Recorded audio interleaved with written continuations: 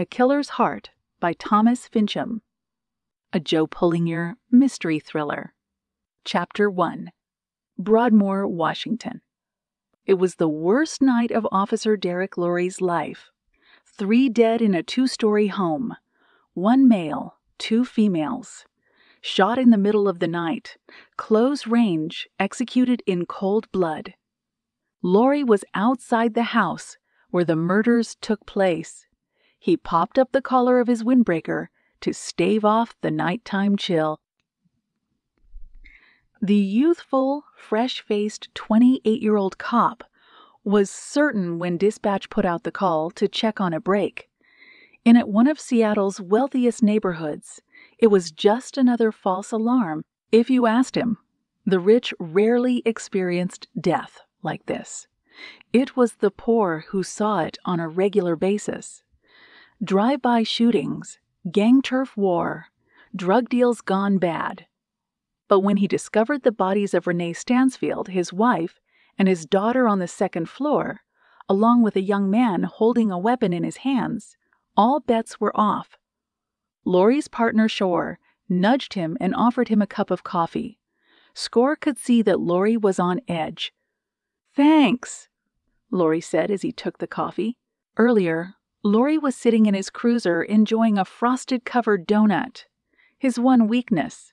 He figured he might as well pack in as much sugar as he could in his younger days when his body could burn the extra calories. As he got older, he could then focus on eating healthier.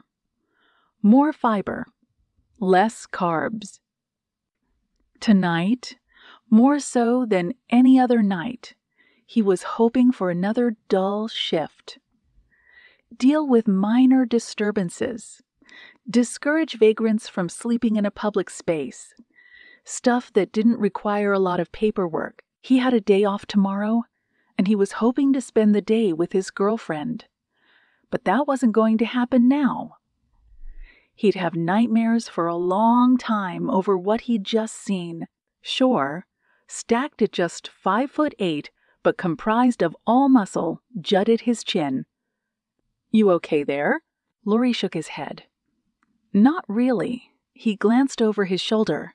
The entire area was cordoned off by yellow police tape.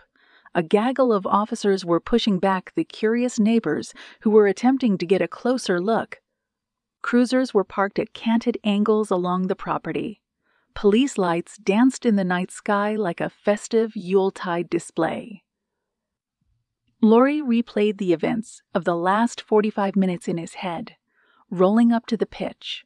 Black house, kicking in the door, clearing the bottom floors before moving upstairs and discovering a young man cradling a young woman's body, telling the man to freeze.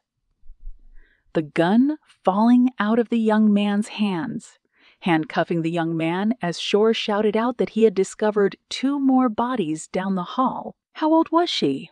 Lorry said. "Who?" Score asked. "The girl.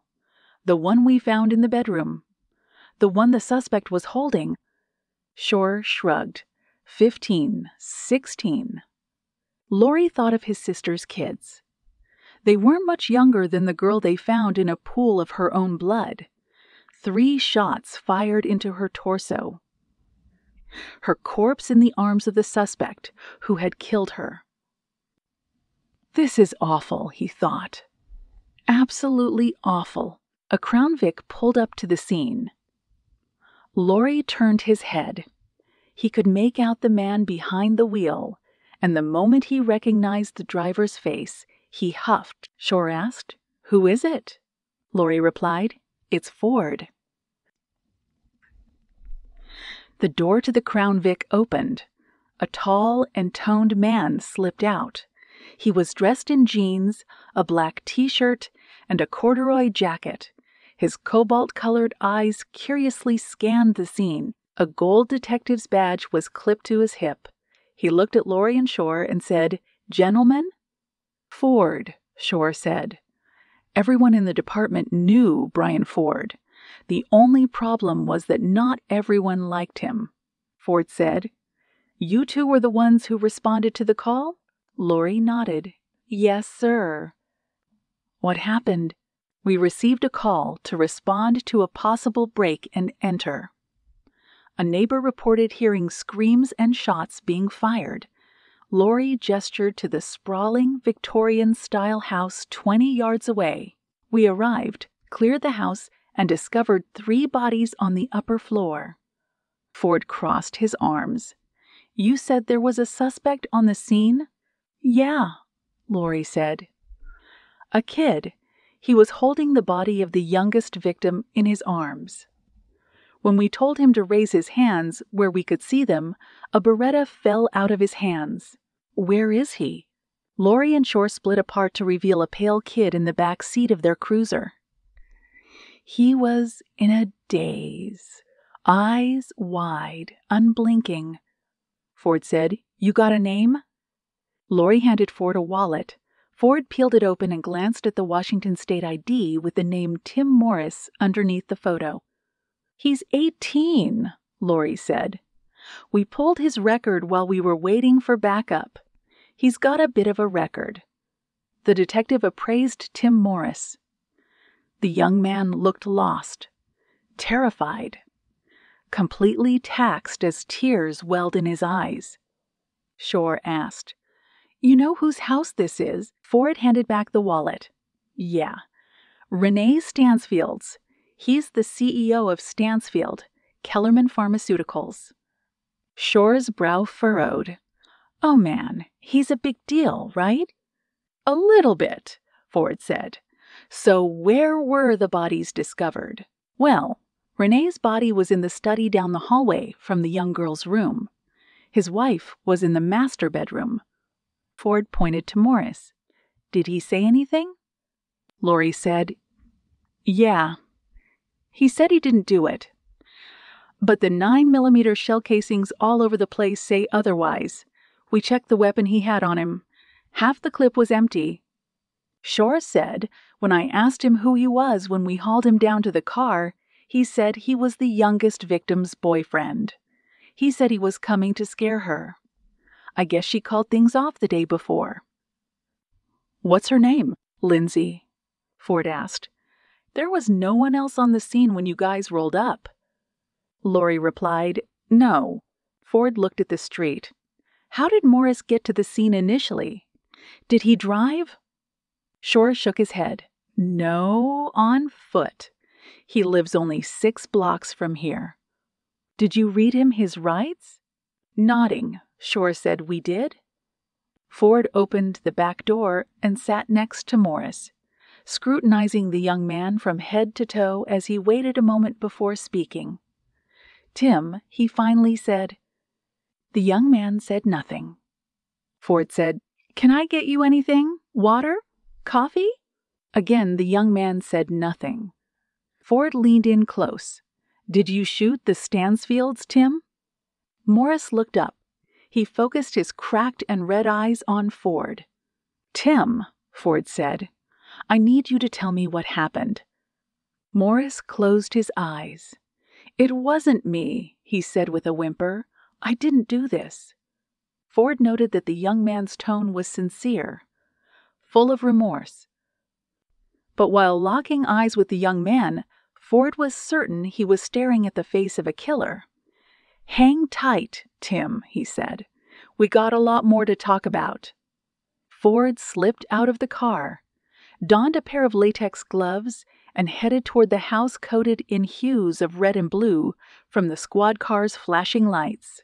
No matter how many murders he had witnessed in his life, it never got any easier. Chapter 2. Ford drew a breath as he entered the home. A lingering scent of decay hung in the air with a pungent aroma. Everything was dark, only the dull glow from a few lamps offering slivers of illumination. He felt it was like being in a haunted maze, waiting for someone to jump out of the shadows and coil their fingers around his neck. Ford emerged into the foyer. He took a scan of the scene. It was an immaculate house with polished floors, golden sconces, expensive paintings, and pricey furniture and amenities. Anything a rich person could ever want was inside each room. Probably cost north of $1 million, he figured. But a few zeros will get shaved off after tonight. He drew another breath, his sights settling on the spiral staircase that led up to the second floor.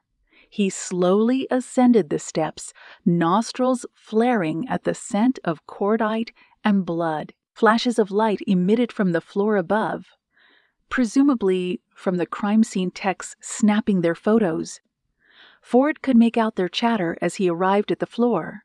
A technician, dressed in a jumpsuit and booties, pulled off her mask and walked into the hallway. She was young, possibly just north of her mid-20s, with striking good looks to match. "Detective," she said. Ford nodded. "Evening. What are we looking at?" The tech forked a thumb over her shoulder. "The youngest is in there." She pointed to Ford's right. "The other two are in the study and the master bedroom. The blood splatter guy is working in the bedroom right now." Ford stepped around the tech and walked into the bedroom. He stood in the doorway, spotting a sign on the door that said, "Lindsay's Domain." He focused on the body of the young woman sprawled at the foot of the bed. Her skin was pale. A pool of red had accumulated around her torso. The blood splatter analyst, staring down at her body, adjusted the wire-rimmed spectacles on the bridge of his nose. Ford dug through the files in his mind and recalled that the man went by the name Kowalski. Kowalski nodded at Ford and said, "Detective." Ford came alongside him. He looked at the body of the young woman lying at the foot of the bed. "Definitely a teenager," he thought. "What do you figure?" Ford asked. Kowalski motioned to the open window at the other side of the room. Point of entry was over there. The suspect entered the room and startled the victim. I think she was on her phone when he barged in. Ford spotted the cell phone bedazzled with stickers resting on the pillow.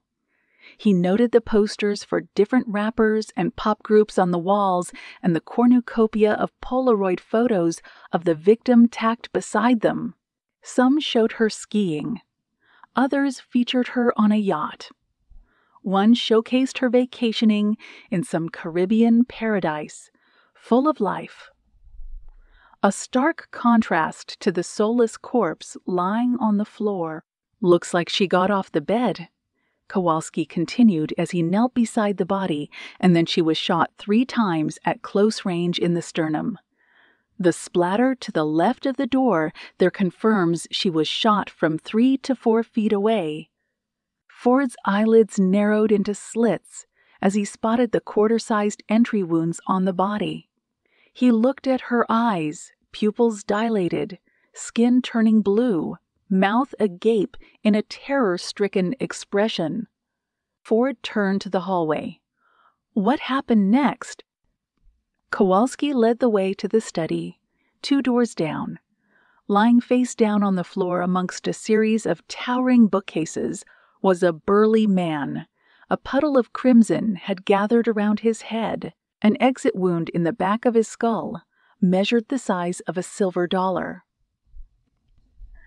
Renee Stansfield, Ford deduced, suspect, entered the room.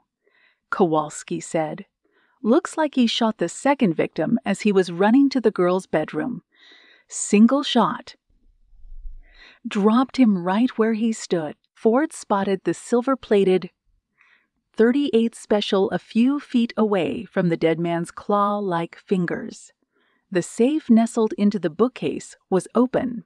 A smartphone was clutched in his hand. "I figure," Kowalski said, "that he was trying to run to his daughter's aid when he heard the shots go off." Something occurred to Ford. The open window in Lindsay's room. Anyone mention anything about an alarm being triggered? Shaking his head, Kowalski said, "No, I don't think so." Ford squinted. "Show me the last one."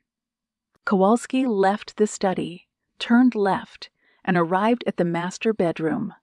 Much like the youngest victim, the body of the older woman lay on her back, eyes wide, mouth open. Ford spotted multiple shots.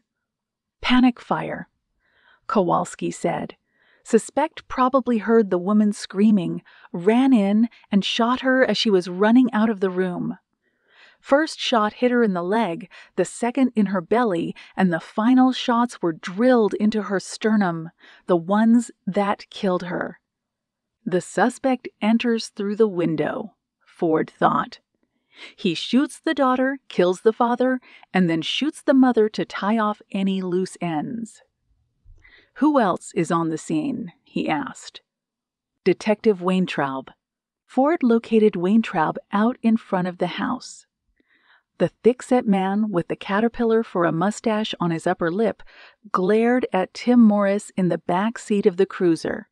Weintraub looked at Ford with disdain as he approached. Ford, he said. Ford flexed his brow. Weintraub. How's your night? Ford shrugged. It's a night, he said. How about you? Not too shabby. Weintraub chuckled. You? Same old, Weintraub smirked. Didn't think they'd throw you a case this big again. Ford's brow furrowed. What's that supposed to mean? Nothing. Good, Ford said. Then keep your comments to yourself. Weintraub shrugged. I'm just saying, after the last guy they let go, I'm surprised you're still puttering around the station. Ford ignored the comment and pointed to the house. Word is that the alarm wasn't triggered. Weintraub shook his head. No. The system was shut off. I checked it myself. Strange. It happens. Taking a scan of the neighborhood, Ford asked, Who called it in? Motioning with 2 fingers, Weintraub pointed to the house next door. Standing on the lawn, hands clasped in front of her, was an old woman wearing a nightgown and Coke bottle glasses. She was dabbing the tears from the corners of her eyes. Chapter 3. The woman's name was Claudia Cartwright, a widow who had a penchant for baking blueberry pies and remembering the birthdays of her closest neighbors. A cup of tea was in her withered hand. She was seated near the bay window in her living room that looked out at the lawn. Her free hand was used to dab at her eyes with a handkerchief. Ford, seated across from her, smiled pleasantly. He said, Mrs. Cartwright. Call me Claudia. Okay, Claudia. How are you? Claudia batted the question aside with her handkerchief. How can one ever get over something so tragic? A tear slid down her cheek. They were such a lovely family. I can't believe this happened. Ford said, I was told that you were the one who dialed 911. Claudia nodded. Yes, I did. I was watching television when I heard poor Lindsay scream. She pointed to the hallway. My bedroom looks across the street into hers. I heard the scream and then those awful gunshots. That's when I picked up the phone and dialed the police. After I did, I heard more gunshots and locked myself in the bathroom. Did you see anything else, Claudia? Anything at all? She shook her head. No, I only heard the commotion. I was too frightened to go outside. Claudia reached out and rested her hand on top of Ford's. Tell me, she said with pleading eyes. Was it him? Was it that dreadful young man? Squinting, Ford said, Who are you speaking of? Lindsay's boyfriend. Claudia swiped her handkerchief through the air once more. That rotten boy. I never liked him. He was always causing trouble. She leaned forward in her chair. Did he do this? Ford offered a diplomatic reply. We have him in custody. Do you know his name? I believe his name is Tim. I had to call the police one time when he threw a party at Renee's house while he was out of town. She pointed a finger. A scowl etched her face. It was that terrible young man, wasn't it? I just know that it was... Claudia, Ford said. Were you close with the Stansfields? They were quite pleasant. The wife, Justine, would drop off some of her cooking from time to time. She smiled. She was a wonderful woman. I adored them. Everyone in the neighborhood did. And this boyfriend? Ford said. Tim Morris. You said that he was, well, a bit of a troublemaker. Nodding, Claudia said he certainly was. Is there anything you can tell me that might help? Claudia said, most definitely. About a month ago, I heard him and Renee getting into an argument one night after that young man snuck into Lindsay's room. Renee told him never to come back again. She settled back in her chair. That happened a few times. That boy is a bad seed. Something was always going on. He was no good for Lindsay. No good at all. She began to weep. I can't believe this happened. Claudia, Ford said, we're going to do everything we can to make this right. I promise you. You have to avenge that family, Detective. What happened is not right. It's not. And I will, I promise you. Ford patted Claudia's hand.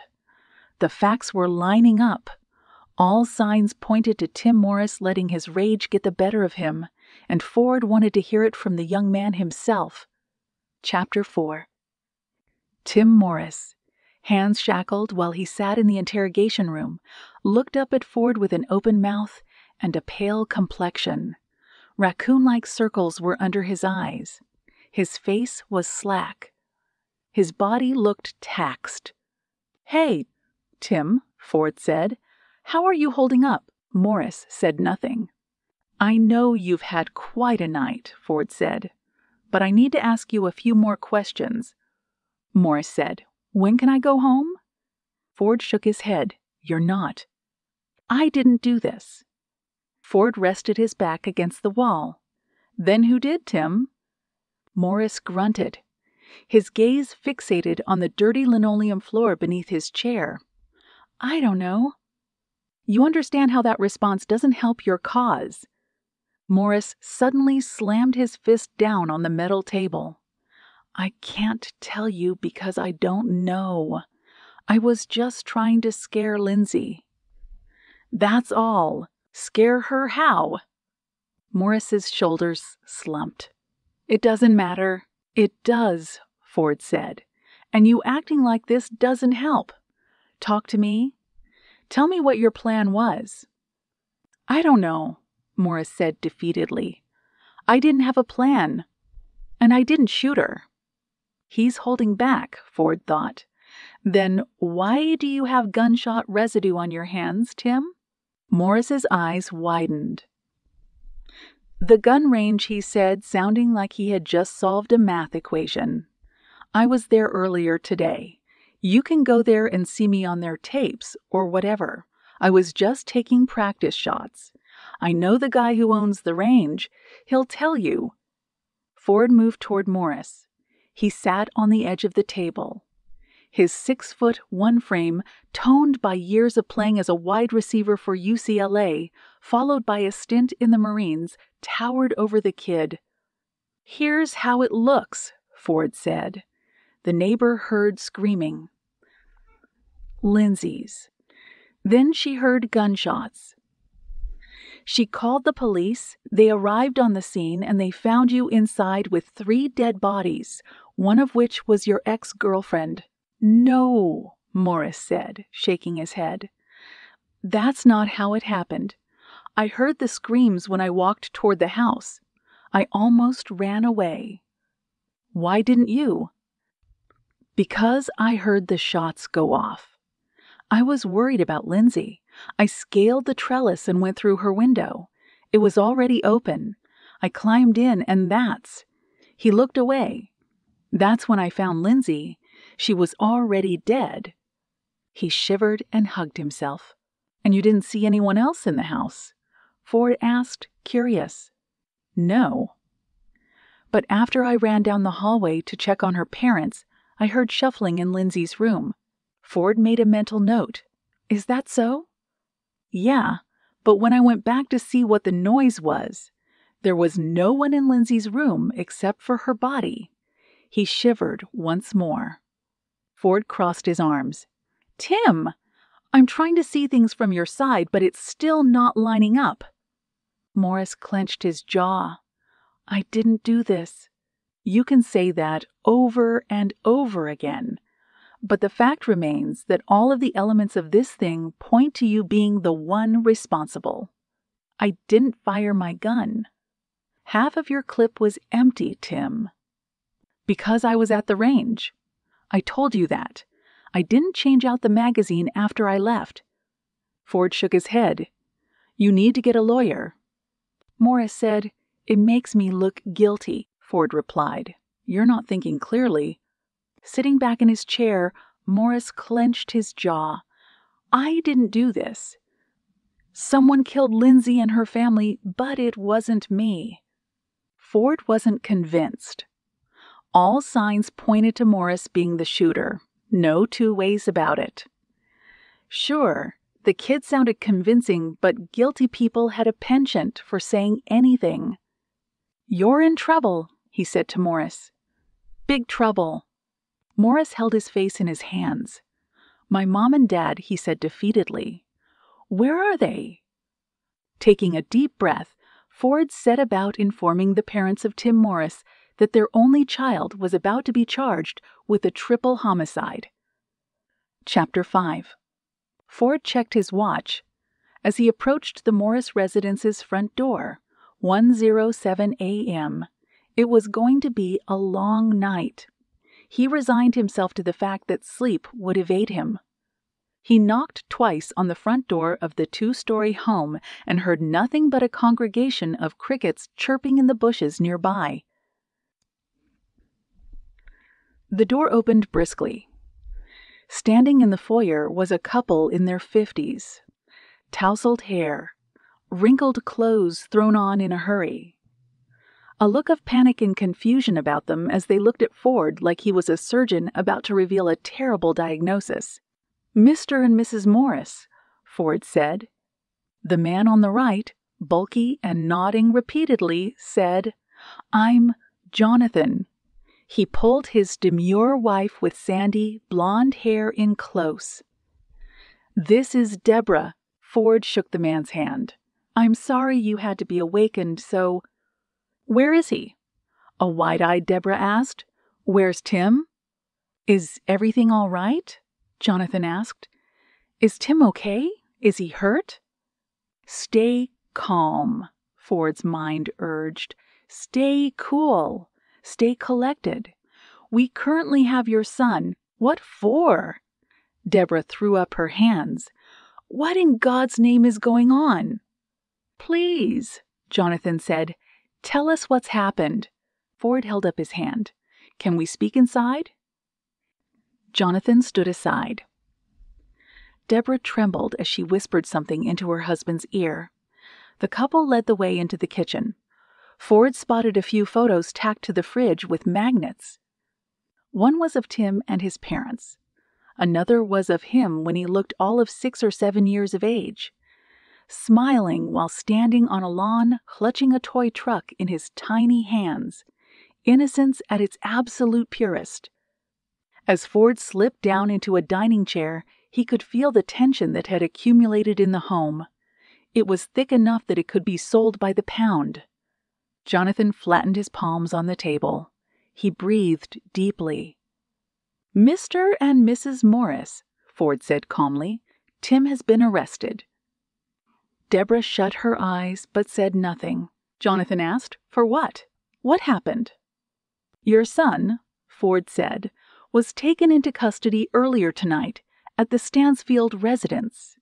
It appears that the Stansfields were, say it calmly, murdered. Deborah collapsed into Jonathan's arms. Ford allowed them a moment to soak in the information before resuming the conversation. Mr. and Mrs. Morris, he said, I don't relish telling you this, but the neighbor living next door to the Stansfields called 911 earlier tonight, saying that she heard screaming and gunshots. When officers arrived at the scene, they found your son in the house. He had a gun on him, and the gun had been discharged. Previously, he is currently being booked at the station. Ford drew a breath. We're charging him for the murders of the Stansfields. Deborah broke down in tears. Jonathan attempted to console his wife. After settling her in a chair in the living room, Jonathan stepped into the hallway leading to the bedrooms. He stuffed his hands in his pockets. He shifted his weight repeatedly and lowered his voice to a whisper. "I can't believe this," Jonathan said as he closed his eyes. "I'm very sorry, Mr. Morris," Ford said. "There's no easy way to break the news like this." "You're certain that he did it? You're positive Tim is at fault?" "He had a gun with him." Half of the magazine was empty. The shell casings we found and the injuries to the bodies all point to him being the prime suspect. Jonathan Morris rested his back against the wall. His jaw muscles tensed, and shaking his head, he said, "This is my fault. I was never tough enough on that kid. I should have done better." "Don't blame yourself," Ford said, trying to speak as a father. "There's only so much a parent can do." Jonathan sighed. "My wife went through multiple miscarriages before we had Tim. That made us extra protective of him. It also made us spoil him in every way possible. Instead of reprimanding him for doing something wrong as a child, we looked the other way. We didn't have it in us to see him upset or sad. By being too lenient on him, we may have encouraged his bad behavior." Ford knew Jonathan Morris was trying to make sense of what had happened, but he wasn't here to discuss parenting mistakes. "When was the last time you saw Tim tonight?" he asked. "I didn't. I saw him in the morning. My shift doesn't end until 8. "What do you do?" "I work for a telecom company as a lineman. What about your wife?" "Did she see Tim at all tonight?" Jonathan shook his head. "No, she was at a book club meeting a few miles from here. She taught 3rd grade up until a year ago. That was when the cancer hit her. She's in remission now. I insisted that she take some time off work so she could recover, so she's always home." "When was the last time she saw Tim?" "This morning." Ford said, "Did she say anything about that?" Jonathan huffed. "She said he was copping an attitude. He left early this morning and didn't say where he was going." Ford crossed his arms. "How aware were you of Tim's relationship with Lindsay Stansfield?" "Very," Jonathan said with a frown. "They were on and off for a while. Tim can never really control his temper. Lindsay broke up with him the day after he threatened to punch one of her friends. She was in the right for doing so." Glancing down the hallway, Ford saw a bedroom door decorated with bumper stickers for different rock bands. "Would it be all right if I take a look in Tim's room?" Jonathan gave Ford his blessing. The room was unkempt. Clothes were scattered on the floor. The bed was unmade. Everything inside the room was riddled with teenage angst. Ford walked over to a desk near the window. Next to a closed laptop was a video game controller, along with half-drunk soda bottles and candy wrappers. Something caught Ford's eye. A series of letters was underneath the game controller. Putting on a latex glove, Ford pulled out the letters. All were addressed to Lindsay. Sifting through each one, the tone went from loving to aggressive. "We're meant to be together. I love you. Why are you doing this? I'll kill myself before I let anyone else be with you." Ford replaced the letters. He took a scan of the room. His sights homed in on the nightstand. Approaching, he made out a crumpled receipt resting on top.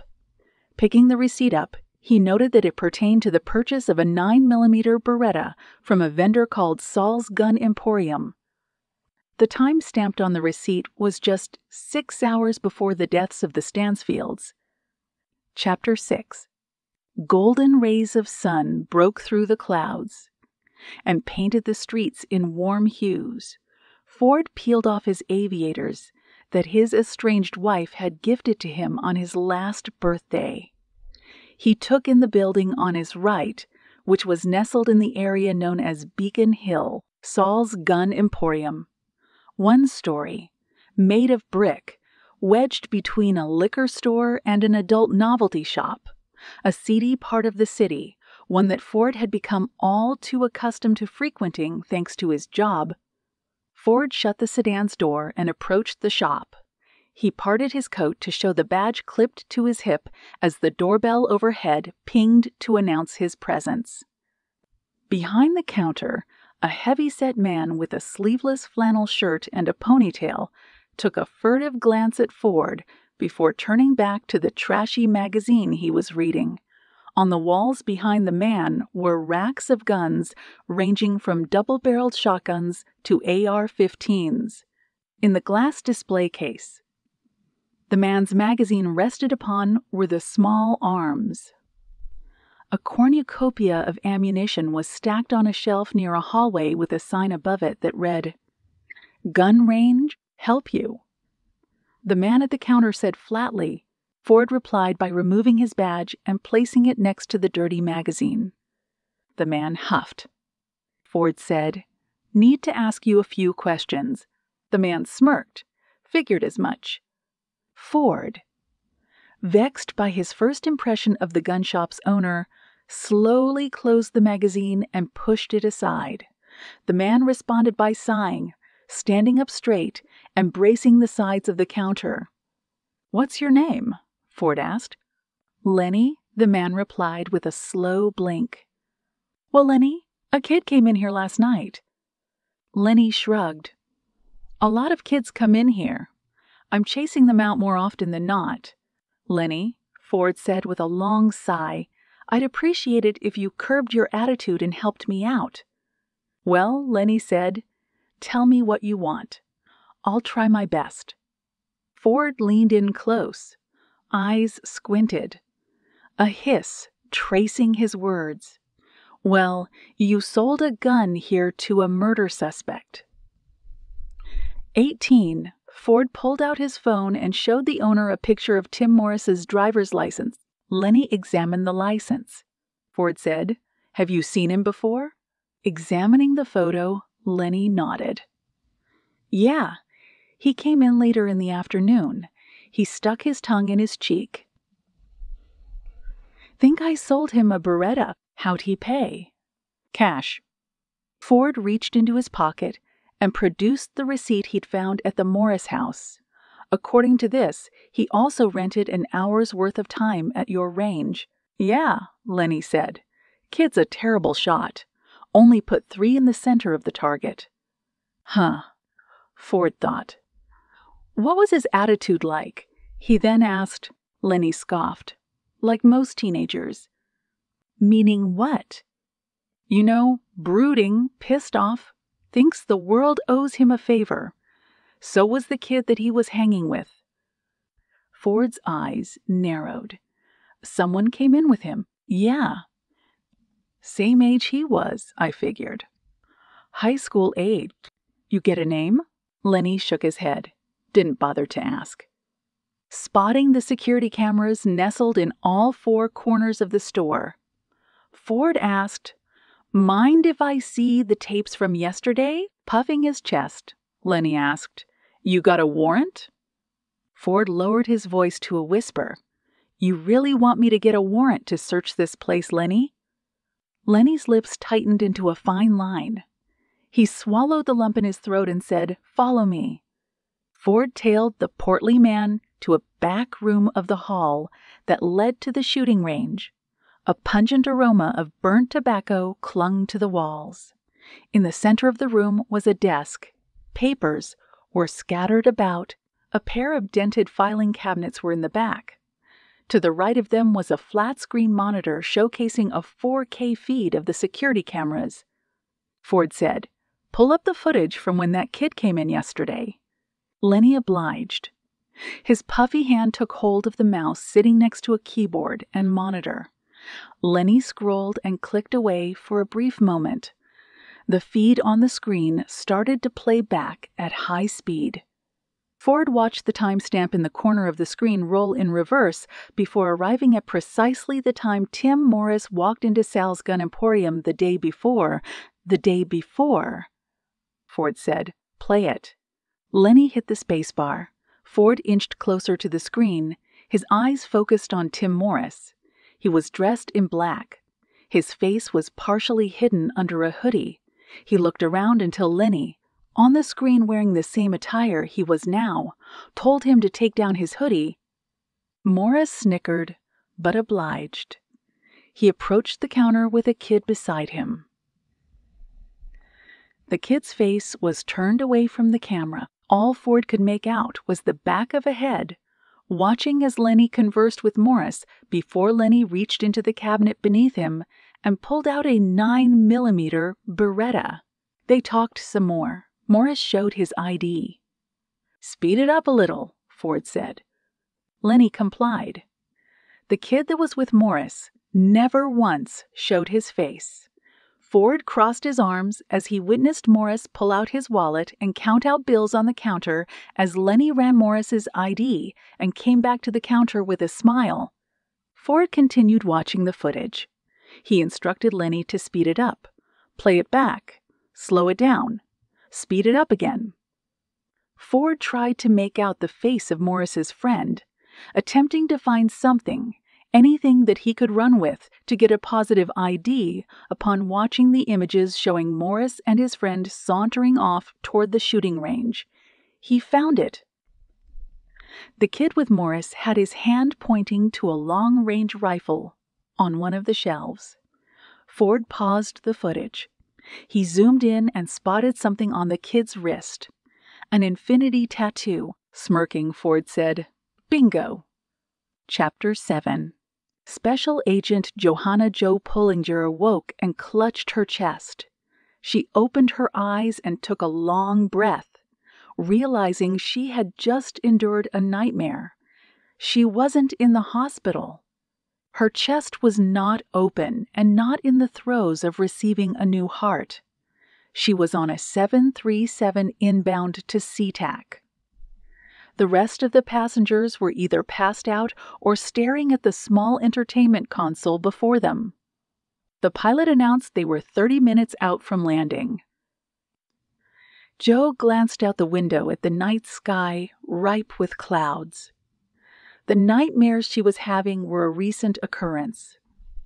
She had been forewarned of the physical strains she would have to deal with after the surgery. She just never prepared herself for the mental ones that accompanied them. "You have the heart of a killer," Joe recalled a fellow FBI agent once telling her. "Maybe that'll give you an edge." The lines in her mouth melted into a frown. Joe fixated on the fact that she had been gifted the heart of a man she once loved. The dust had long since settled since that day, but the memories still remained. Joe, her mind wandering, began to reflect on the memory of her mother's recent passing. The sun was shining.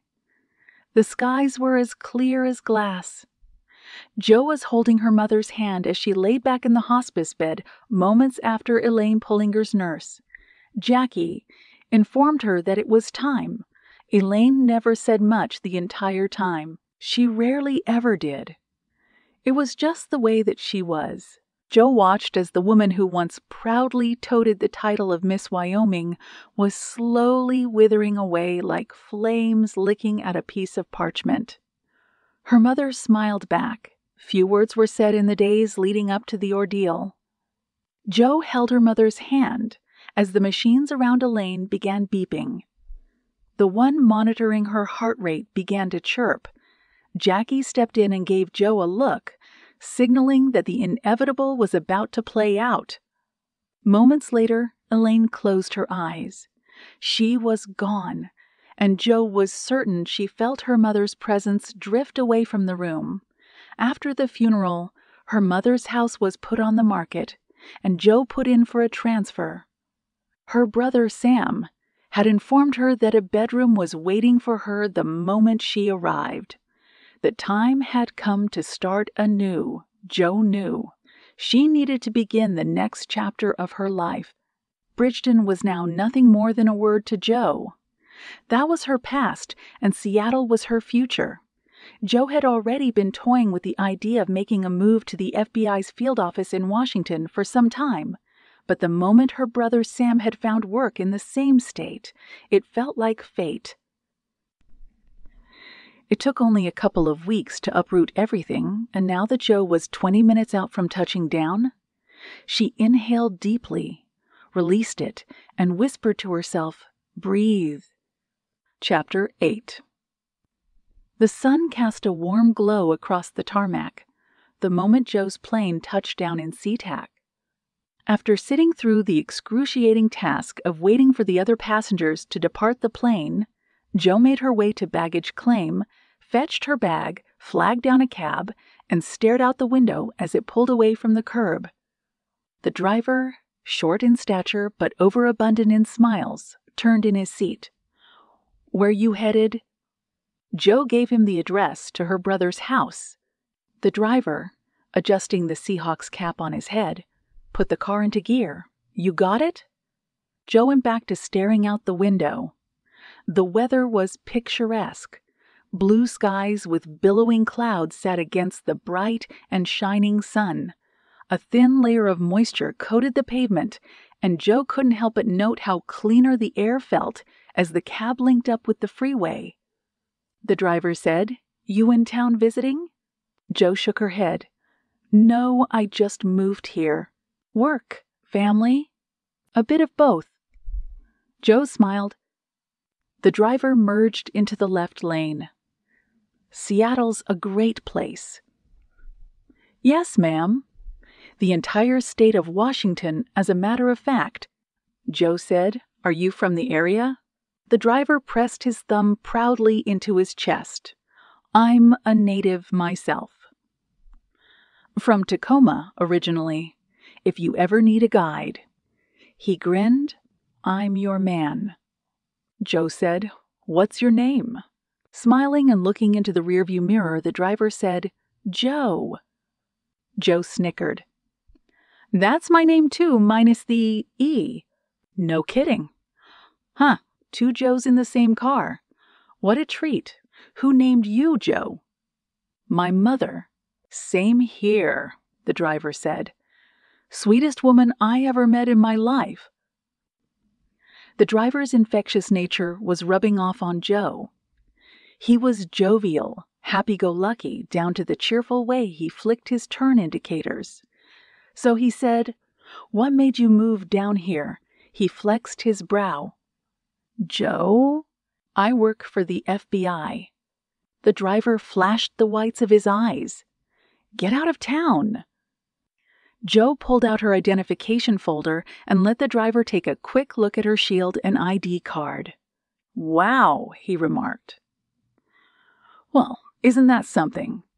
I've met a few cops before. Never met an FBI agent, though. It's not as glamorous as it is in the movies, Joe." He waved her off. "Oh, I bet it has its moments." His eyes flickered in the rearview mirror. "You chase down a lot of bad guys?" Joe laughed. "More than my fair share." "Crazy gunfights? Anything like that?" Her mind, wandering to cases from the past, Joe said, "More than a few." She turned and looked out the window, appraising the homes looking down at the city of Seattle on her right.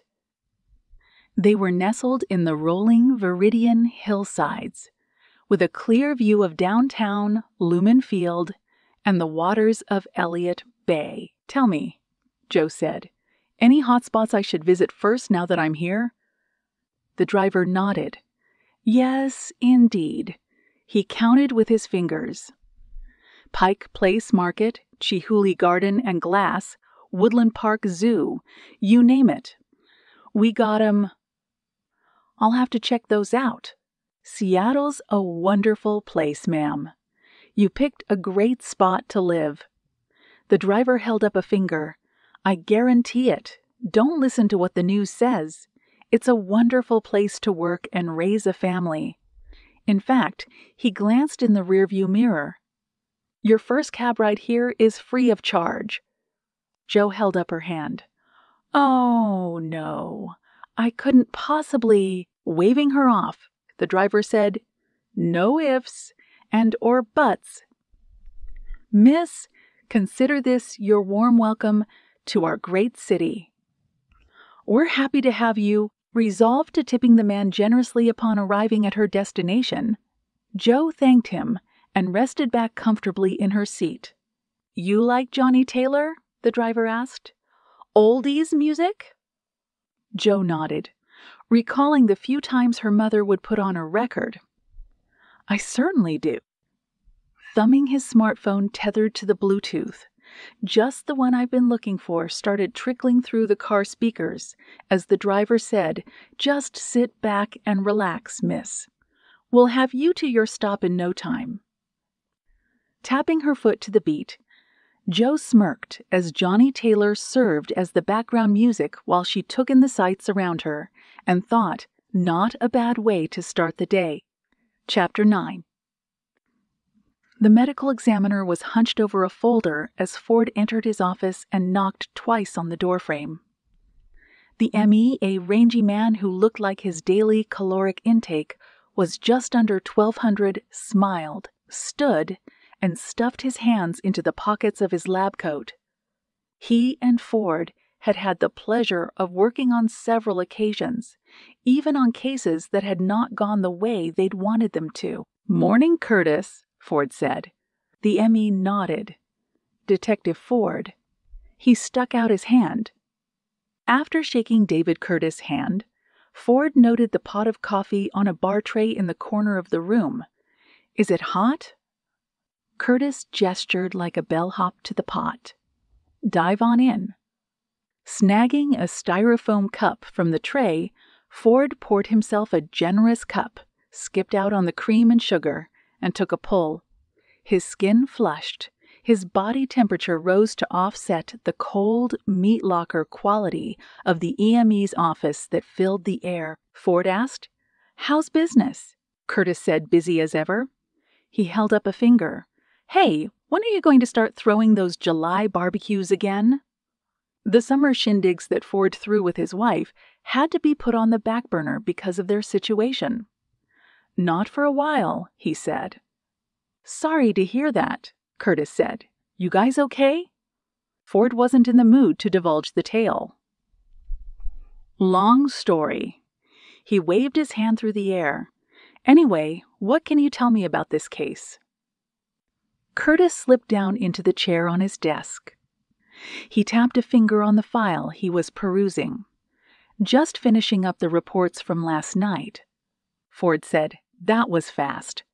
Curtis shrugged. "The DEA's office already called 3 times. "You're surprised?" Shaking his head, Curtis said, "Not in the slightest." He examined the television in the corner of the room. 24-hour news cycle is already in full swing over the whole thing. He huffed. "My thoroughness is a point of pride. But you'd think I was an amateur based on the number of calls that have come in making sure that I cross every T with this thing. A wealthy family in a suburb was shot to death. Everyone, down to the people cleaning up the crime scene, is going to have a spotlight cast on them." Curtis snickered. "Never gets any easier, does it?" Ford said no, it does not. He leaned against the wall and crossed his legs. "What do you have?" "You want the medical jargon or the gumshoe version?" Ford smiled. "Pretend I'm a fool." "Give yourself more credit, detective. You're as smart as they come." "Likewise, Curtis." "So, what's the rundown?" The M.E. peeled open the file. "Renee Stansfield," he read, sounding like he was reciting a grocery list. 58. Male. Caucasian. 5'10", 180 pounds. Shot at close range by a 9mm round. Bullet entered the front of his skull and exited through the back. He died instantly. Ford brought the cup to his lips. "Next." Curtis turned the page. Lindsay Stansfield, 16, female, Caucasian, 5'4", 105 pounds. Shot at close range, 3 9mm rounds shot into her torso at close range. 1 round pierced her left lung, the other to her heart. Those minute. And the mother? Curtis flipped another page. Justine Stansfield, 41, female, Caucasian, 140 pounds. Shot once in the leg from 10 to 15 feet away by a 9mm round. The second bullet entered her upper intestines.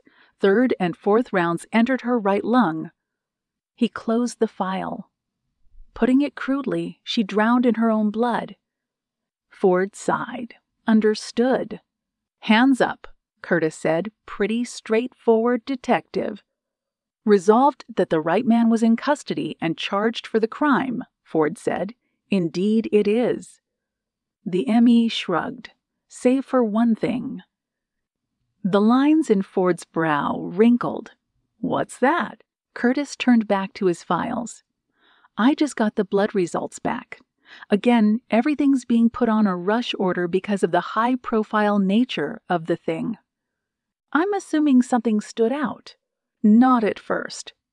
When I did the autopsy on Renee's body, I discovered that he had a vasectomy. Ford pursed his lips. Nothing unusual about that. His wife was younger than he was. 1 kid was enough for him. 0 children are my preferred number.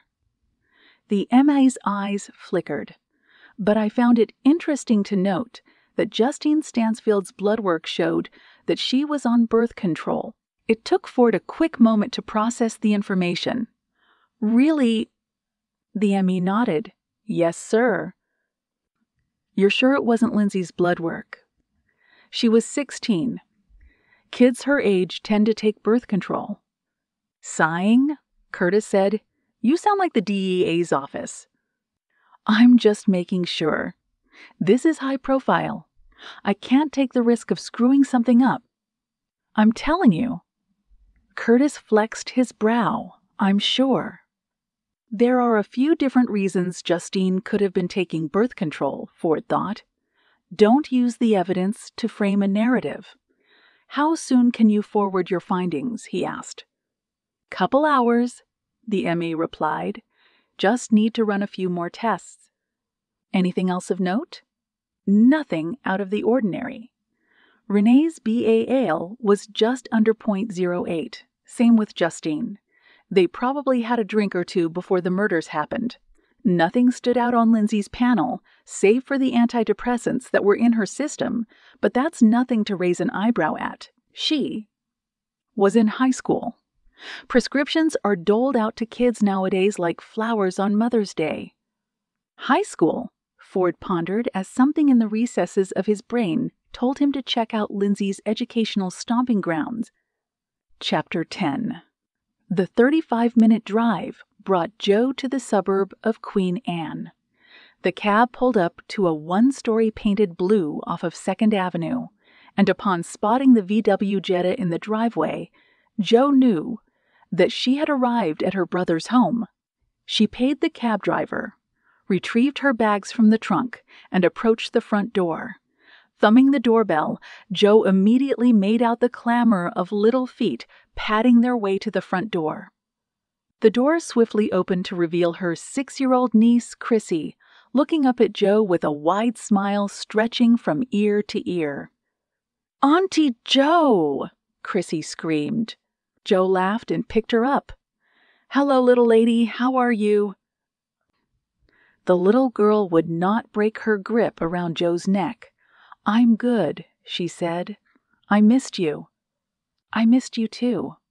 Can I put you down now?" "Nope." Joe chuckled. "Why not?" "Because I'm never going to let you go. Never. Never, ever." Well, Joe slowly uncoiled Chrissy's arms from around her neck. "We'll have to ask your dad how he feels about that." As if on cue, Joe's older brother Sam moved into the doorway. He was tall, his shaved head catching the light in the foyer above as he pushed back the frames of his wire-rimmed glasses. He smiled warmly at Joe. Chrissy scurried away and hollered out to her mother that her Auntie Jo had arrived. "Well, well," Joe said, appraising Sam from head to toe. "Look who it is." Sam moved in to wrap his arms around his sister. "Hey, you!" The two siblings embraced. Jo, closing her eyes, felt back at home. She held onto her brother and made the time last for as long as humanly possible. Next scene. Jo dabbed at the corners of her mouth after taking her final bite of the grilled chicken sandwich Sam's wife had prepared. She looked across the table at Kim Davis Pullinger and said, "Your cooking just gets better and better, Kim." Kim, her immaculate and charming smile on full display, waved Jo off.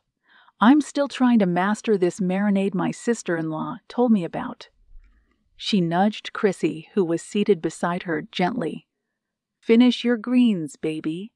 Chrissy rolled her eyes before proceeding to finish the vegetables on her plate. Sam winked at his wife and brushed his fingers across her carob-colored skin. "Kim's been obsessing about this marinade since she tried it last Thanksgiving." The Davis seemed to have some kind of ongoing debate about who can do it better. "It's not a debate," Kim said with a serious glint in her eye. "It's a no-holds-barred competition." Jo laughed. "How is your family, by the way?" "They're good. They came into town a few weeks ago. I'm sorry I missed them." Kim placed down her fork. "Well, the guest bedroom is made up. You're welcome to stay as long as you like." Chrissy perked up in her chair. "How long are you staying with us, Auntie Jo?" "Just until I get settled, Chrissy Bear," Jo said. "I just need to find my own place." She looked at her brother. "Honestly, I'm not quite sure where to look," Sam said. "I'll put a call into our realtor, the one who helped us find the house. She'll find you something." "You're a gem." Sam raised his eyebrows. "That's what big brothers are for." The family proceeded to catch up for another hour. By the time the plates were cleared and the kitchen table had been wiped down, Jo proceeded to sit with Sam on the back porch as they shared a cup of decaf coffee. Sam said, "How are you holding up?" Jo asked. "As in general. You were running around like a madman that past few months getting everything settled." Jo sighed. "It's all taken care of now. Mom's house is on the market. The realtor said she might have a buyer. As soon as it sells, we can figure out how to split everything up. You should take a bigger chunk of the money." Jo shook her head. "It's a 50-50 split." "Yeah, but you did all the work." "You had a lot on your plate." "You did too." Jo patted her brother's hand. "You did your part. With Mom." Her brother shrugged. "I just appreciate the effort you had to put in." "Honestly." He looked away. "I felt like I didn't do enough." Jo squinted. "What do you mean?" Sam said, "I've just been thinking about Mom a lot lately. I felt like maybe I didn't pull my weight as much as you did during the last few months she was around." "That's not true at all. You're just misplacing your grief." Sam laughed. "I forgot you had a psych degree." "Don't be a smart mouth," Jo said. "You know it's true." Sam sighed and said, "Maybe you're right. I've been moving so quickly since we came out here that I haven't had a chance to breathe. How is the new job, by the way?" "It's good. The private sector is a nice change of pace. I'm home at 6 every night. Kim and Chrissy enjoy the consistency." Jo smirked. Her brother was always a brainiac. It came as no surprise to anyone when he landed a job as a forensic accountant for the government straight out of college. "What about you?" Sam asked. "When do you go into the field office?" "Tomorrow," Jo replied. Dad worked out of the same office for a few months before I was born." Joe nodded and said with a flat tone, "I know. Is that why you chose Seattle?" "No. I just needed a change of scenery. The fact that you guys were already out here gave me the push. It'll be nice to have you around. Chrissy could barely sleep the past couple of nights because she was so excited." The prospect of spending more time with her little niece elated Joe. "It'll be nice to be close to you guys." She then huffed, "I could barely sleep on the flight over." "You were that excited, huh?" Joe recalled the nightmares that she was experiencing. Unsure of what to say, she smiled and looked away. Sam said, "You're thinking about something." Joe was not in the mood to speak on the subject. "I'm just tired," she said dismissively. "That's all." "You're sure?" "I'm good, Sam." She stared out at the horizon, where the sun was in the final stages of setting. "I just need to distance myself from everything that's happened in Bridgeton, you know." Raising his coffee mug in a toast, Sam said, "It's good to have you home." Clinking her mug against Sam's, Joe said, "It's good to be home." Chapter 11. Kensington Preparatory School evoked feelings of an Ivy League college in Ford as he pulled into the parking lot. The Georgian-style buildings seemed to sprawl on for acres. The lawns and bushes were well manicured.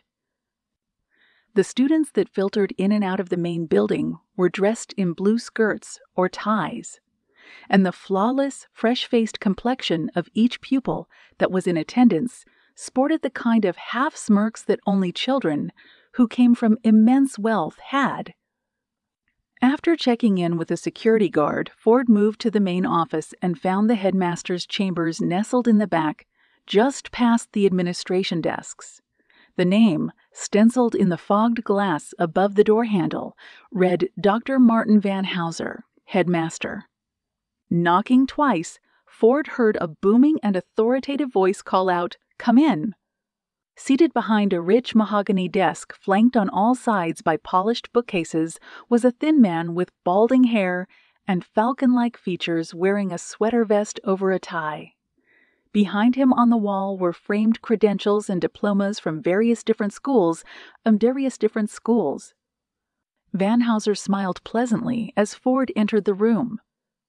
"Dr. Van Houser," Ford said. Van Houser squinted. "Detective Ford, I presume?" "Yes, we spoke on the phone." Ford shook Van Houser's hand. "Pleasure to meet you." "Please," Van Houser said as he motioned to the chair across from him. Ford sat in the chair. "Thank you for taking the time to see me." "Can I offer you anything?" Van Houser inquired as he sat across from Ford. "No, thank you. I don't want to impose." Van Houser held up his hand. "It's no imposition in the slightest. I want to help you however I can." "Thank you," Ford said.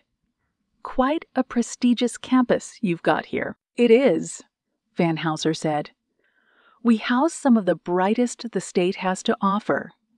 Tell me," he folded his hands in his lap, "how can I assist you? I just came here to ask a few questions in relation to, what transpired with the Stansfields the other night." A look of dismay spread across Van Houser's face. A terrible tragedy. The Stansfields were a reputable family. Their deaths have cast a dark cloud over Kensington. He gestured to the window that overlooked the grounds behind him. "We're leaving the flag at half, massed for the remainder of the week. A candlelit vigil is going to be held in their honor this Friday. I know that such gestures only offer the slightest bit of comfort to the family, but I'd be remiss if I didn't attempt to honor their legacy." Ford nodded. "I'm sure that the Stansfields would be thankful." Van Houser shrugged and then said, "I was surprised by your call. To be frank, I'm not quite sure what today's visit can offer you in regard to your investigation. I'm simply being thorough, Doctor. Please." Van Houser held up his hand. You can call me Martin." "Very well, Martin." Ford shifted his weight. "Well, as I said, my visit is nothing more than a formality. We're certain that the individual responsible is currently in our custody. I'm simply trying to tie off any loose ends." "All right." Ford squinted. "Does the name Tim Morris ring a bell?" Van Houser frowned. "Yes, unfortunately it does," he said with a sigh. "He was Lindsay's boyfriend. He was caught on the grounds on several occasions. Visiting her at lunch, he winced. Frolicking near the athletic grounds, making out, as the kids would say." "I see." "Yes, and I had to have Mr. Morris escorted from the school many times. The last was 2 weeks ago. He was stopping by to pay a visit to Lindsay and one of her friends, another student of ours." Furrowing his brow, Ford asked, "Which student?" "Kyle Paulson," Van Houser said. "I suppose you could say he's part of the friend circle that Lindsay and Mr. Morris were in. Anyway, Mr. Morris attempted to take Lindsay and Kyle to lunch off campus. I had to call security to drive him away. I then informed Mr. Morris that I would call the proper authorities if he trespassed." Again. "Did he ever come back?" "No, he did not." "He never started any fights with other students? Vandalism? Anything along those lines?" Van Houser shook his head. "No, nothing like that. He simply overstepped his boundaries on a few occasions. Quite frankly, I was shocked to hear that he was responsible for, well, the tragedy that occurred." "Why is that?" Van Houser smirked. "I've been in this profession for a long time, Detective. You meet a lot of young men like Mr. Morris who are, succinctly putting it, full of hot air." Ford squinted. "How so?" "You were a younger man once, as was I. I'm sure we both thought we were tougher and smarter than we played ourselves to be." Thoughts of Ford's youth came to mind. He nodded. "I wholeheartedly agree." "Well," Van Houser said, "that's Tim Morris, in my opinion. All flash, no substance." Ford said, "Can I ask you a little bit about Lindsay?" Van Houser shrugged. "What would you like to know?" "What kind of student was she?" Van Houser sighed. "Lindsay Stansfield was—" He sighed again. "Well, she was a popular student. Very bright. Unfortunately, her GPA was on a downward slope these past few months." "Why is that?" "She was easily distracted. I fear Mr. Morris played a part in this." "Did she ever get into trouble? Drugs? Fights?" "No problems like that," Van Houser said. "At least not in a serious sense." He held up a finger. "But there was one issue that required a meeting with her parents about 6 months ago." "What issue was that?" Ford asked.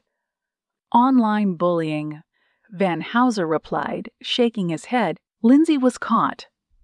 Well, shaming several of the female students online through her social media accounts. It prompted me to bring in Lindsay's parents for a discussion. Lindsay was given 6 weeks of detention as a result.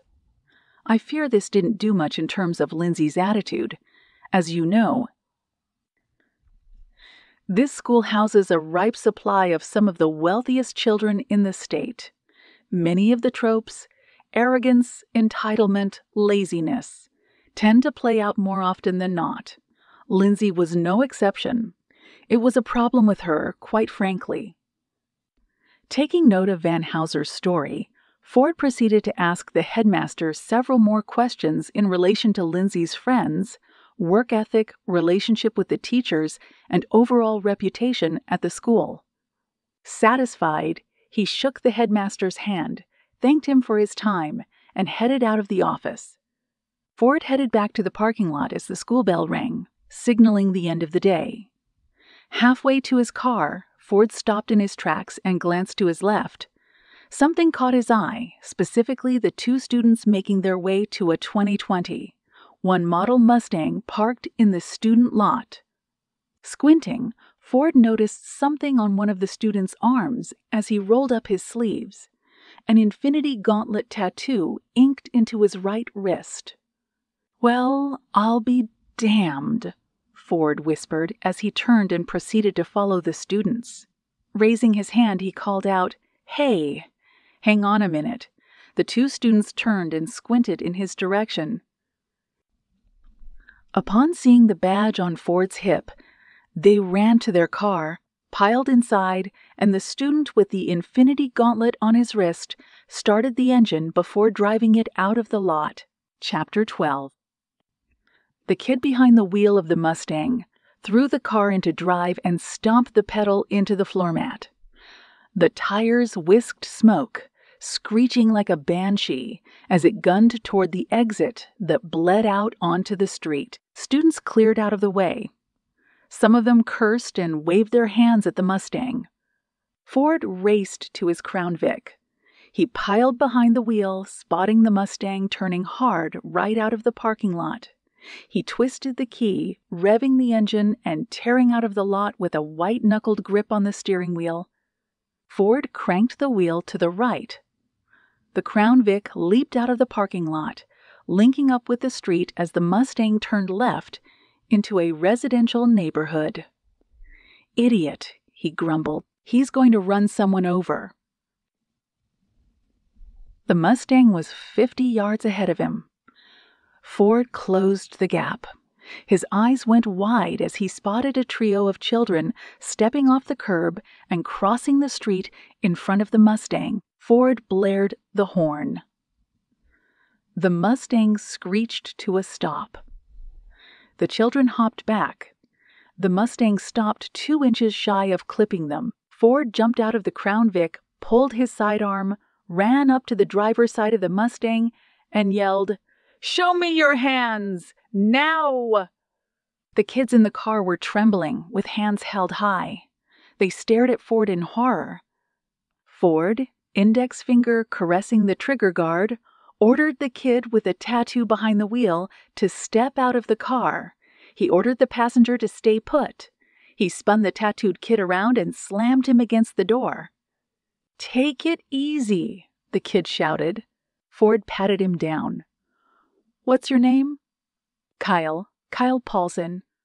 Ford slowly turned the kid around and holstered his weapon.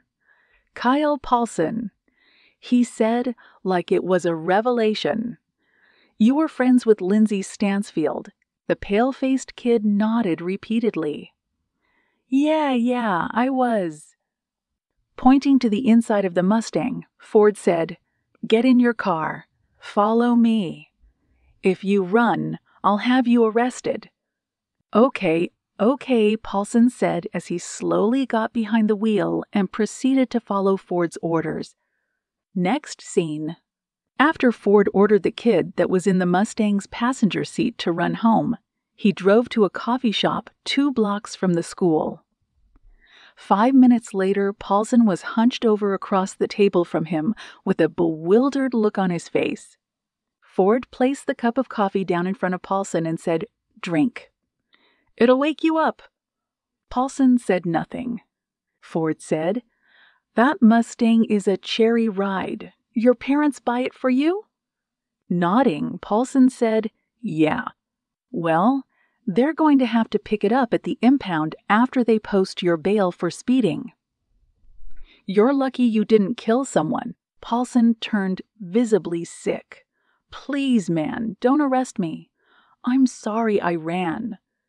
"I'm sure that you are." "You freaked me out is all. I saw a cop with a badge shouting at me. I didn't know what else to do." "What you don't do is run away." Paulson looked down at the cup and said, "I just don't want to be in any trouble, officer." Ford pointed a finger. "If you answer all my questions honestly, I'll cut you loose.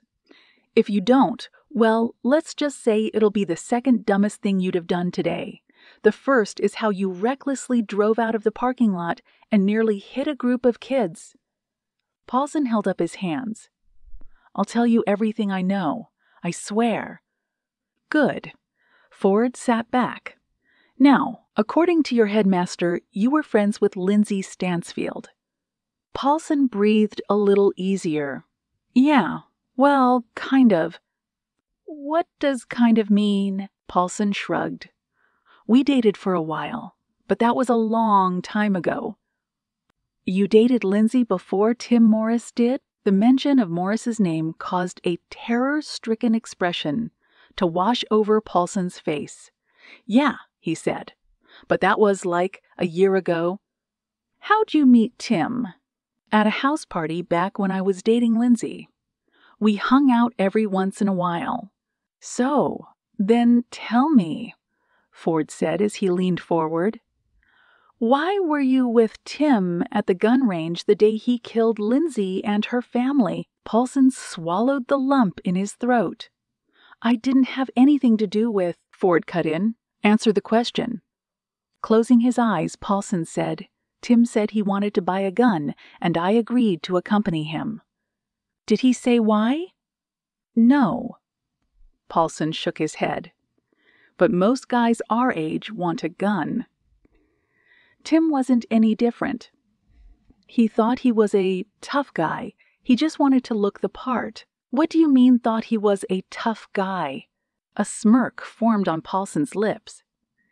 Tim was, well, kind of a wimp. Ford asked. In what way? He's always talking smack. Like he wasn't scared of anyone. But when Lindsay broke up with him, he started crying all the time. He was a major drag to be around. He started writing letters, poems, all of that crap. He listened to emo music all day. Ford recalled the letters he'd found in Morris' bedroom. I heard something about that, yeah. Paulson huffed. It was stupid, man. Lindsay was a tease. Tim was better off without her. Trust me, I know. That chick was always treating guys like they were clothes. She stuck with one for a while, then moved on to a different one the second the season changed. He shook his head. Tim was like her bad boy phase or something. She loved how mad her parents got that she was dating a dude from a public school. Were you surprised that Tim was arrested after Lindsay was killed? Paulson said, kind of, I guess. I mean, he was always getting into trouble. Ford said, and did it occur to you that coming to the cops to tell them you were with him the day of the murders might have been a good idea? Eyes wide, Paulson held out his hands. Officer, I'm sorry. I was scared. I didn't want to get in trouble. Ford cut in. Well, you were with Morris when he bought the gun that was allegedly used to commit the murders. That's a big deal. That's a big deal. That makes you a witness to a crime. He tapped the table. Consider this a heads up that you're going to be spoken to by my people a few more times. Paulson cursed and held his head in his hands. Hey, Ford said, look at me. Paulson did. You want to make this easy? Ford shrugged. Then all you have to do is cooperate. Paulson sat up straight. Now, the day that you were with Tim at the range, did he say anything? Did he mention going to Lindsay's? Anything like that? Paulson nodded. Yeah, he did. What did he say? Well, it's like I told you. He was pissed off that Lindsay broke up with him. It was actually one of the reasons we started hanging out again. We used to hate each other back when I was dating Lindsay. But after she called it off with Tim, he came to me. I tried to tell him he was better off without her. After that, we started hanging out more. All he would talk about was Lindsay. He'd go from being sad to pissed off every few minutes. Finally, last Friday, Paulson drew a breath. Well, he said he was going to do something about it. Ford, literally on the edge of his seat, waited for the rest. Tim told me he was planning on scaring Lindsay into being with him again. He just didn't say what it was he was going to do. He just kept saying, I'll get her back. She'll see things my way, stuff like that, Paulson said. He didn't say anything about shooting her, Ford asked. Nothing like that? Paulson shook his head. No. No way. He was being really vague about it. I thought he was just, talking a lot. I didn't actually think he'd do anything. The day of the murder, you were with him at the range. What happened after that? I had to go home, Paulson said. My mom was super pissed at me because the school called and told her I signed out the day before. Technically, I'm grounded right now. She had called me about it when we were at the range, so I split as soon as Tim and I were done. Did you talk to Tim after that? Paulson shook his head. No. I heard about what happened the next day when my parents called his parents. The last time I saw him was at the range. That's the honest-to-God truth. The phone in Ford's pocket buzzed. He answered it and heard his lieutenant's voice on the other end. I need you to get back to the station. Ford's brow furrowed. What's up? The governor just called, Griffin said. The FBI is stepping in to take a look at the investigation. Ford raised an eyebrow. The Stansfield's case. Yes. Outstanding, Ford said with a sigh. Chapter 13. The call with Kyle Paulson's parents lasted close to 10 minutes before Ford hung up the phone. Seated at his desk, he played back the colorful language Paulson's father had put on display after finding out his son was in the wrong place at the wrong time. Ford checked his watch. 4:08 p.m. He rubbed his neck, curious at how long the day would go on before he would find a sliver of time for himself. The phone on his desk rang. He answered and heard Griffin summoning him to her office. Lieutenant, Ford said as he entered the room, Griffin, a tall woman with dark skin and a pair of eyes that instilled fear in anyone that crossed her, gestured to her cell phone. Just got off with the feds. What did they want? They'll be sending someone down in a couple of hours. I didn't get a name, though. Ford smirked. I'm sure we'll know who it is when they walk through the door. Feds tend to have an air of arrogance about them. Shuffling papers on her desk, Griffin's eyes narrowed to slits. How'd it go at the prep school? Ford snickered. Fine, up until it led to a brief car chase, that is. Griffin's brow furrowed. Come again? I crossed paths with the kid who was with Morris at the gun range the day of the murders. Eyes wide, Griffin said, You're kidding me. No, Ford said. Hit a lucky streak on that end. What happened? I tried to talk to the kid and he ran. Griffin shook her head. Rich kids think they can get away with anything. Well, Ford said. I caught up to him and pulled him over. We then talked for a bit. His name's Kyle Paulson. Turns out he was romantically linked with Lindsay Stansfield before she was with Morris. Lindsay's breakup with Morris then prompted Morris and Paulson to rekindle an on-and-off friendship. Griffin sat back in her chair. Did he shed any light on the situation? Ford shrugged. Nothing we didn't already know. He told me that Morris was stewing after Lindsay broke up with him. He also told me that Morris bought the gun so he could scare Lindsay with it. Ford forked a thumb over his shoulder. I just got off the phone with Paulson's parents. They weren't happy to hear that their son was hanging around at a gun range. Apparently, the dad is a big proponent of gun control laws. Let's just say he'd like to amend the Second Amendment, if you will. Anyway, Kyle Paulson will have to testify as a witness if and when the case against Tim Morris goes to trial. I forwarded everything I have so far to your inbox. Very good. Griffin checked her watch and sighed. On a related note, Morris just got transferred to King County Jail. His arraignment is in 3 days. Judge Hallenbeck is out of town for a funeral, so Morris is going to have to sit in a cell for a few days. So, Ford said, for all intents and purposes, that's it. Morris will be charged. Every form and piece of evidence has been approved. She shrugged. So yes, that's it. Excellent work, detective. Furrowing his brow, Ford offered a dry smile. "Something's wrong," she said. "No, not really," Ford replied. "I'm just running on fumes." Griffin wagged her finger. "I know you well enough by now that something is tugging at that brain of yours. It's nothing. Don't do that. Something is on your mind. What is it?" Ford thought back to Morris's letters, to the narrative that Paulson gave him in regard to Morris being a wimp. "Everyone I've talked to," Ford said, "everything that I've seen in relation to Morris, all point to him being a blowhard." Meaning what? Just that certain people appear shocked that Morris actually pulled the trigger. Everyone who knows him maintains the same rhetoric of him being a punk. They're just having a hard time wrapping their head around the fact that he's a killer. Griffin interlaced her fingers and leaned forward. "Ford," she said with a bit of concern, "I feel the need to mention Randall Watney at this moment." Ford swallowed the lump in his throat. The name Randall Watney was one that he was certain would follow him to his grave. "What about him?" he asked.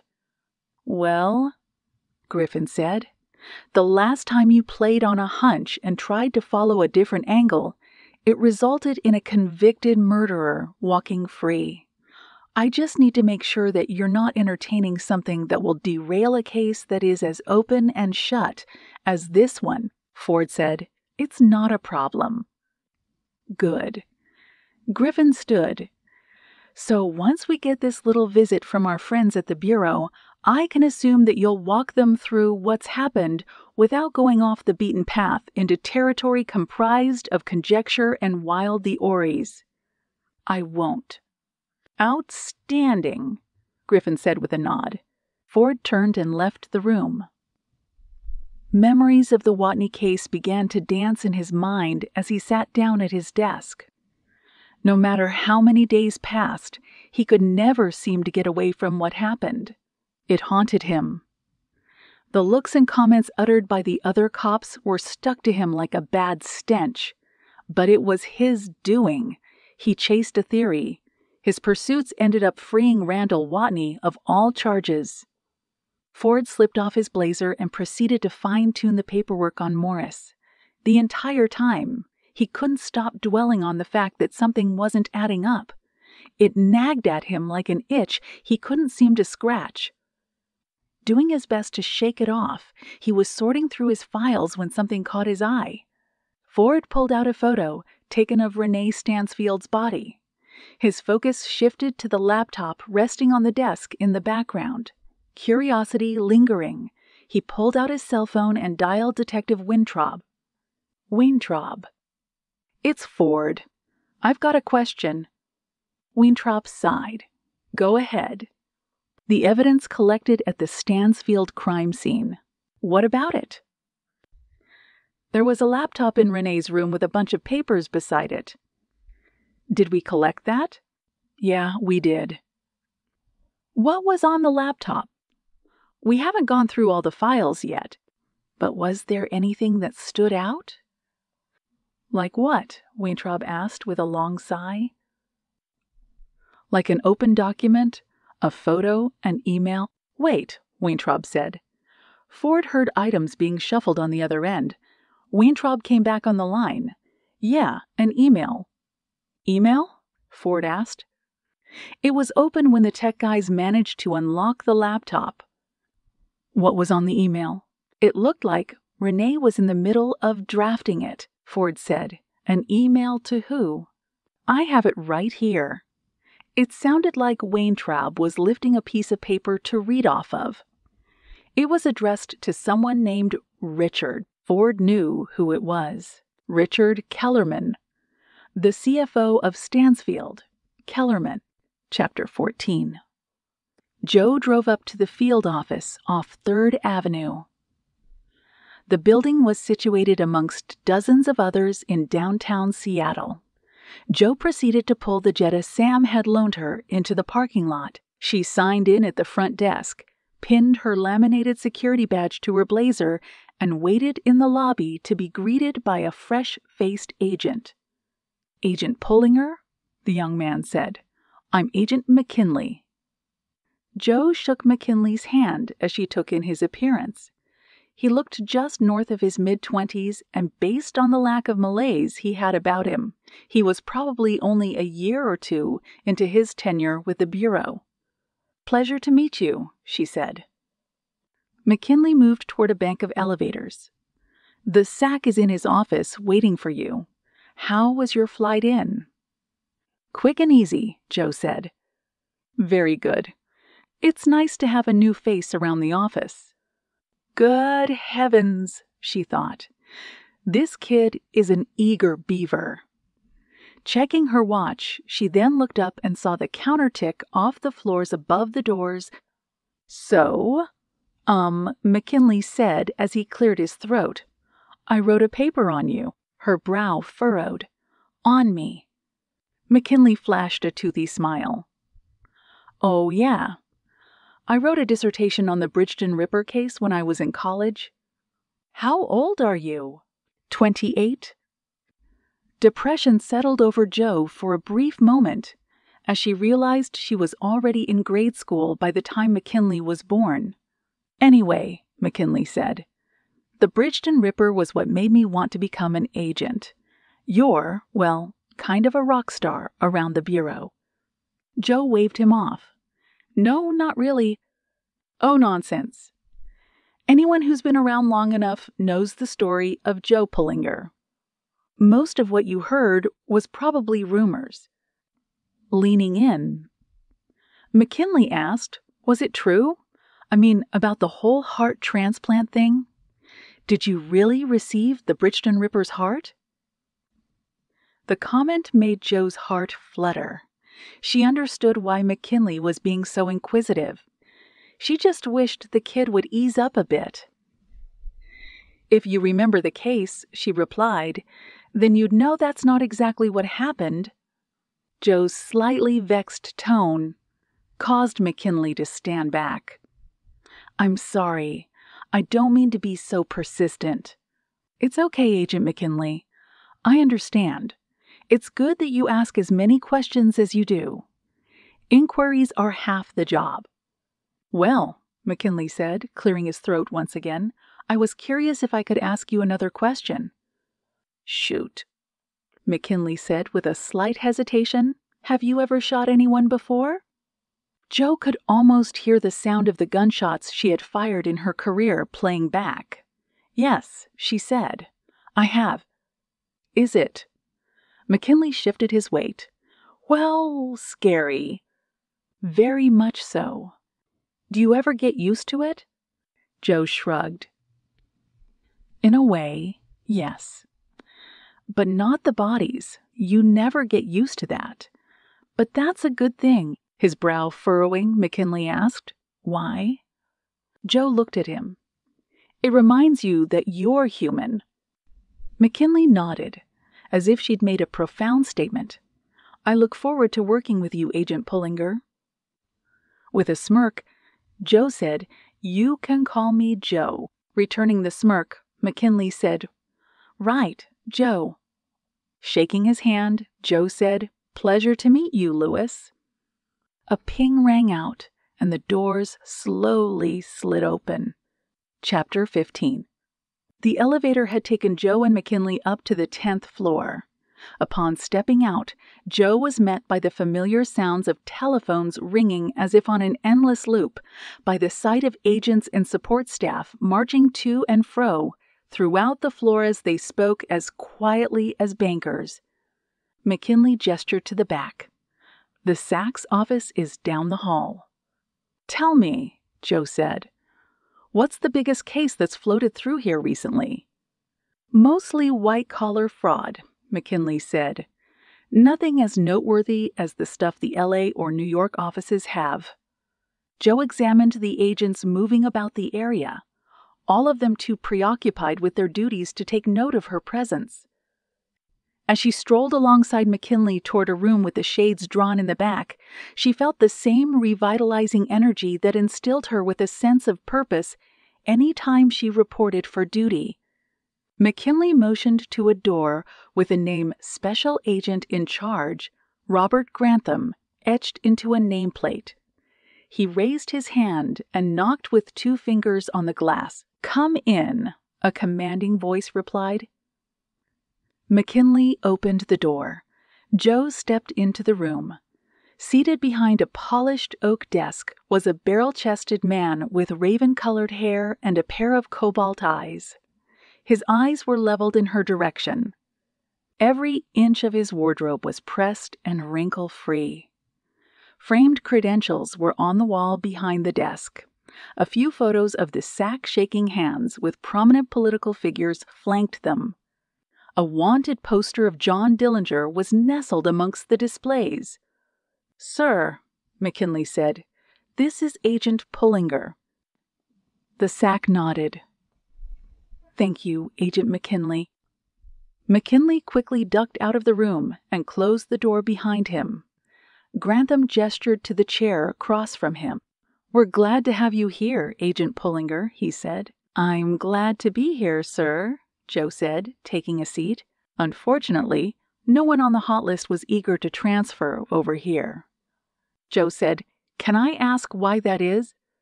Grantham steepled his fingers. "Simply put, the current focus of our efforts has been on local terrorism."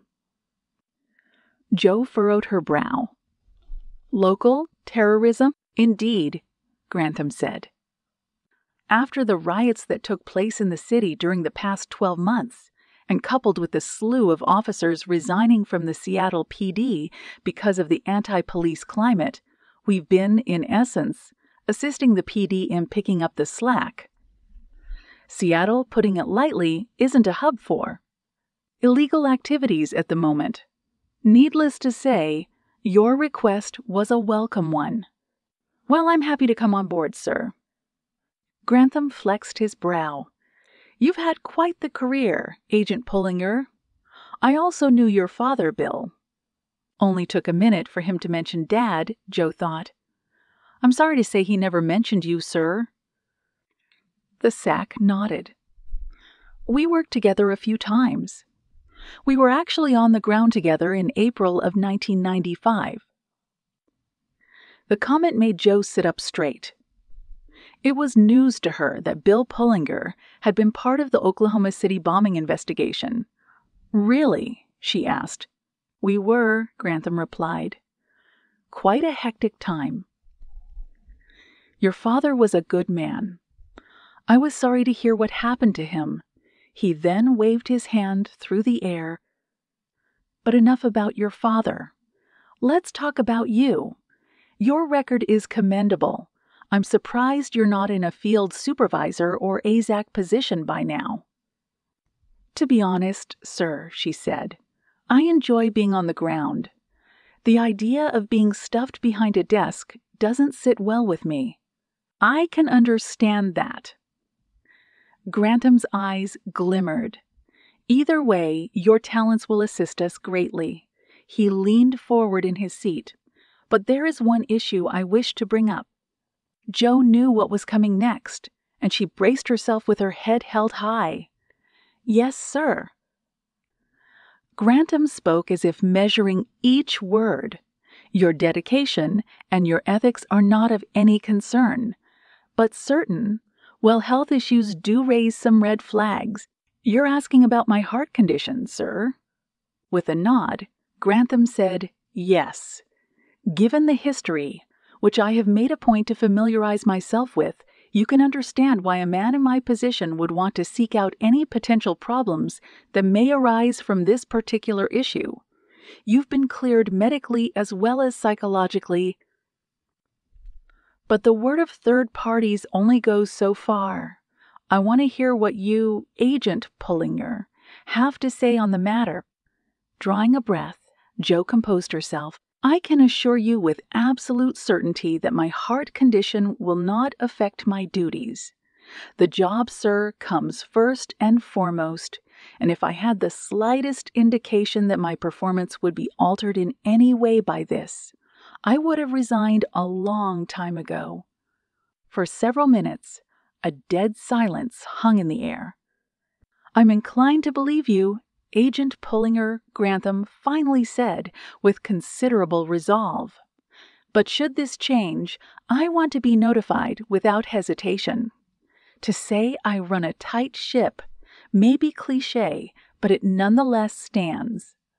I will, sir, Joe replied dutifully. Very good. Grantham flattened his palms on the desk. Then you might be pleased to hear that you'll be hitting the ground running. He stood. In fact, I have the governor waiting to speak with us. Now, Joe asked. Grantham nodded. I've informed him that you'll be taking the case. He's waiting to speak to you.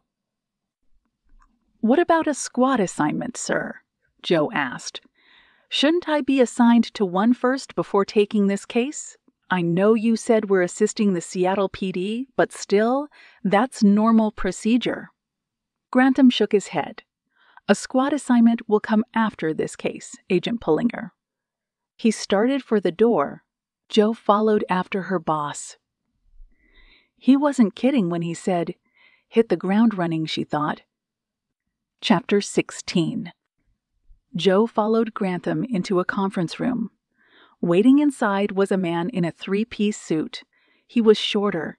His hair was lazily combed over. He pushed the wire-rimmed spectacles on his pointed nose back and smiled forcefully. Governor Landsman, Grantham said to the man.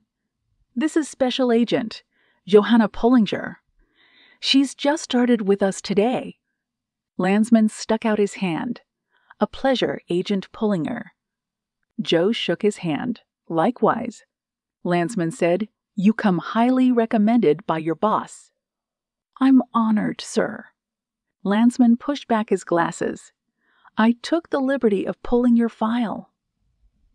He wagged his finger. Quite impressive. The Bridgerton case made your career. Joe held back a frown. That case will always follow me. I'm just doing the best I can, sir, she said instead. Well, Landsman said, when I was told that you were going to be taking on this case, I was quite pleased. You probably aren't aware, but what has transpired in the last 12 hours is of great concern to me. I'm afraid, Joe said, that I haven't been told the details, except that there is a case waiting for me. It's not just any case, Landsman said. It's a case involving a very prominent family, one that I had the privilege of meeting on several occasions. Let's just say the head of the family was a big donor during my last re-election. All right, Joe said. Landsman let out a long sigh. Renee Stansfield was killed inside his home in Broadmoor, along with his entire family. Are you familiar with the name? Joe shook her head. I am not. Renee Stansfield, Grantham chimed in, is the co-founder of Stansfield Kellerman Pharmaceuticals. Joe nodded. I've heard of them, yes. Well, Landsman said, it appears that a young man broke into their home and murdered them, apparently as a result of a soured relationship the suspect had with the daughter. Grantham said, the case is seemingly open and shut, but the fact that it is a high-profile matter has forced us to take a look at the case and offer up our opinions on the matter. Joe said, understood. This is a big deal, Landsman said, wagging his finger. If people like the Stansfields are gunned down in their homes, it puts others on edge. Important people. People with deep pockets, if you know what I mean. It never sat well with Joe that only the rich could be afforded the chance to have the government step in when they were in harm's way and not the other way around. She could tell that Landsman was only worried about his next re-election. It was bad for business when prominent people started asking what the governor was doing to keep them safe. People who could have an influence during a campaign. But Joe kept her thoughts to herself. This is a simple case, Agent Pullinger. Grantham pointed at Joe. Seattle PD is certain they have the right person in custody, and all the evidence on hand points To that being the case, all we need you to do is take a look into the matter and confirm their findings. That's all?" Joe nodded. "Consider it done, sir." "We're counting on you," Landsman said with a grave tone. "Make sure this is wrapped up as soon as possible." Joe didn't like being told how to run an investigation, but as this was her first day in a new city and a new office, she didn't want to start off on the wrong foot. "I'll do my best, sir," she said. Landsman smiled. "We know you will, Agent Pullinger." Chapter 17. 6 o'clock hit by the time Ford walked onto the main floor of Stansfield, Kellerman Pharmaceuticals. The headquarters resided in a high-rise in downtown Seattle that offered clear, unobstructed views of the Seattle skyline and all of its landmarks. Ford noted an air of discomfort about the employees as he walked inside, one that he assumed was brought on by the untimely death of their CEO. A young woman behind the reception desk looked up at Ford as he made his way toward her. "Can I help you?" she asked. "Detective Ford, Seattle PD," he said, flashing his badge.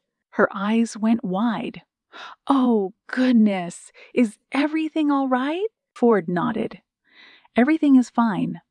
I was just hoping to have a word with Richard Kellerman." The woman looked around nervously. "Oh, She blinked several times. "Yes, of course." Ford followed the woman down a hallway that led to a conference room made of glass. She looked sheepish as soon as they arrived at the door. Ford spotted 3 men in suits being addressed by a toned, tanned, and refined man with gray streaks in his hair. Bags were under his eyes. He gritted his teeth as he spoke with passionate swipes of his hand. Behind him, seated in a chair, was a young woman in a suit who was taking notes. The conference room was soundproof, but it was easy to tell the man was angered, disturbed by something. "Is that him?" Ford asked, pointing to the man speaking at the head of the table. "Yes," the woman said. "That's Richard." She held up a finger. "One moment, please." Ford watched the receptionist enter the room. She interlaced her fingers and hung her head, saying something to Richard Kellerman, who took a furtive glance at Ford. His eyes were wide. He appeared vexed by the fact that Ford was there. Kellerman turned to the woman scribbling notes. He whispered in her ear. Whatever he said forced the young woman to stand and walk briskly out of the room. "Hello," she said, forcing a pleasant smile. "I'm Claudia. I'm Richard's assistant. He's quite busy at the moment." "I see," Ford said, spotting Kellerman making the occasional glance in his direction. "Well, I just need to ask him a few questions." The assistant showed Ford her palm. "I'm so sorry, Detective, but this isn't a good time," she said in a strained voice. "We're in a bit of a scramble right now." The answer was not good enough for Ford. He stepped around the assistant, knocked on the glass, and motioned for Kellerman to come outside.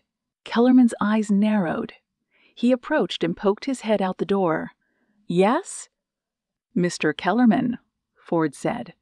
"I'm Detective Brian Ford from the Seattle PDE. I need a moment of your time, if you don't mind."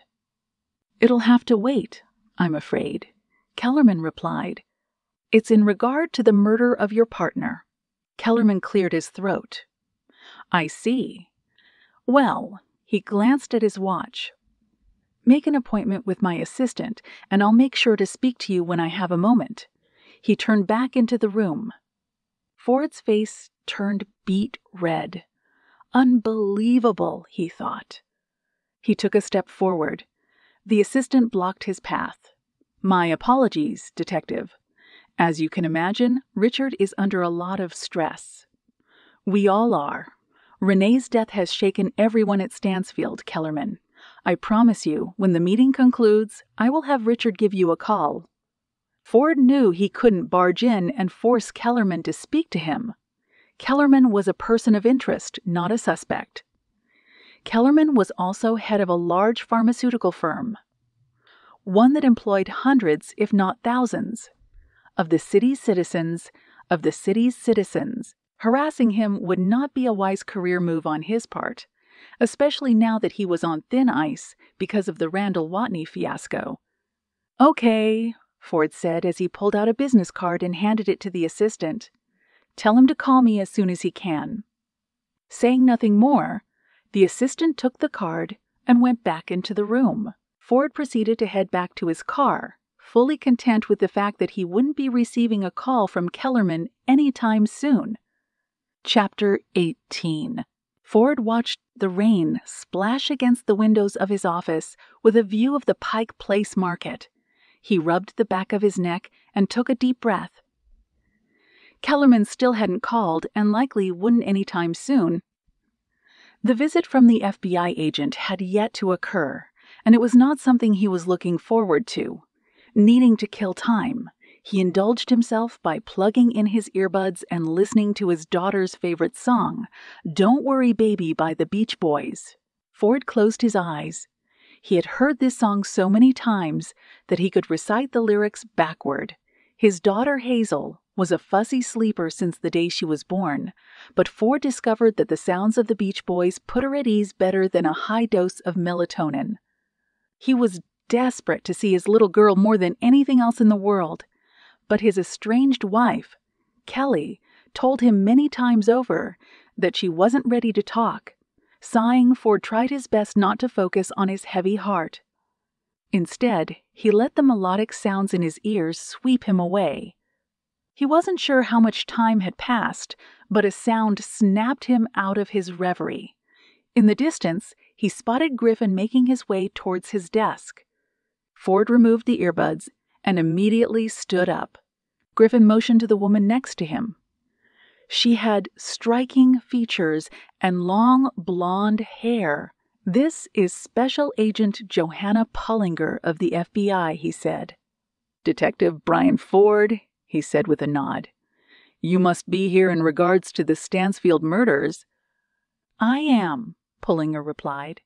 Griffin crossed her arms. "I'm sorry that the Bureau feels the need to look into this.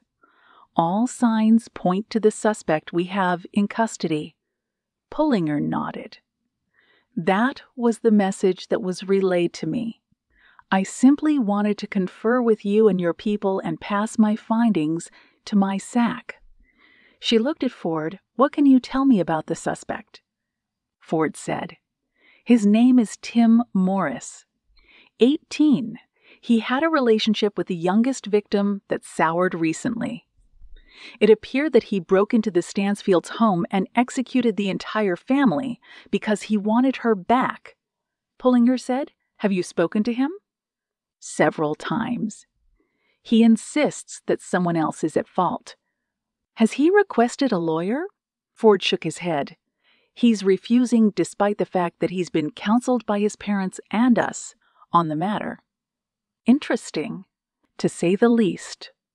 What evidence do you have on hand?" Morris was found with a gun on his person when the arriving officers entered the house. "We found 8 shell casings at the scene. Half of the rounds in Morris' weapon were depleted. Morris was also found with G-Shar on his hands, and the medical examiner pulled matching slugs out of the bodies." "Any witnesses?"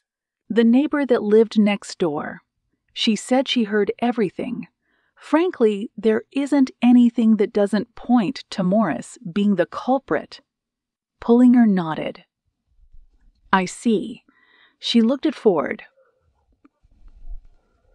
"Would you mind if you took me to the Stansfield residence so I can walk through the scene?" Ford stared at her for a moment. "Sure, no problem," he said, grabbing the corduroy jacket that was draped over the back of his chair. So much for the hope that she'd confirm the facts and leave, he thought. Griffin said to her, "Detective Ford will make sure you have access to everything. The Seattle PD has always had a good relationship with the Bureau, and will make sure it stays that way." "Thank you, Mom," Pullinger replied. Ford said, "Follow me." They made their way to the elevator. Not a word was passed between Ford and Pullinger. They entered, and the doors slid shut. The tension was so thick it could have been cut with a knife. Finally, Pullinger broke the silence by saying, "Is this the first time you've had to deal with the Bureau?" Ford replied by holding up 2 fingers. Pullinger said, "I'm not here to step on any toes." That's what the last FBI guy said when he came around to stick his nose in everything. Well, the facts seem to line up. This case appears to be open and shut. Smirking, Ford replied, "The latest story that went out was that Stansfield's daughter, Lindsay, may have been the one responsible." "Isn't she one of the victims?" Pullinger asked.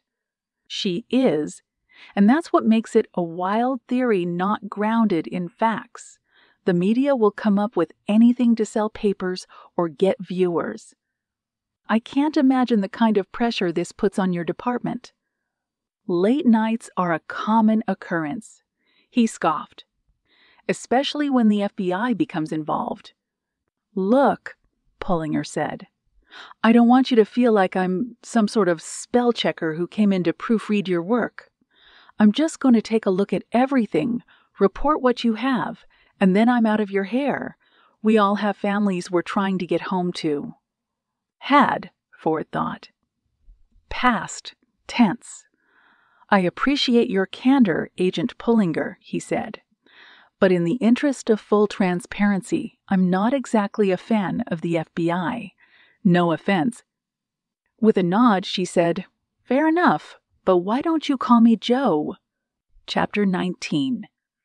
Joe took note that Ford was a handsome man, but she was certain that he was either divorced or in the midst of a separation.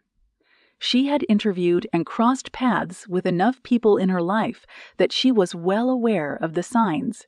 Ford looked fatigued, but he had a longing in his eyes, a yearning that only came as a result of heartache. The Crown Vic was 2 minutes out from arriving at the Stansfield residence. Joe eyed the wealthy homes that were spaced out from one another. They were impeccable in their design and were maintained according to the demography. Manicured lawns, painted fences and gates, the driveways laid in marble stones. She couldn't help but think that no matter how much she saved, she would never be able to afford such a place. "Pretty gratuitous, aren't they?" Ford asked, as if reading her mind. "A little bit," Joe replied.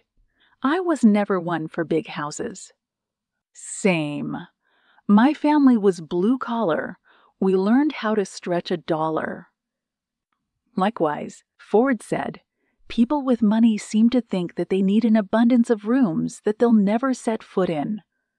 "Well," Joe said, "square footage is the trophy people flaunt when they have the means. My father said something similar. He just phrased it a bit differently. He said, 'The bigger the house, the bigger the a-hole who lives inside of it.' Poetic. I'd like to think so." "So," Joe said, "I'm curious to know more about this company, Stansfield Kellerman." Ford said, "They're not on par with Pfizer and J&J in terms of standing and overall profits, but they are the largest in the state, that's for sure. From what I've read, the company started out in Rene Stansfield's basement back in the early 90s when it only comprised him and Richard Kellerman. The two of them met in college, apparently, and they set about selling medical equipment door to door, doctor right after graduating. 30 years later, they're one of the leading pharma companies in terms of cancer treatments." "What's the company's reputation?" "Pretty good overall. They've had a few lawsuits and litigations here and there, the usual run-of-the-mill kind of problems that a company of their size experiences. Nothing strange or sinister, though." "Until now," Joe said. "I can't recall the last time a CEO and his entire family were gunned down in their home." "Quite true," Ford said. "It'll be interesting to see what happens to the company after the fallout. I saw a bit of it myself When I stopped by to ask Richard Kellerman some questions a few hours ago, Joe's brow furrowed. What did he tell you? Smirking, Ford said, nothing yet. His assistant stepped in. Interesting, Joe thought. The Crown Vic pulled up outside the Stansfield residence. A strand of yellow police tape covered most of the driveway. Ford parked just behind the tape. A patrolman got out of his cruiser and approached them. Sir, you can't park here, the patrolman started to say before realizing it was Ford behind the wheel. Sorry, I thought you were someone from the media. They've been giving you trouble, Ford asked. There were half a dozen news vans parked in the driveway. It seemed like everyone wanted a photo op in front of the house.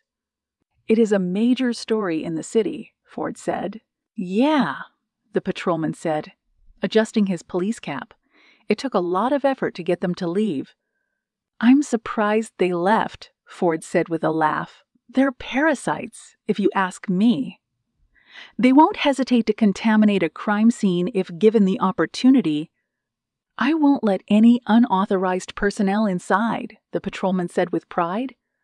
Good man. Ford then forked his thumb at Joe.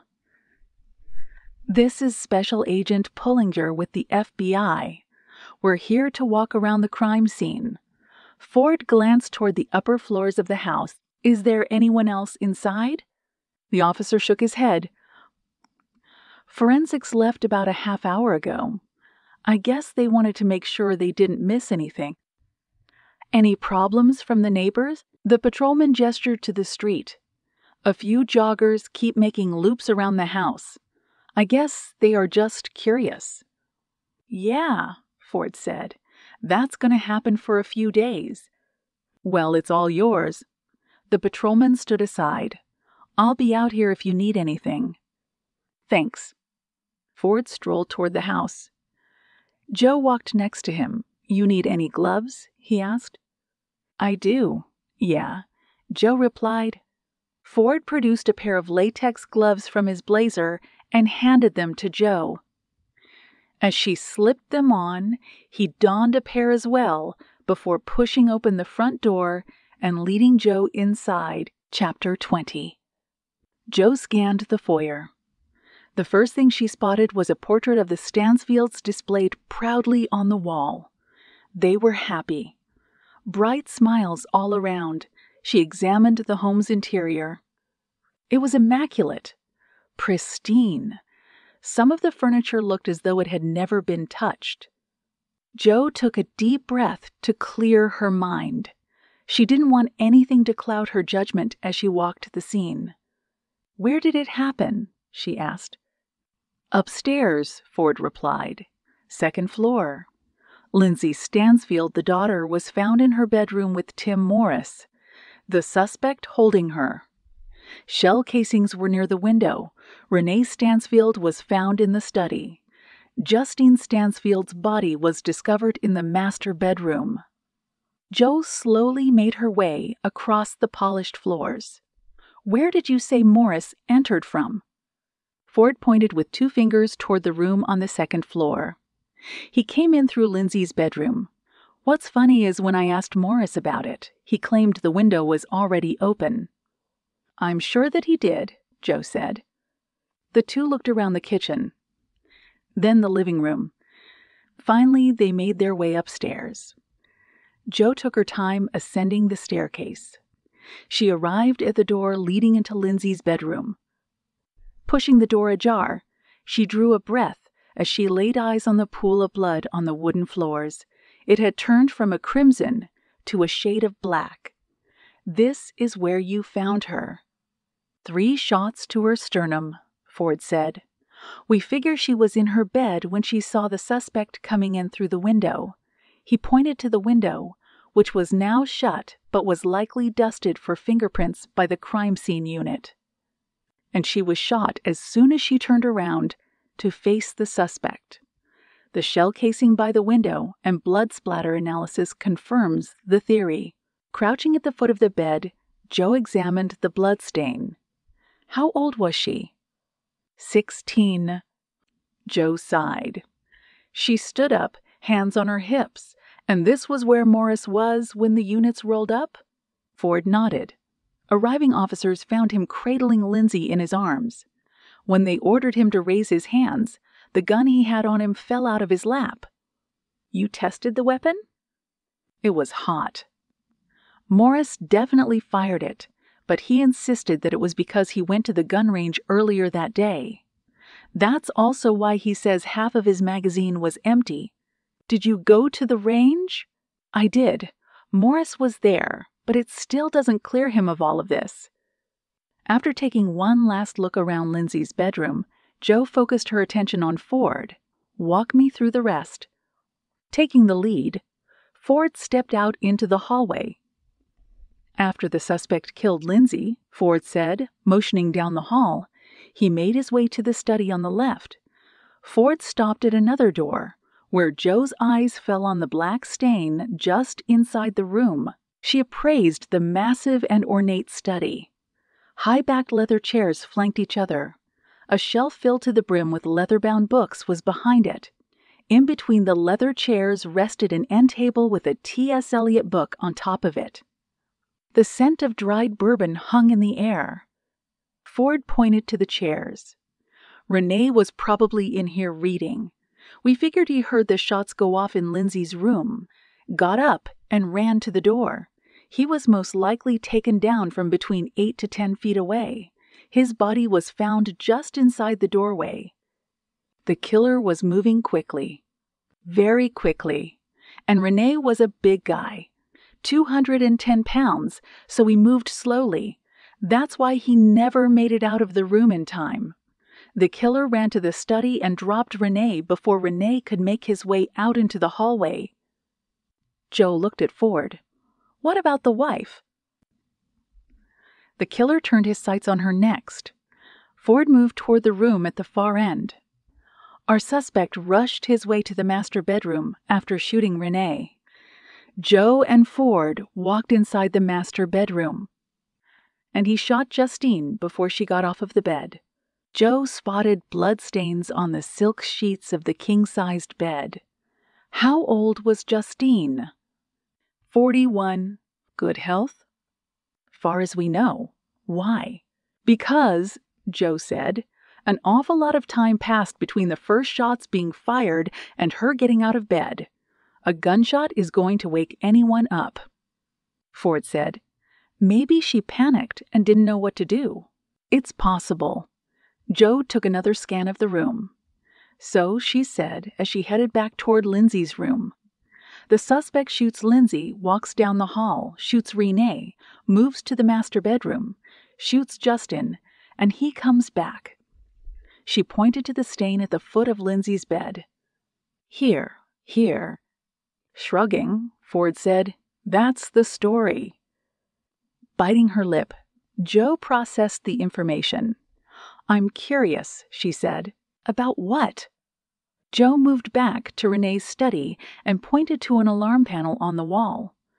None of the reports or witness statements said anything about the alarm going off. Ford shook his head. No, they didn't. Why? We just assumed that the alarms were off. Maybe Renee forgot to turn them on. He was drinking that night. A half glass of bourbon was found next to the leather chairs. It's logged into evidence. Jo said, did you call the company that installed the alarm? No, Ford said. Haven't gotten around to it yet. Jo pulled out her phone and dialed the number listed under the company name. She held the phone to her ear. It rang twice before someone answered. Secure and safe, a female voice said. Hello.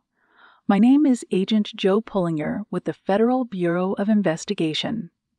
I'm calling in regard to a case we are currently working on.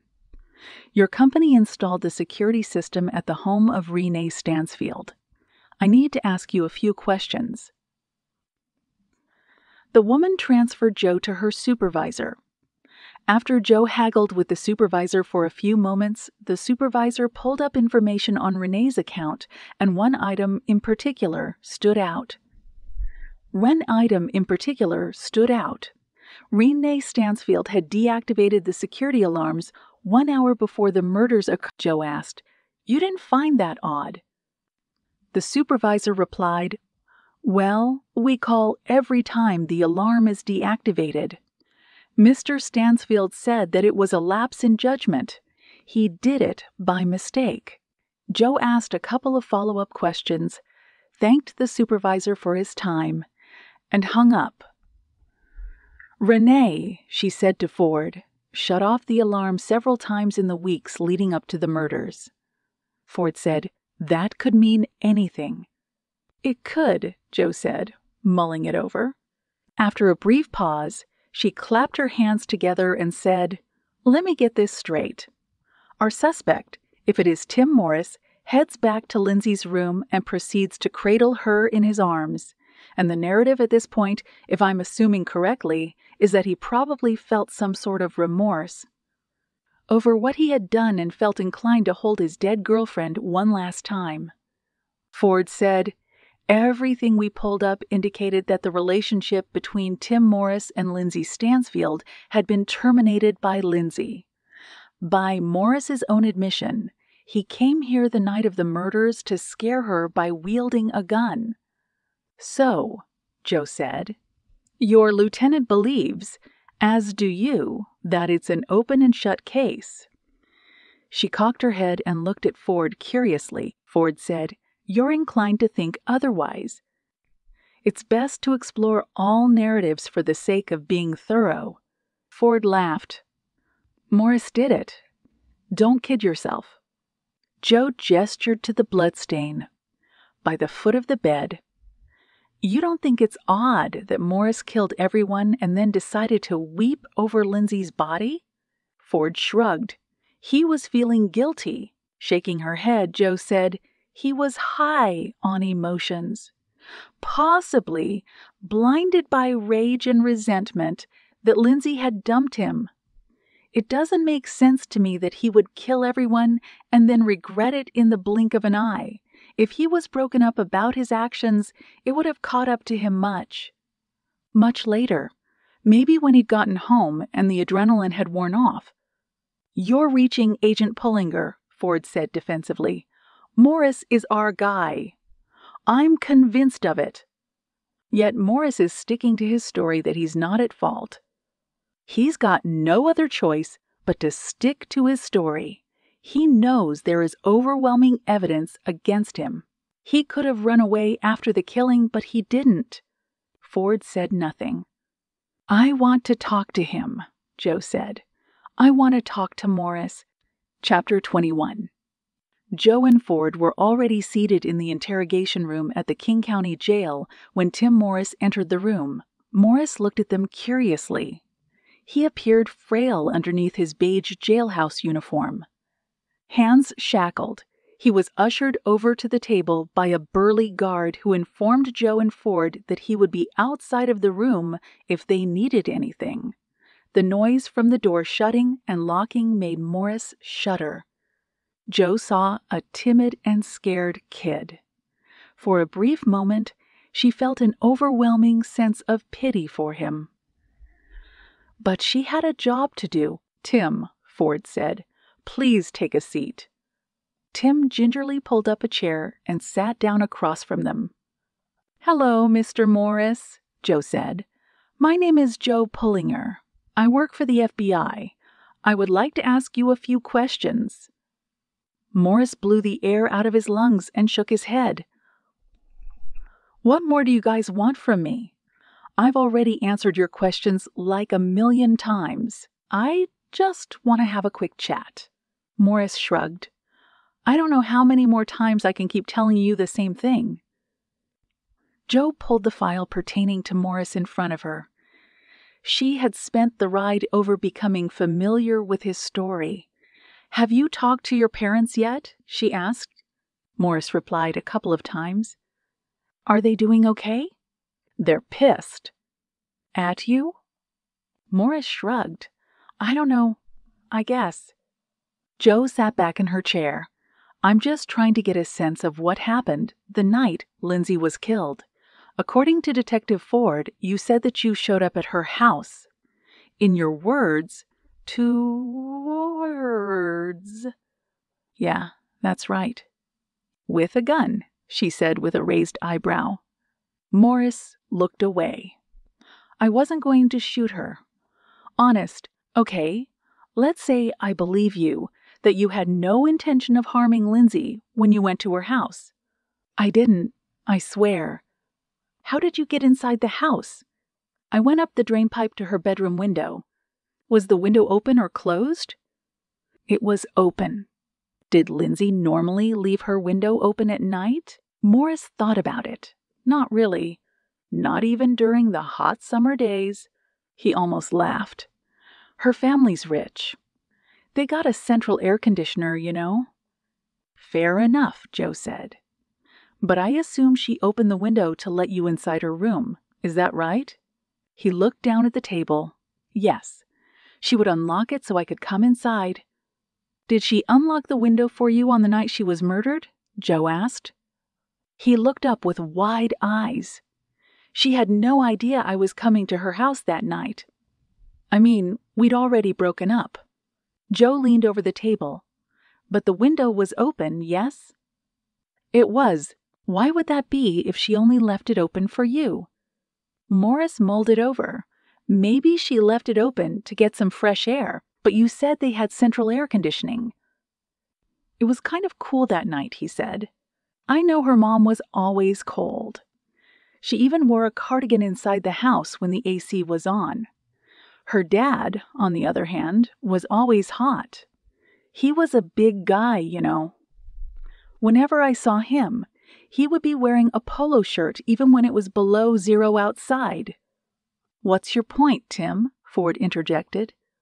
Morris looked at him. I'm saying that it was kind of cool that night. I'm certain her mom must have turned on the heat. Lindsay's room always got hot and stuffy, fast. I'm sure she must have cracked open the window to let air in. Ford stared at him. Joe said, all right, sure. So was the window open a crack, or was it wide open? Morris's eyes darted from left to right as if he were thinking. Wide open, he then said. Why do you think that was? Joe asked. Maybe it was the real killer, Morris said matter-of-factly. Did you see anyone inside the house when you went in? Morris looked at Ford. I told your friend here that I heard some shuffling in Lindsay's bedroom when I ran down the hallway to check on her parents. Whoever did this must have slipped out through the window. Chapter 22. Joe knew she wasn't getting anywhere with the window angle, so she changed tactics. You've gotten into some trouble recently, she said, examining his file.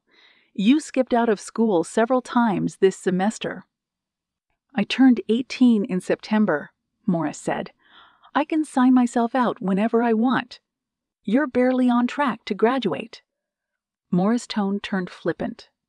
Whatever. Joe pulled out a police report from Morris's file. What about this thing at your local pharmacy? Morris rolled his eyes. Who cares? Joe leaned in. Tim, you've been charged with a triple murder. Giving me an attitude is only making things worse. Morris's shoulders slumped. I got into a fight with another kid from school and knocked some stuff off a shelf, he said. That was it. Joe looked down at the page. 6 months ago, your mother called the police after you and your father got into a bit of an argument. She said you swung a baseball bat at him. Gritting his teeth, Morris said, I threw a bat at his feet. I didn't swing it at him. She overstates stuff all the time. Okay, let's go back to the gun. You bought it recently.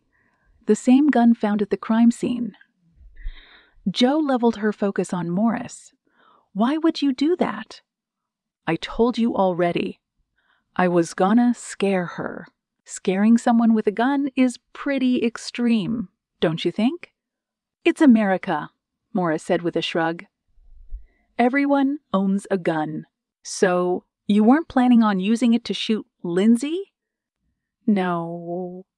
What were you planning on doing with it? Morris said nothing. Tim, Joe said softly, you must had a plan. Morris threw up his hands. I don't know. Okay, I wanted her back. I thought maybe, I don't know that if I... He shut his mouth, his jaw muscles tensing. Leaning in, Joe said, that if you what? Tears welled in Morris' eyes. Tim, Joe said, if you could go home, would you want to? That's a dumb question. Of course I want to go home. You're not telling me everything. Then tell me how you planned on scaring Lindsay. The only way you help yourself is by talking. I was going to hold the gun to my head. I was going to tell her I would kill myself if she didn't take me back. The tears flowed freely down his cheeks, and he wiped them with the back of his sleeve. Ford leaned forward. Tim, he said, why didn't you tell me that when I asked you how you planned on scaring Lindsay? Because I'm scared, Morris said defeatedly. I don't know what's going to happen to me. I just want this nightmare to be over. I want to go home. He lowered his head and began sobbing. Joe felt the urge to comfort him, but she knew she couldn't. Her job wasn't to comfort a suspect. Her job was to get the facts that would lead to a conviction. And right now she wasn't sure she was getting that. Tim, she said, let me ask you. If you didn't do this, who do you think did? He looked up. His eyes were raw. I told you I didn't see anyone. I know.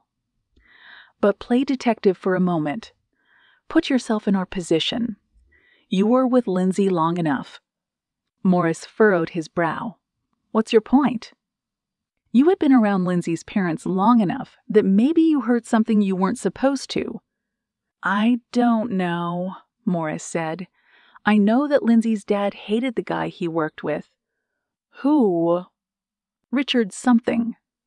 Joe knew Morris was referring to Richard Kellerman. Morris said, they were fighting all the time. One night when I'd snuck into Lindsay's room, I heard Renee in the hall yelling into his phone. He said something like, "You'll never get away with this. Joe made a mental note of this." Tim, she said. Morris locked eyes with her. I want you to tell me to my face that you didn't do this. With every bit of energy he could muster, Morris said, It wasn't me. Chapter 23.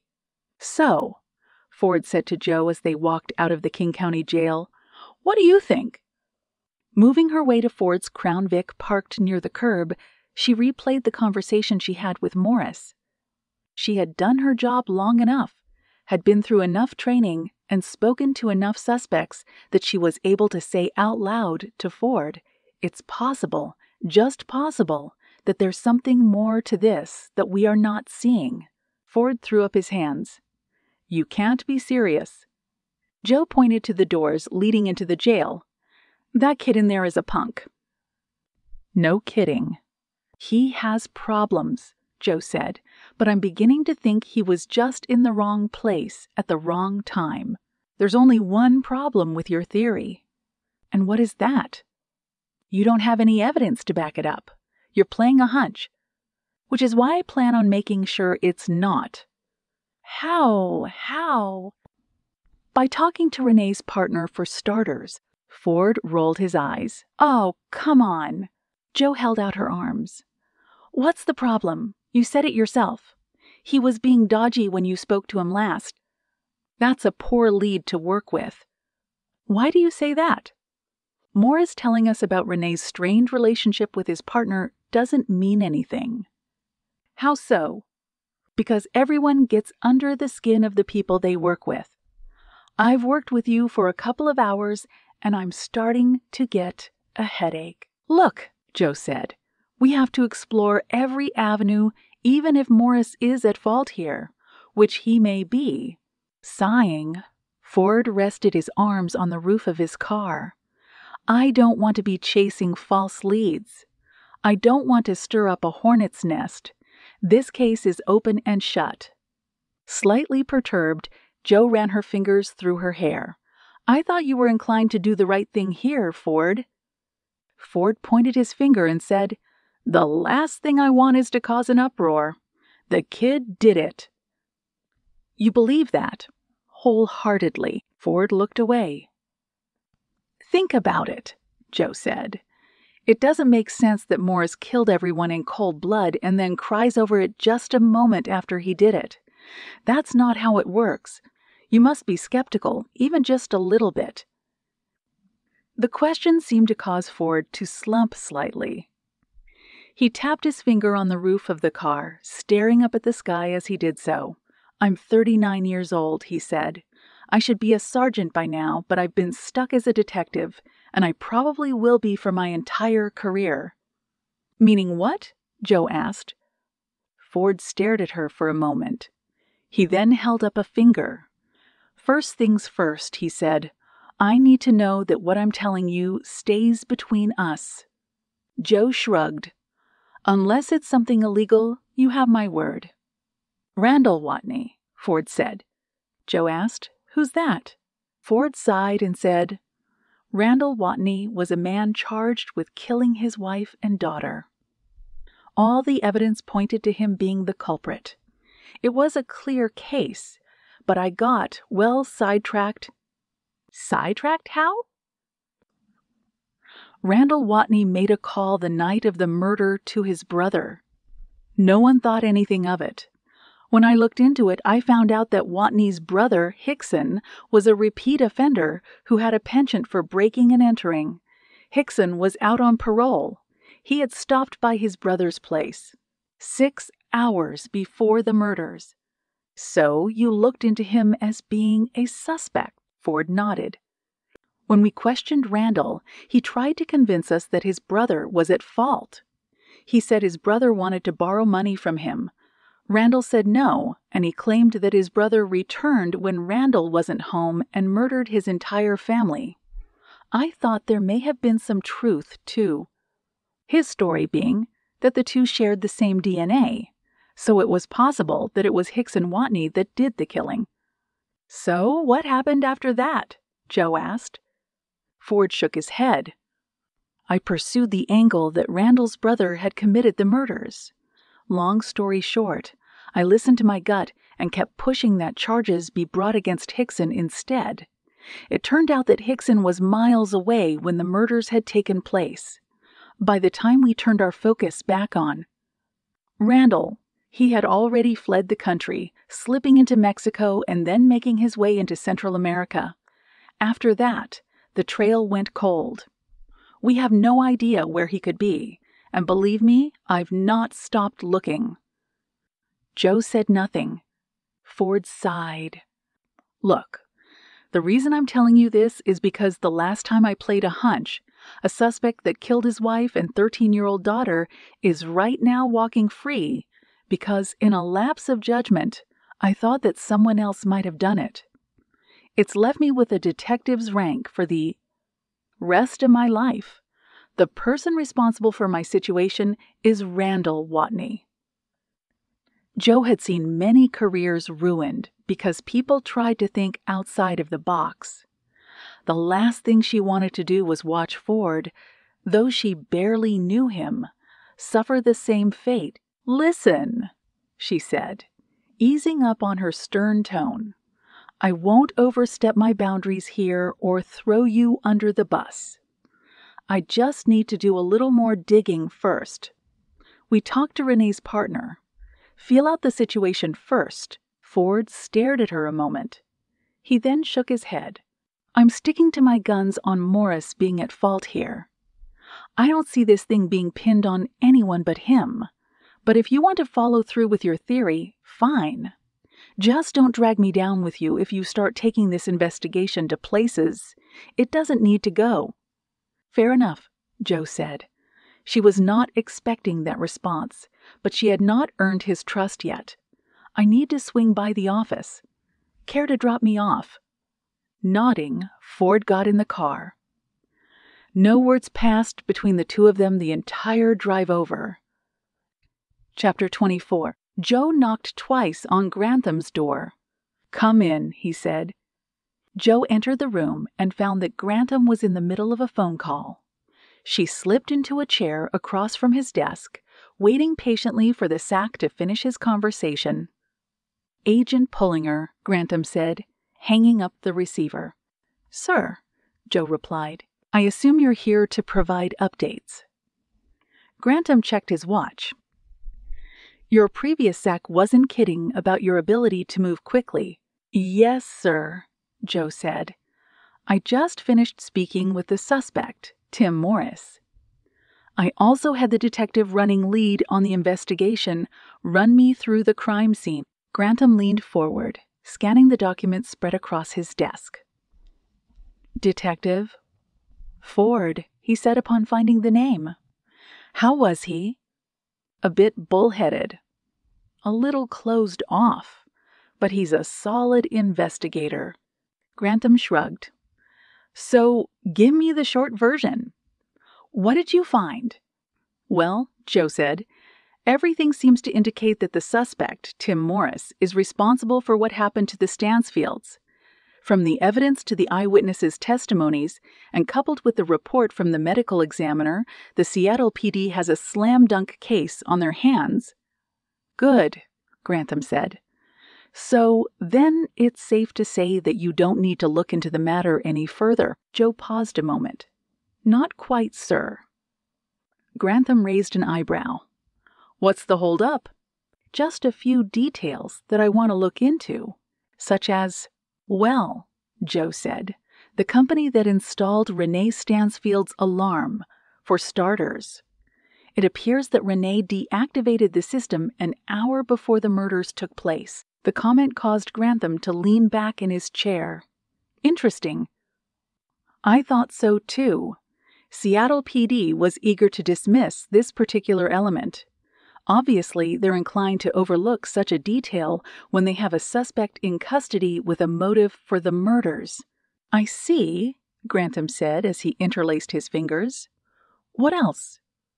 "People close to Tim Morris are a bit shocked that he could have committed these murders." "That's merely an opinion." "That doesn't supersede evidence. Nonetheless, if Morris is at fault, I would like to speak to more people who knew him. It'll assist in building a narrative when the trial rolls around." Joe sat up straight. "I also want to speak to Richard Kellerman, the second half of Stansfield Kellerman." "Again, this is just a formality. He hasn't gone on the record yet." Grantham nodded. "Well and good, Agent Pullinger. But time is of the essence. The governor's office just called. They want this closed off as soon as humanly possible. I'll give you 3 days to square things away before the FBI withdraws all interest in the matter." "Standing," Joe said. "Understood, sir." Next scene. Jacket off. Sleeves rolled up. Joe sat hunched over her desk, with all files pertaining to the Stansfield murders in front of her. Checking her watch, she saw that it was just after 6 p.m. One more hour, she told herself. Then cut yourself a break. A short while later, she thought it would be good to check in with Sam to let him know her first day had gone well. And then a thought occurred to her. The cell phone records. Joe punched in Ford's number. It rang once before he answered. "Agent Pullinger," he said with a slight hint of irritation. "Evening, Detective," she said. "I was curious if the cell phone records for the Stansfields have been dumped." "They came in just under an hour ago." "I didn't have a chance to go through them yet." "Well, if it's all right with you, I'd like to take a look at them." "I figured as much." Joe rolled her eyes. This guy really is a gem, she thought. "Tell you what," she said, "I'll go through it while I have you on the line. That way you can tell your lieutenant that the FBI didn't get to it first." Ford agreed and forwarded everything he had to Joe's inbox. Moments later, the two of them were scouring through all the calls and texts that had originated from each of the Stansfield cell phones. So, Joe said, looking at her screen, Justine made several calls to the same number. I just ran it, Ford said. It's a friend of hers. Karen Caldwell. Her name came up in a few witness statements. Joe squinted as she looked at a series of texts from Lindsay. Lindsay texted someone 2 hours before the murders. Based on the comments, Lindsay and Renee had a fight, but she doesn't really say about what. I jotted down the number, Ford said. I'll cross-reference what I have to see who she was talking to. Joe and Ford spent 10 more minutes going over every number, call, and text in the records. At one point, Joe spotted something in Renee's records that made her pause and say, "Look at Renee's call log." I see it, Ford said. He called the same number. Right. Also, look at the times when the calls were logged. They were all made within 45 minutes. Hold up, Ford said. Look at the numbers area code. What about it? I worked Vice for a while. Joe smirked. You wore pastel shirts and loafers with no socks? Unfortunately, no. I worked the drug angle for a while, though. We were trying to locate a few meth suppliers in the city. Most of these guys use burner phones to make calls. They buy some prepaid phones, run out the minutes, ditch the phones, and buy new ones. Ditch the phones and buy new ones. Joe said, most of these guys use apps now that delete the messages as soon as you send them. Ford said, quite true. And that right there is a number for a burner phone. Joe sighed. So it's going to be difficult to trace. I'm afraid so. Still, Joe said, it's quite curious that Renee would be putting in a bunch of calls to a burner number. Ford said, my thoughts exactly. Chapter 25. 9 p.m.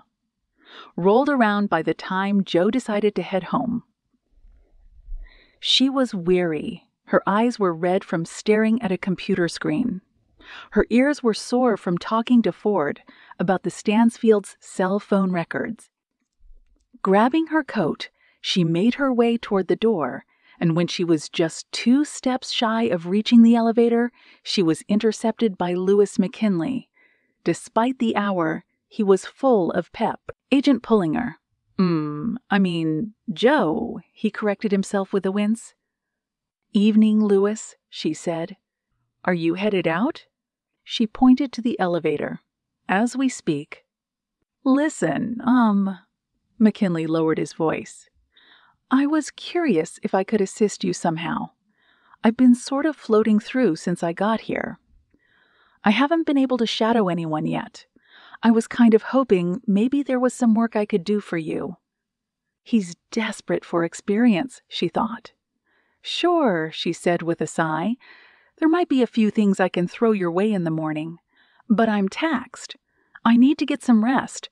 I'm no good to anyone if I'm running off just adrenaline. Oh yeah, of course. McKinley held up his hands. No pressure. You got it? Joe said with a forced smile.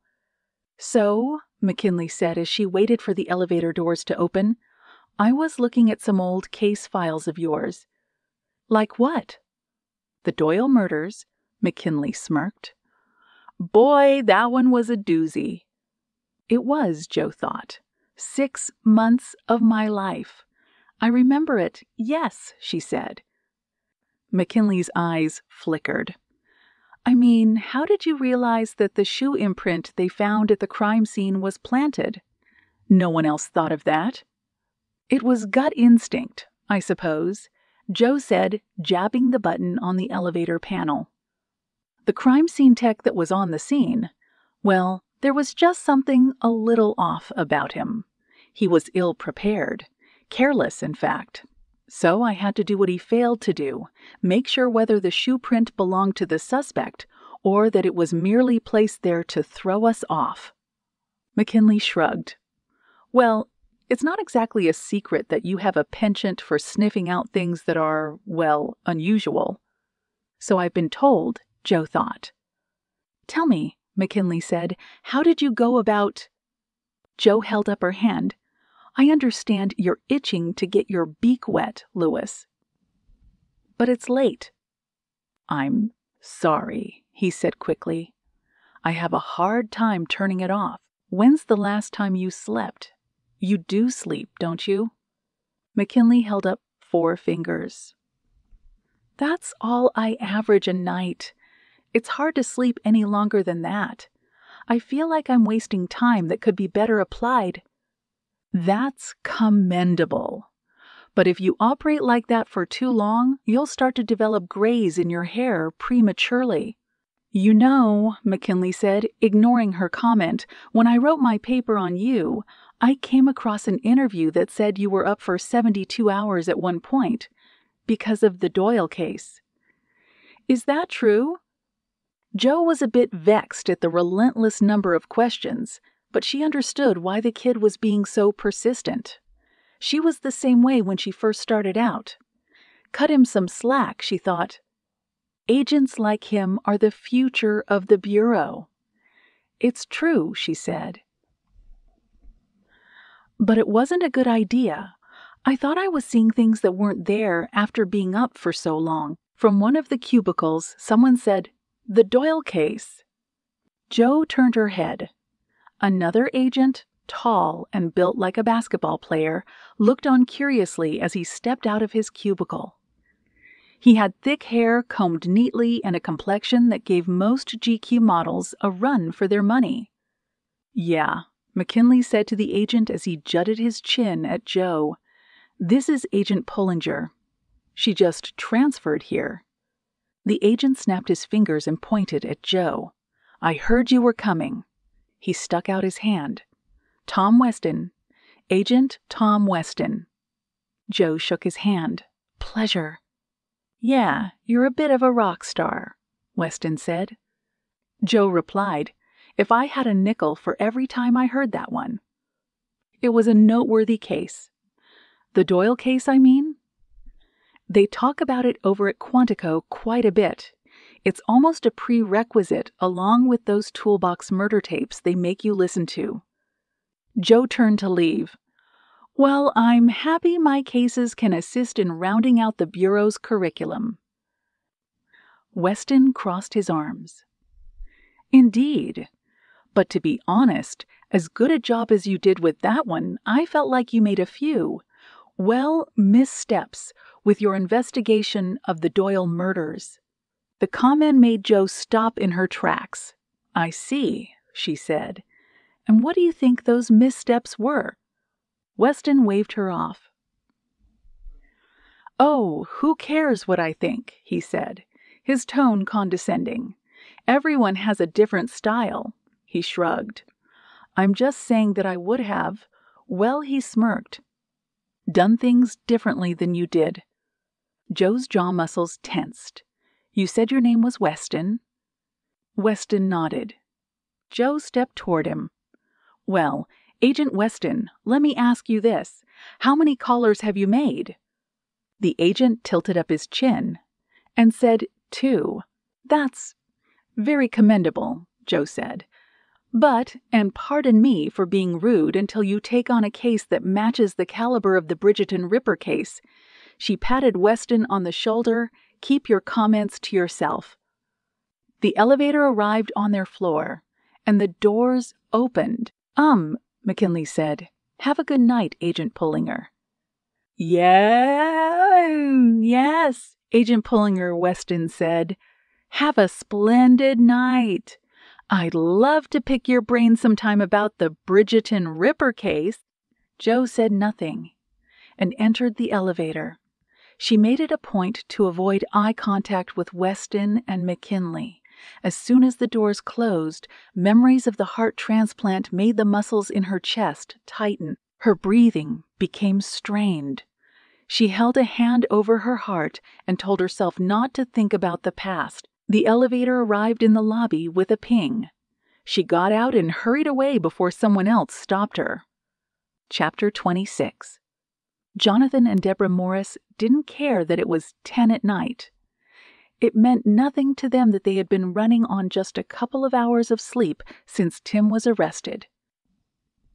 They wanted to see their son, and despite the fact that both of them were weary and worn down, they were escorted into the visitors area at King County Jail by a guard. Morris, dressed in his jailhouse uniform, began to weep the moment he was escorted into the cold and windowless room.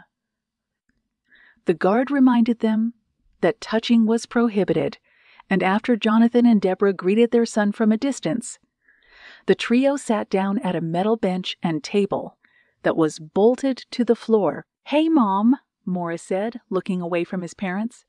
"Hey, Dad." "Hey, son," Jonathan said, tears in his eyes. "How are you holding up?" Morris shrugged. "I can't sleep." Batting the tears from her eyes, Deborah's posture slackened as she looked at her frail and terrified child. "Oh, honey, I'm sorry." Jonathan said, "Are you eating?" Shrugging again, Morris said, "Just a little." "You need to eat, Tim. You're withering away. You look awful." Morris said nothing. Deborah flattened her palms on the table. "Your lawyer called us. I'm glad you finally came to your senses and agreed to one." "Fatigued," Morris said. "I didn't know what else to do." "Did he tell you the game plan?" Jonathan asked. Morris nodded. "He said I should confess. If I do, I could get life with the possibility of parole. He said there's no point in going to trial." Morris looked down, head in his hands. "But I can't do that." Deborah leaned toward him. "Tim." "I didn't do this, Mom," Morris cut in. "I don't know how many more times I can say it." "No one believes me. I didn't see who did this. I don't know who did this, but it wasn't me." Jonathan looked at his wife. He was skeptical of his son's narrative. He wanted to believe him. He just couldn't bring himself to do so. "Tim," he said, "we have to be smart about this." Morris said, "What are you trying to say?" Jonathan sighed. "I'm worried, son. I think we need to get, ahead of the problem." Morris shook his head. "No, the cops need to find who really did it. I would never hurt Lindsay." "Then why were you there that night?" Deborah asked. "I've told everyone why 1,000 times. I'm not going to go over it again." Morris slumped in his chair. For a brief moment he thought he might pass out. Jonathan, at a loss, leaned back and tapped his finger on the table. "Your arraignment is coming up. We need to figure out exactly what we're going to do, and soon." "I told you," Morris said as he looked at his father with a pleading set of eyes. "I'm not going to confess to something I didn't do." He leaned toward his parents, eyes wide, on the verge of tears. "You need to tell the cops to find whoever did this. You have to.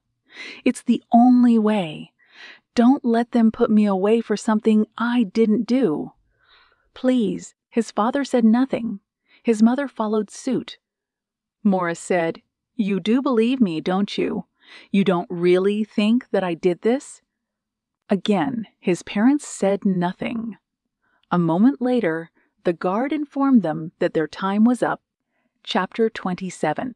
Ford met Joe at the curb just outside the Seattle PD station, a little after 8 in the morning. She had 2 cups of coffee in her hands. Ford looked at the cups. "What's this?" he asked. Joe held out one of the cups to him. "I thought we could start with a little peace offering," she replied. The gesture caused a hint of a smile to form on Ford's face as he took the coffee. Joe said, "I figured you took it black." Ford said, "I do." "I guessed right." "You're a decent judge of character." Ford held up the cup. "Thanks," Joe said. "You're welcome." "Well," Ford said, "I just spoke with your SAC. He's intent on backing up your play of looking into this thing a bit more, despite my objections. I figured that would bend you out of shape a little, Joe said. That's why I brought you the coffee, Ford sighed. Well, if we're going to do this thing, then let's do it. You said you wanted to talk to Richard Kellerman.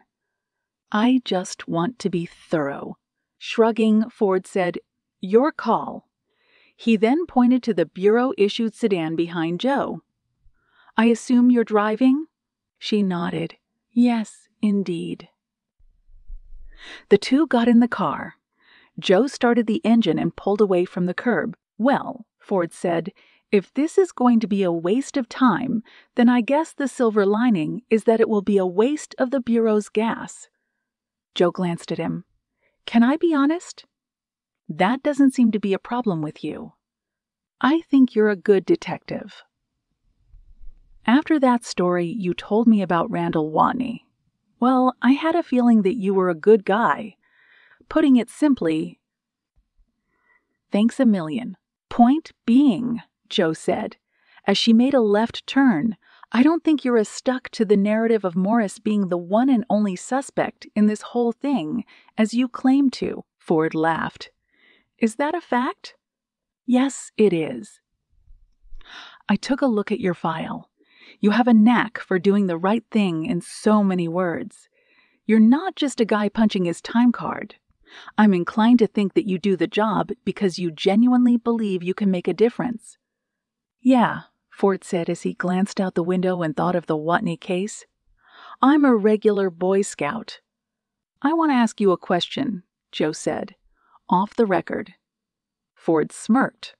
I thought FBI agents lived by the record. Joe's eyes narrowed into slits. Be straight with me.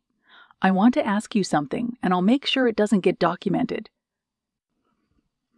Throwing up a hand, Ford said, Go ahead. When you hear Tim Morris' version of events, Joe said, despite the fact there are gaping holes in it, and despite the fact that the evidence points to the contrary, tell me, do you think he's telling the truth? Ford stroked his upper lip with his finger. His focus fixated on the street.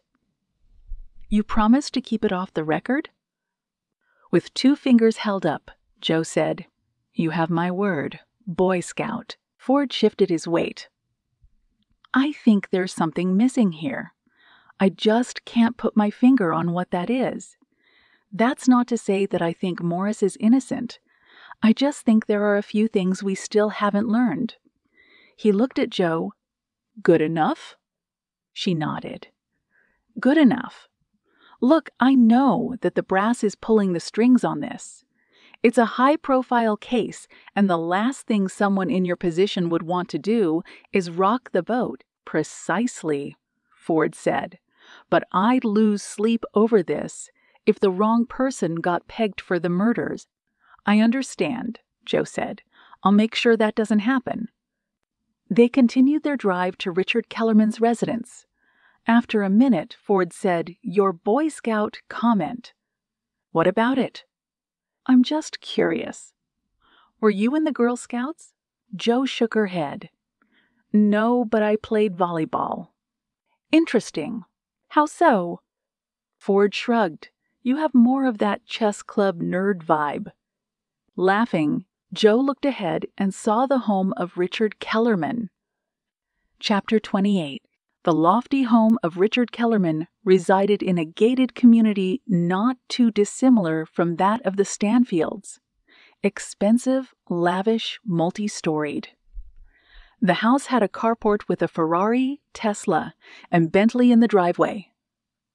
Joe and Ford approached the front of the house. She pressed a buzzer next to the gates and waited.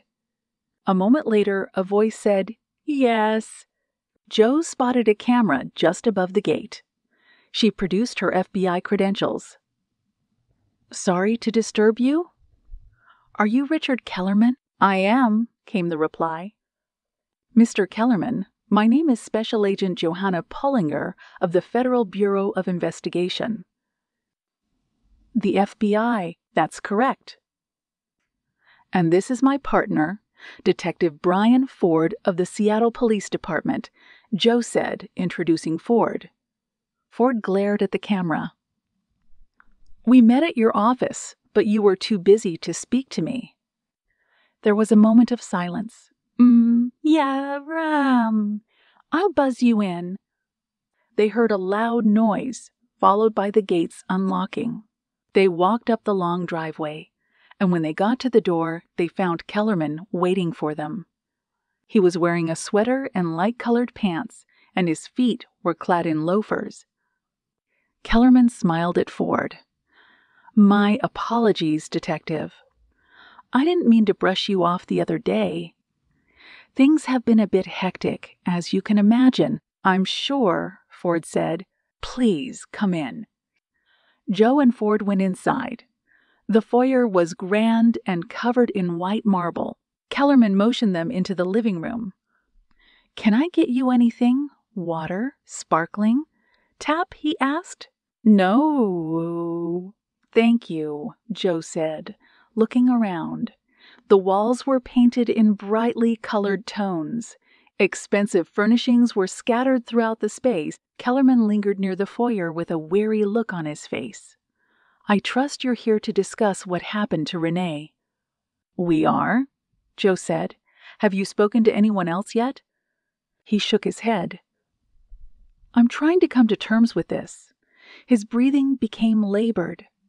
"Tragedy. I can't believe that Renee and his family were killed. It's a shock, to say the least." Ford and Joe exchanged a subtle glance. Joe jutted her chin at Ford, silently telling him to take the lead. "Mr. Kellerman," Ford said, "I hope you'll be forthcoming in your answers to our questions." "I have nothing to hide," Kellerman said, spreading his arms. "Do you mind if I have a drink? It calms my nerves." "Go right ahead," Ford said. "It's your house." Kellerman made his way to a cabinet in the corner. He produced a bottle of scotch and poured himself a drink. Ford said, "Mr. Kellerman." "Please." Kellerman held up his hand. "Call me Richard.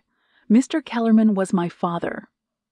"Well, Richard," Ford said, "where were you on the night of the murders of Renee Justine and Lindsay Stansfield?" Kellerman brought the scotch to his lips. "I was at the opera." "What show?" "La Traviata. I've never heard of it." "I'm not surprised," Kellerman said with a snicker. Ford crossed his arms over his chest. "Please enlighten me." "It's a tale of love and heartbreak set in the 1850s Paris. A lavish production. All the showings are sold out, but I know the owner of the theater where it's playing, and if you're interested, I can get you tickets." "I'll pass," Ford replied. Joe coughed, cutting through the tension in the room. "I'm sure you've been keeping up with the investigation," she said. "I mean, after all, it was your partner that was killed." Kellerman turned to her. "I know only what I've heard on the news. And according to them, a young man, a man who was involved with," he sighed. "The daughter is at fault. He's in custody," Ford said. "Yes." "His name is Tim Morris," Joe added. "Do you know him?" Kellerman shook his head. "No, I don't. The first time I heard about him was when he was arrested." "How close were you with the Stansfields?" "Renee and I were best friends." "Not so much in the past year, I'm sorry to say," Joe said. "Can I ask why that was?" "Well," Kellerman said, "we didn't see eye to eye on certain matters. I suppose that comes with the price of maintaining a professional partnership for almost 25 years. Yours was quite the success story." Joe said, "Most companies fail within the first 3 years, and most friendships end as a result of that failure. But not in your case. Renee and I were a success story until recently, I'm afraid," Kellerman said as his smile melted into a frown. "Can you speak about that?" "In broad strokes, yes. Renee wanted to take the company public. I didn't. So we butted heads quite a bit about it." Joe said, "But you still remained on friendly terms, is that correct?" Kellerman's eyes went wide. Of course. We didn't hang around each other as we once did, but hearing that Renee passed in the midst of us, squabbling, just tears me apart. He took a sip of his drink. I regret that I left our relationship on such terrible terms before he passed. He dabbed at the moisture under his eyes. Joe said, I know this must be difficult on you. Kellerman nodded. It is. We just want to make sure we're being thorough, she said. Was there anything at all that you might know that could shed some light on this whole situation? Downing his drink, Kellerman went about fetching another. I don't know what I can tell you that you don't already know. Richard, Ford said, his tone more inquisitive. When you say you were butting heads with Renee recently, what do you mean by that, exactly? Kellerman glared at Ford. I told you, we were at odds at taking the company public. Joe took a step toward Kellerman. But how badly did you? Well, butt heads. Were there arguments? Anything along those lines? Are you asking if we threatened one another, Agent Pullinger? Kellerman asked in a defensive tone. We're just trying to... I, Kellerman, cut in, have survived in this business for a long time. Do you know why that is, Agent Pullinger? Joe kept her mouth sealed. Kellerman held up the glass to emphasize his point. Because, he said, I have tough skin. I learned to take hits, insults, and incessant inquiries since the day I turned a profit. The point being, I know when I'm being put in the hot seat. Joe said, You're not in the hot seat, but you still feel inclined to question me on my relationship with Renee. It's a matter of being thorough. You keep saying that, he said. But you can understand why me being questioned like a suspect would make me hot under the collar. I can. Kellerman pointed a finger at Joe.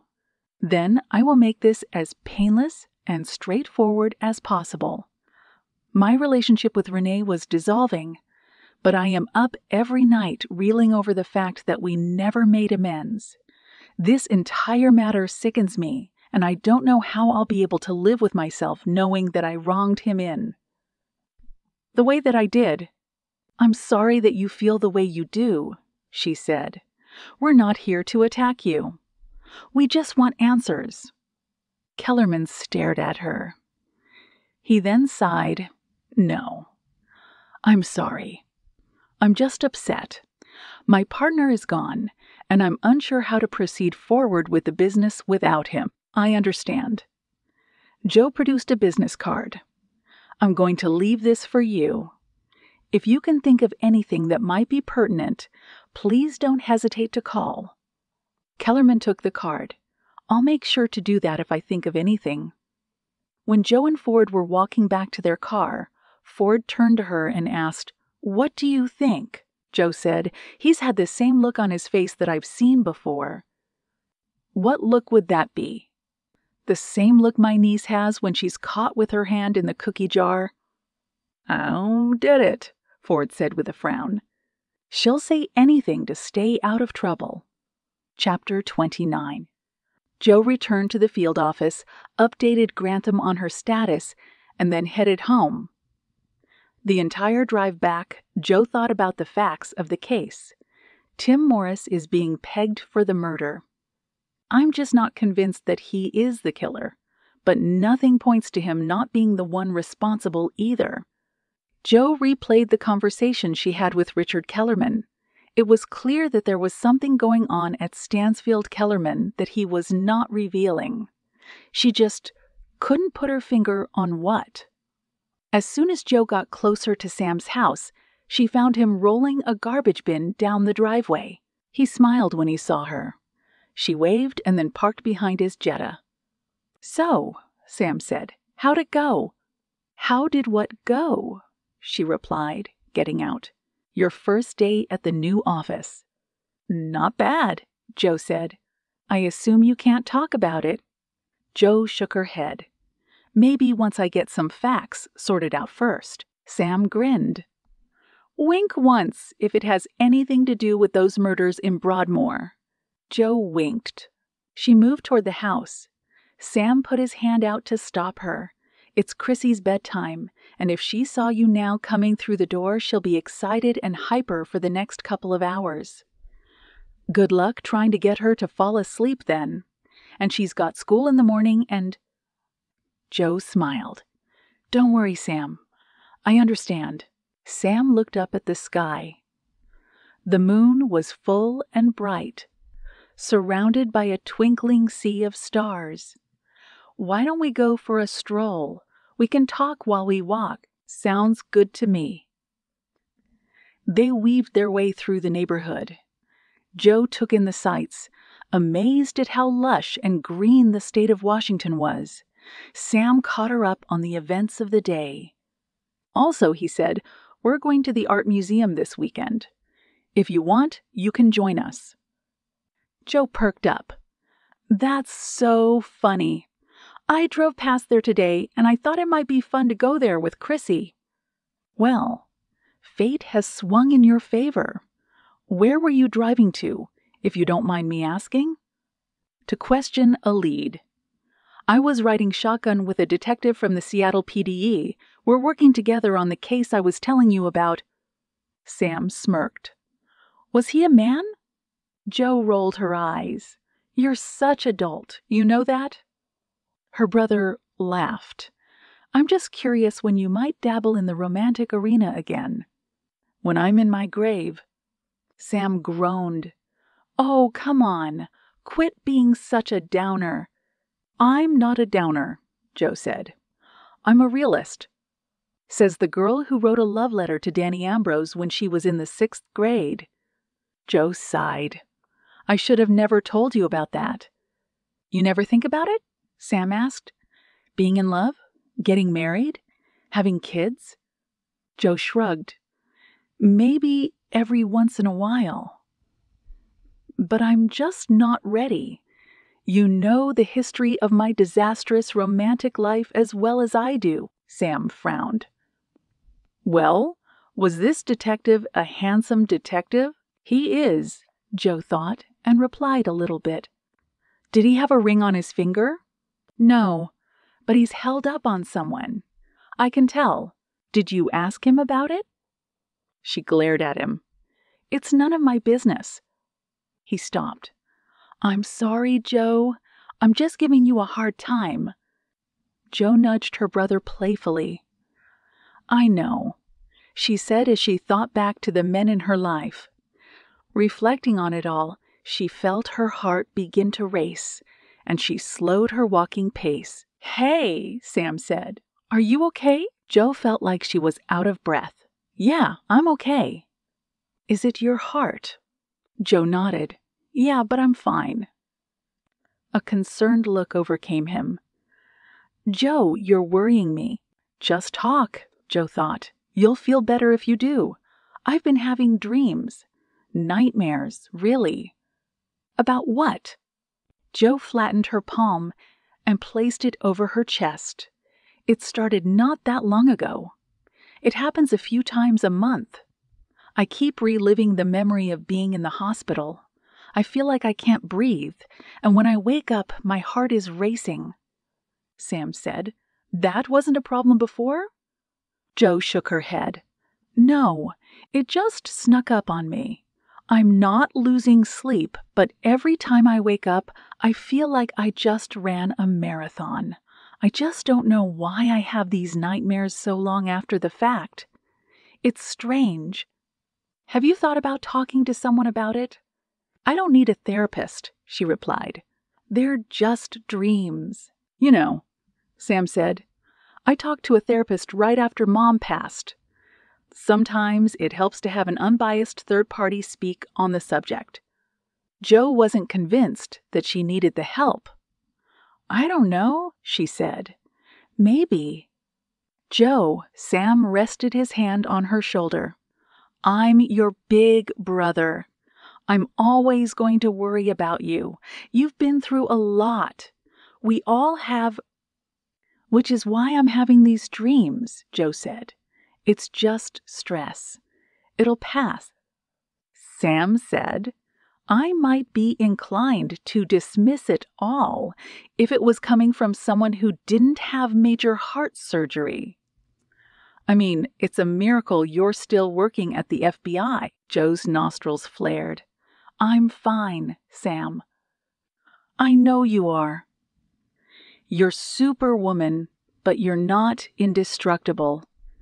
You push yourself to your limits, and it's commendable." He slumped his shoulders. "I'm just worried that you'll push yourself to the breaking point like Dad did." "I'm not Dad," she said. "I've learned from his mistakes." Sam said, "This family needs you around, Joe. I don't know what we'd do without you." Joe smiled. "Thank you, Sam. I'll think about it." His eyes brightened. "So you'll speak to a therapist about your nightmares?" I said, "I'll think about it, okay? That's all I ask." He then nudged her. "We want to keep you around for a while, you know. All four of us." Joe squinted. "4 of us." A proud smile crossed Sam's face. "Kim's pregnant." "Oh my God!" she nearly screamed. She jumped up and hugged her brother. "I'm so happy for you guys," she said. For a brief moment, all her worries had disappeared, and all she thought about was cradling the next generation of Pullingers in her arms. Chapter 30.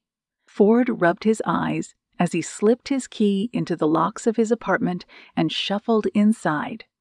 He tossed his coat on the kitchen table, along with his keys. After cracking open a can of beer and sifting through junk mail, he rubbed the back of his neck and took a moment to breathe. He thought about Joe Pullinger. He worried she had a habit of sticking her nose into things. He just hoped she didn't pull him down with her when her hunch ultimately turned out to be wrong. Leave it to the morning, he told himself. Look at it with a fresh pair of eyes. After downing what was left of his beer, he heated up a meal in the microwave and plopped down on the couch in his scantily furnished apartment. He sighed. He had never gotten used to living by himself, even though it had been 6 months since Kelly asked him to move out. Vying for a shred of comfort, he fished out his cell phone and called her up. "Brian," she said, her voice sounding tired and annoyed. "Hey," he replied. "Sorry, I know it's late." Kelly said nothing. Ford cleared his throat. "You two doing okay?" "Yeah." Ford could hear what sounded like bedsheets being peeled off. She had her first dance class today. The notion of seeing Hazel spinning around in a tutu warmed Ford's heart. He wished he could have been there, but it wasn't his choice to make. "That's great," he said. "How'd she do?" "She fell a couple of times, but she did great." "I wish I was there to see it." Kelly, again, said nothing. "Listen," Ford said as he perched forward on the couch. "Would it be all right if I talked to her for a moment?" A sigh came over the phone. "It's late, Brian," Kelly said. "I have to get up early for work in the morning. I just want to say good night." "I just put her to bed." Ford's brow furrowed. "She's not sleeping in the bed with you anymore?" "No, she has a big girl bed now," Kelly replied. She was insistent that she get one. Closing his eyes, Ford reeled at the fact that he was missing out on so much. Big girl beds. Recitals. Everything else in between. "Can I just say good night?" he asked. Kelly's voice became strained. "Brian, it's late. I know. I told you I needed time. I know." "Do you know how hard this is for us?" she asked. "It's tough enough having you call up in the dead of night, but it's worse when you ask me to wake our daughter up so you can talk to her." "I miss her. I know you do," Kelly said. "And she misses you too. But each time she talks to you, she gets really upset and emotional afterward. She asks why you're not at home and why we're not a family like the other kids at school. I can't deal with that right now. I just can't deal with that right now." I just can't." Ford was at a loss. He wanted to go home. He wanted to be with the people he loved. "How long is this going to last, Kelly?" he asked. "How long are you going to keep me away?" "Brian?" Kelly's voice trembled. "How can you forget what happened?" It was impossible for Ford to forget the rainy night when a man with a knife showed up at Ford's doorstep to rectify the 10 years Ford had put him away for. The memories of Kelly screaming, of Ford pushing the man out of the way, throwing him to the ground and breaking his arm as little Hazel watched from the foyer. "I don't feel safe," Kelly said. "I love you. We both do. But I need time, and I need you to respect that." Holding his head high, Ford said, "I understand. Good night, Brian." "Good night, Kelly." Ford hung up. He leaned back on the couch, playing back the memories he shared with his family, and hoping that one day he would be able to make more. Sleep evading him, he decided to scour through the files pertaining to the Stansfield case. The more he worked, the more he began to think. Joe could be right.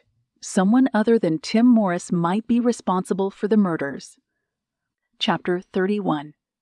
The heart monitor was beeping. Joe, fluttering her eyes, could see the scalpel being pressed against her chest. She felt the steel against her skin. Dr. Cohen nodded to a nurse as he prepared to make an incision. "No," she tried to scream. "I'm still awake." Joe couldn't move or speak as the scalpel began to cut. She felt a searing pain strike through her torso like a bolt of lightning. She shot up, opened her eyes, and realized once again that it had been nothing but a bad dream. Joe clutched her chest. Perspiration clung to her body. She looked around Sam's guest bedroom, the clock on the nightstand reading 11:30. Rain dotted the windows outside. She felt a chill settle over her body as she peeled off the sheets and swung her legs over the bed. "This has to stop," she thought. "I can't keep living like this." She caught her breath, stood, and began pacing the floor. The nightmares were becoming more frequent. Every time she awoke, her heart would beat faster than it had the time before. After a few moments of pacing, she sat down on the edge of the bed. Memories of the Bridgeton Ripper played in her mind. She felt like she did back when the case was in full swing, uncertain, terrified, searching for answers. A soft knock came at the door. Joe, composing herself, answered it to find Sam standing in the doorway in his pajamas with a look of concern on his face. "Hey," Sam whispered. "You okay?" Joe forced a smile. "Yeah, why? I thought I heard you tossing and turning in here." She waved him off. "I'm okay. Just having a hard time sleeping in a new bed." "You sure?" She nodded. "I'm sure." Sam turned to leave. "Okay. Sleep tight. There's some tea in the kitchen if you need it." "Thanks, Sam." "Good night." Good night. Joe closed the door and walked back over to the bed. She couldn't do this to herself anymore. She also didn't need Sam or his family to deal with whatever afflictions she was suffering from. "I need to get my mind right," she told herself. "I need to pull it together." Resolved at catching at least a few hours of sleep, Joe slipped back under the covers and closed her eyes. Her mind drifted to Tim Morris and the fact that she felt he was innocent no matter how much Ford thought otherwise. She knew she had an uphill battle in front of her. She not only had to prove to her superiors her belief, she also had to convince her new partner. She felt the latter might be harder to do than the former.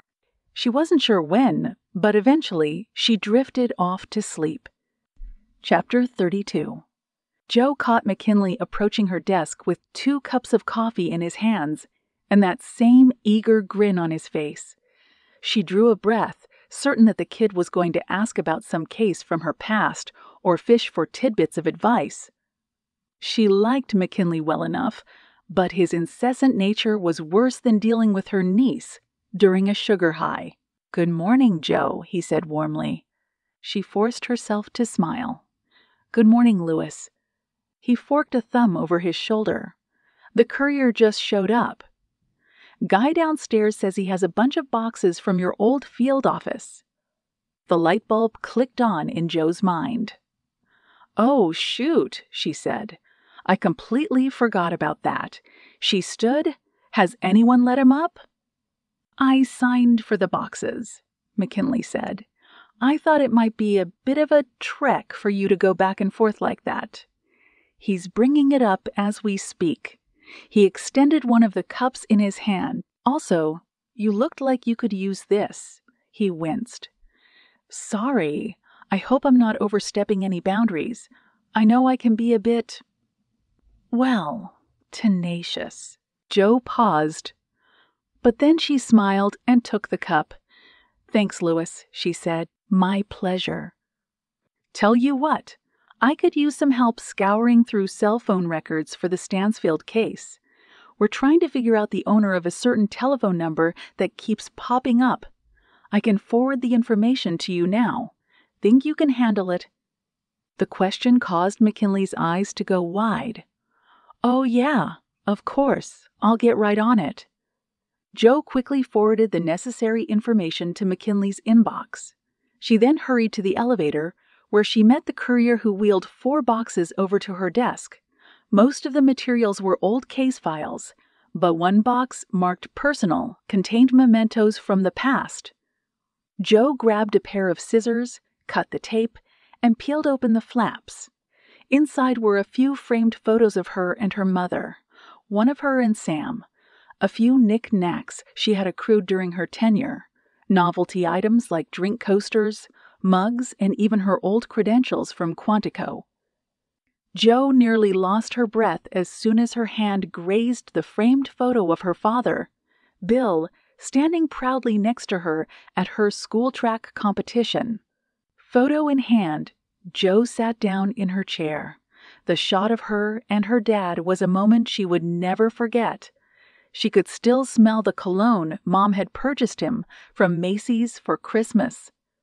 His arm around her in the photo was a physical display of affection that Bill was not known for doing. In the photo, she was smiling from ear to ear. She'd just come in first place in a race, and a medal was hanging around her neck. Her cheeks were flushed with excitement, not only because she had won, but also because her father was there to see her do it. "I'm so proud of you, Joe," she remembered him saying. It was the first time he had ever uttered those words. It would also be the last. A few short months later, he was killed by the Bridgeton Ripper. She snapped out of her reverie when she heard McKinley call out, "Joe!" Placing the photo back in the box, she blinked away the memory. "Yeah?" McKinley, seated at a desk to the right of her, pointed to his computer monitor. "This could be something you might want to take a look at." She stood and walked over. "What have you got?"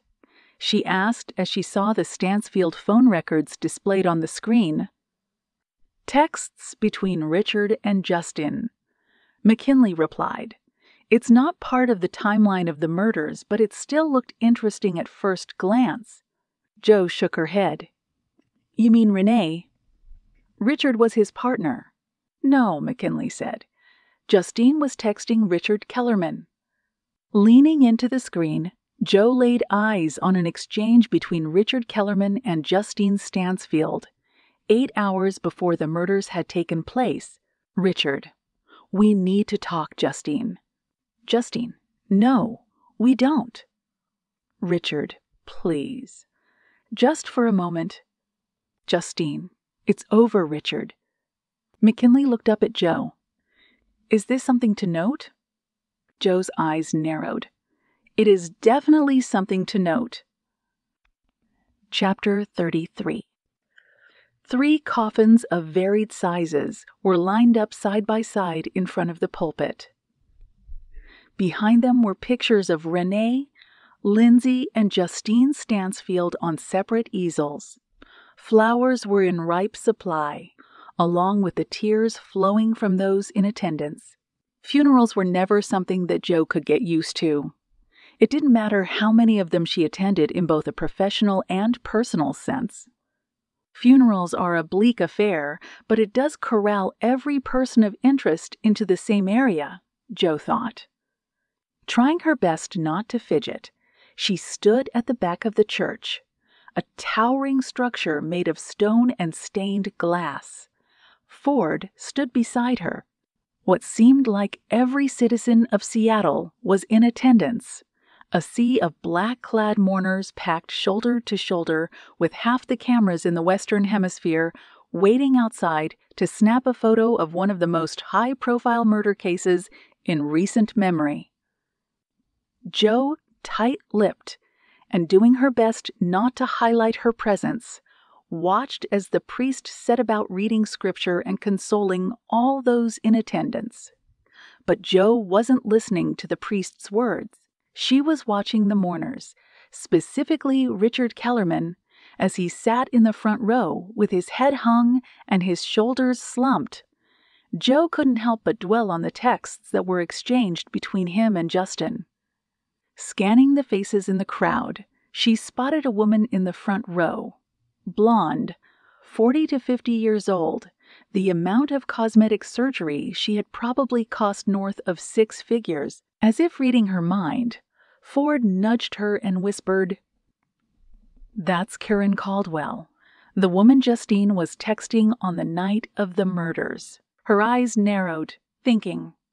Ford said, "Justine was telling her that Renee and Lindsay had had a fight." Remembering, Jo nodded subtly. The funeral continued for what seemed like a long time. When the priest said his closing statements, an organist buried somewhere in the front started to play a melancholy tune. Everyone slowly began to file out and make their way to the cemetery for the final, and perhaps most solemn, part of the day, the burial. Ford leaned into Jo's ear. "The procession is going to jam up traffic. They've got over 200 people here." Jo nodded. "Let's hang back. We don't need to be front and center." "People are a bit off guard today." "Meaning?" Ford shrugged. "Meaning maybe it might be good to poke around a bit, you know." "What are you planning on doing?" "Not me," he said with a shake of his head. "I was hoping you would do something." She stared at him. "Me?" He grinned. "If someone got mad that we were asking questions at a funeral, I can blame it on you."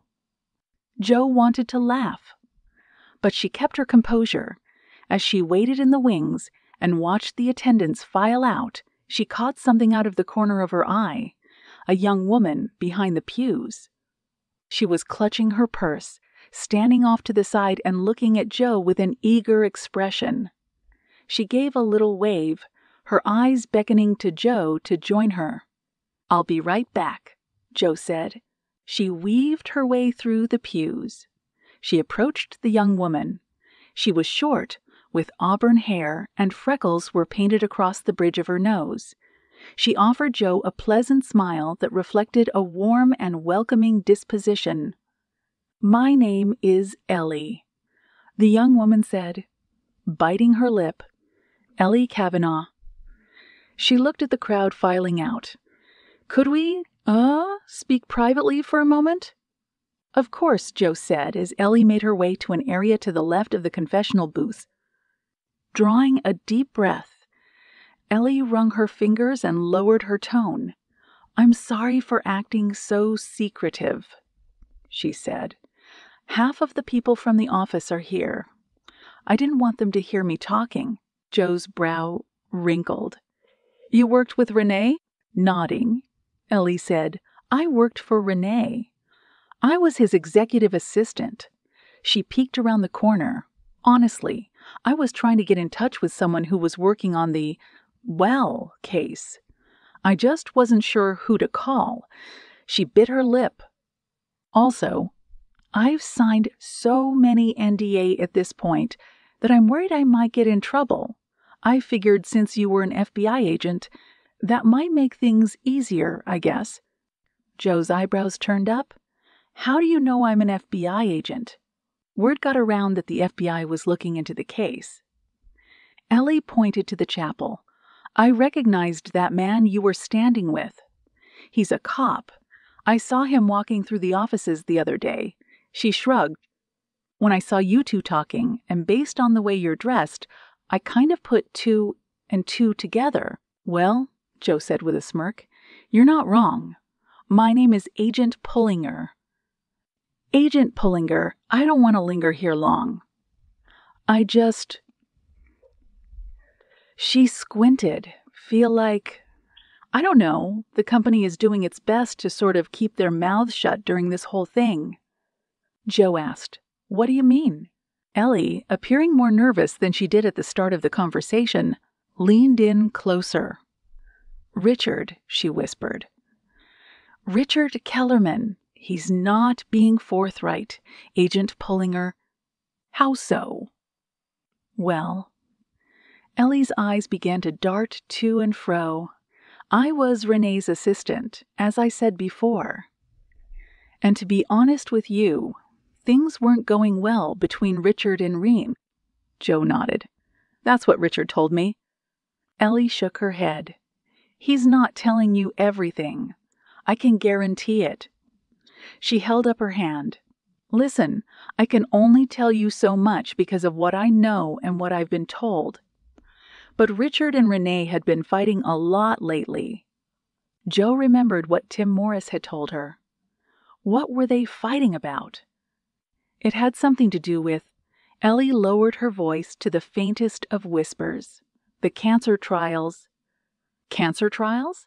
It was the next big thing Richard and Renee were working on. Renee always played his cards close to the chest, but for some reason, right before he died, he seemed on edge. Suspicious of Richard. Again, he never said much to me about the trials. "But I know that he was worried. Worried about Richard, you think?" Joe asked. Ellie nodded. "Renee told me a couple of weeks ago that if something happened, it was Richard's fault." "What did he mean if something happened?" "I don't know. He never elaborated.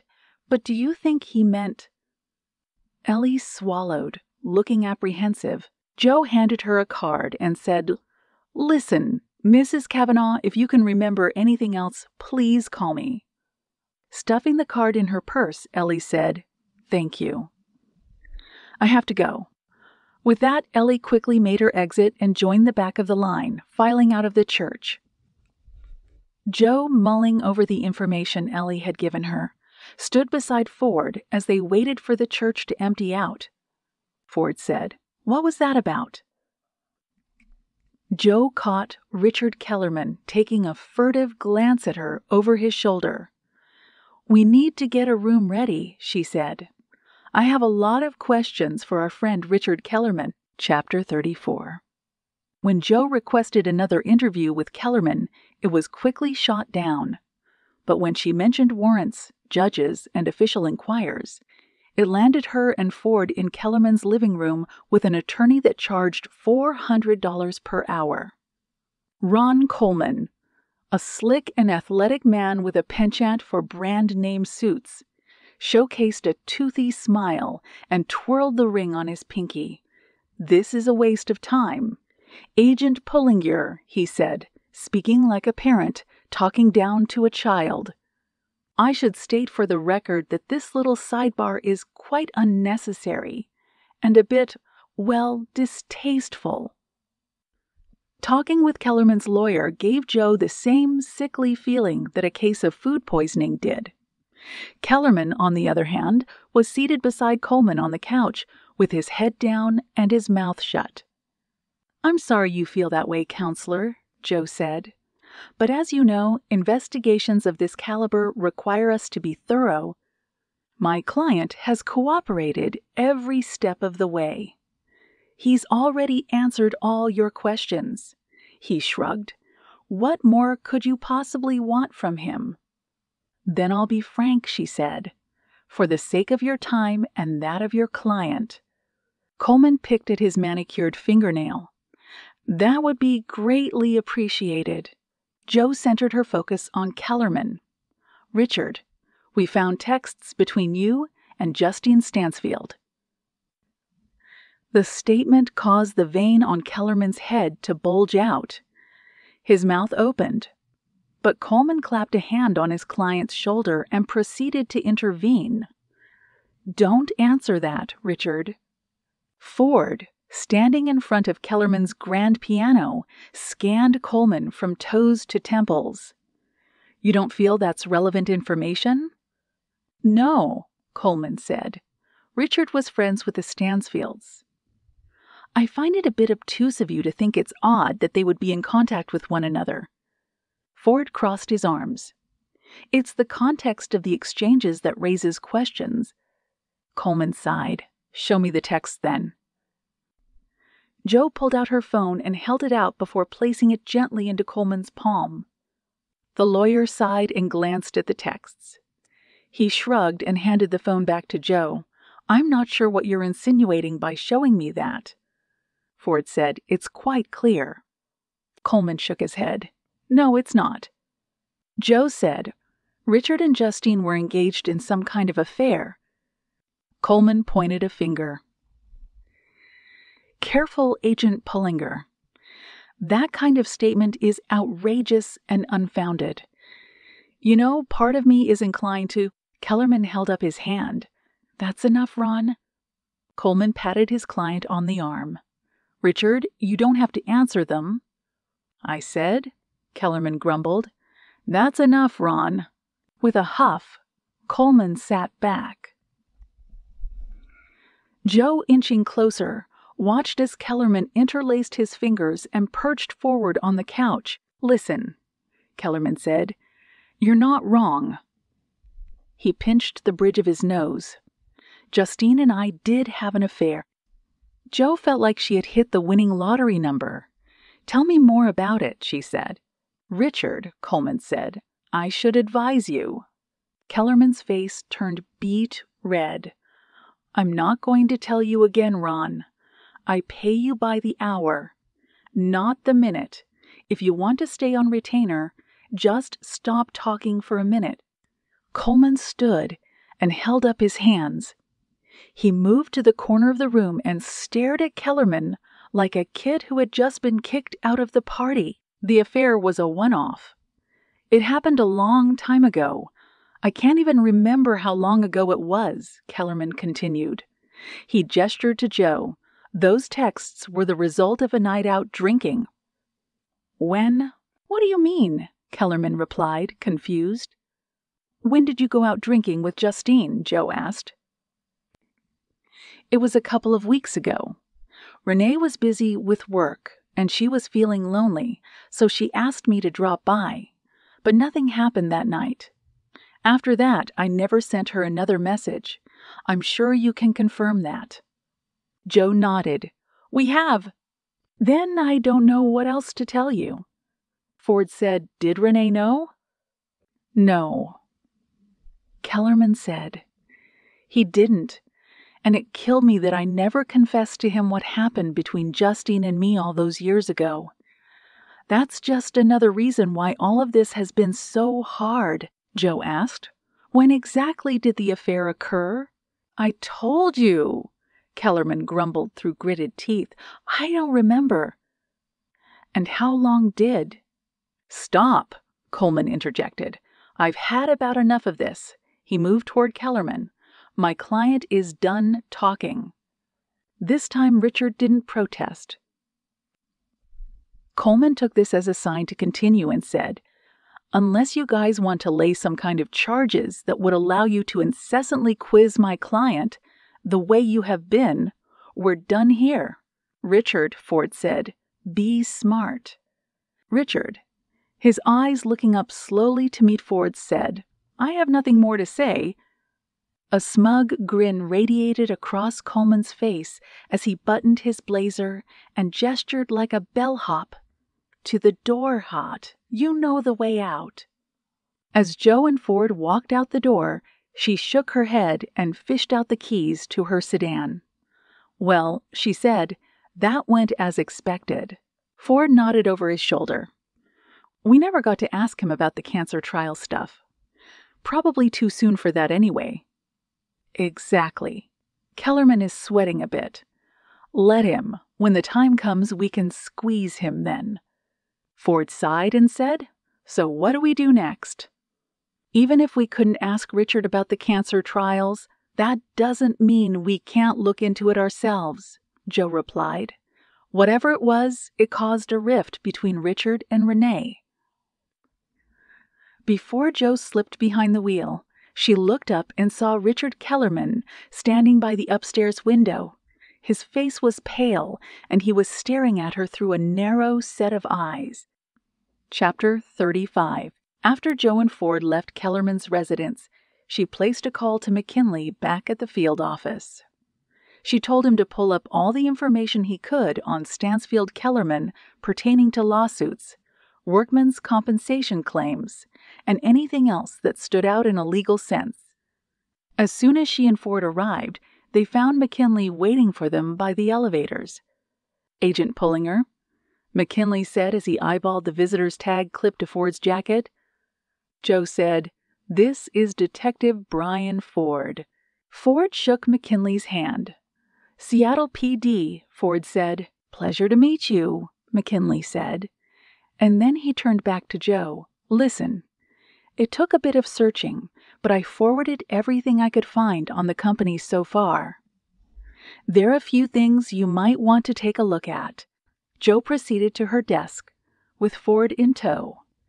She sat in front of her computer and opened the documents McKinley had just sent her. She and Ford sifted through them one by one. 20 minutes of scouring and perusing through the company's legal history eventually led them to a series of court filings that read Stansfield Kellerman versus Tully. Joe opened the document. It pertained to a lawsuit filed by a former employee named Mark Tully. "This guy filed a suit against the company," she said, citing gross negligence in regard to a drug trial called Comoxin. She glanced at Ford. That could be the drug trial Renee's assistant was referring to. "Do they mention anything particular about Comoxin in these documents?" Joe shook her head. "They don't say what it is." She opened a search page and typed in Comoxin. Nothing was listed on the company's website, but an independent news article she discovered caught her attention. She clicked the link. Ford squinted at the screen and summarized it out loud. Comoxin was being pushed by Stansfield Kellerman as a revolutionary alternative therapy for cancer patients. During a meeting with the CFO of Stansfield Kellerman back in August, Richard Kellerman made the claim, and I'll quote from the article, "Comoxin had the promise to replace chemotherapy. As the standard for cancer therapy," Joe scrolled. "The author said that Comoxin never saw the light of day." "It gets cryptic from there. She did another search. I can't find much else." "So," Ford said, "who's this Tully guy that filed the lawsuit naming Comoxin?" Joe pulled up the court document again. He was a lab assistant. Apparently, he tried to sue the company for a little over $2 million. She pointed to the screen. "Renee and Richard are named in the lawsuit." Ford read the file. "Looks like it was dismissed 2 months after it was filed." He pointed to another page. After that, the company filed a countersuit. Clicking the mouse and scrolling, Joe found follow-up documents. Tully was hit with a cease and desist order. She scrolled. "Looks like the judge voted in favor of Renee and Richard." Ford asked, "Any information on Tully?" "Address. Where's he working now?" Joe shook her head.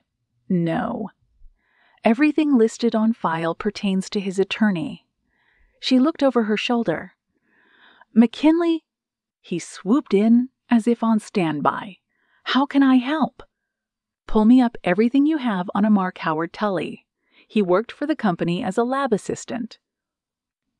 McKinley clapped his hands together. I'm on it. Ford smirked as he watched the kid leave. Laughing, Joe said, Very. Were you ever like that? At one point, she replied, Not so much anymore. Ford said, Same. He glanced at his watch. How long do you think it'll take to pull up Tully's information? Probably 5 minutes faster than Seattle PD. Are you throwing shade at my department? Of course not, Joe said with a flicker of her eyelids. The FBI just has all the cool toys. Noted, Ford said. So, assuming this Tully angle pans out, what's your theory? Joe wanted a few more pieces of the puzzle before she began with the theories. Not sure, she said. Maybe Tully can shed some light on that. Ford said, One thing we can say with certainty is that Kellerman and Justine had an affair. Joe nodded. Correct. So, Ford said, the question I have is how accurate Kellerman's timeline is in regard to that fact. Which way are you leaning? Joe's conversation with Kellerman had left her unsatisfied. I don't think he's telling the truth, and that might end up being significant. Love can make people do some crazy things, Ford said. Yes, it can, Joe said, worried that something fouler was at play. McKinley returned to the desk 10 minutes later. I just forwarded Tully's current address to you. Joe stood up. You driving? She asked Ford. Ford replied, Only if you cover lunch after we question Tully. Smirking, Joe replied, Deal. Chapter 36. It was clear to Joe as she appraised Mark Tully's apartment complex that he didn't have much money. The beige, multi-story complex near Midtown looked like a cinder block. Graffiti was sprayed on the walls. A car with flat tires and faded paint rested on the corner. Ford hopped out of the car. Not exactly the Ritz, he said. No, Joe said. It certainly isn't. Reminds me of my first apartment, Ford said. I shared it with this guy who was trying to be a musician. I bet that was loud. Very. You remember your first apartment? Joe nodded. I had a crazed roommate who stole things from me. Had to change the locks. I feel like crazed roommates are a rite of passage. Agreed, Joe said. It was almost impossible to get her out of there. I ended up blasting my stereo from my room and locking the door for a week before she finally caved and left. The story made Ford flex his brow. Impressive. Joe smirked. Psychological warfare.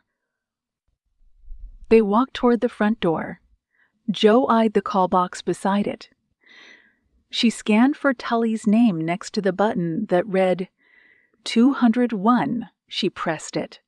It rang 3 times before a groggy voice answered, Who is it? Joe said, Am I speaking with Mark Tully? A pause. Yeah, Mr. Tully. My name is Agent Pullinger. I work with the FBI. Another pause. What do you want? I wanted to ask you a few questions in regard to your time at Stansfield Kellerman. The front door buzzed. That was easy, he said. Too easy, she replied. They entered the complex and ascended the staircase that led to the second floor. The front door was open. Standing in the doorway was a rangy man with shaggy hair, 3-day stubble, and a glossy look in his eyes that was likely from a day of binge drinking. Mr. Tully, Joe said. This is my partner, Detective Ford of the Seattle PD. Tully nodded in Ford's direction and said, Please, come in. Joe entered. Ford followed behind her. She took a scan of the room and saw that Tully lived in a studio with stained carpets and used furniture that sagged from overuse. I must say, Joe began, that you seemed more eager than most people to talk to a federal agent. Tully, peeling open his fridge, snagged a bottle of beer and nodded. Those bastards at Stansfield Kellerman ruined my life. If they're being investigated, then I'm happy to assist in whatever way I can." "I see," Joe said. "Well, your name came across our desk during our investigation into Renee Stansfield's murder." Tully thumbed off the cap on his bottle. "How so?" Ford said Comoxin, for starters. Tully's lips drew into a tight line as he took a swig of his beer. "That name will stay with me until the day I die."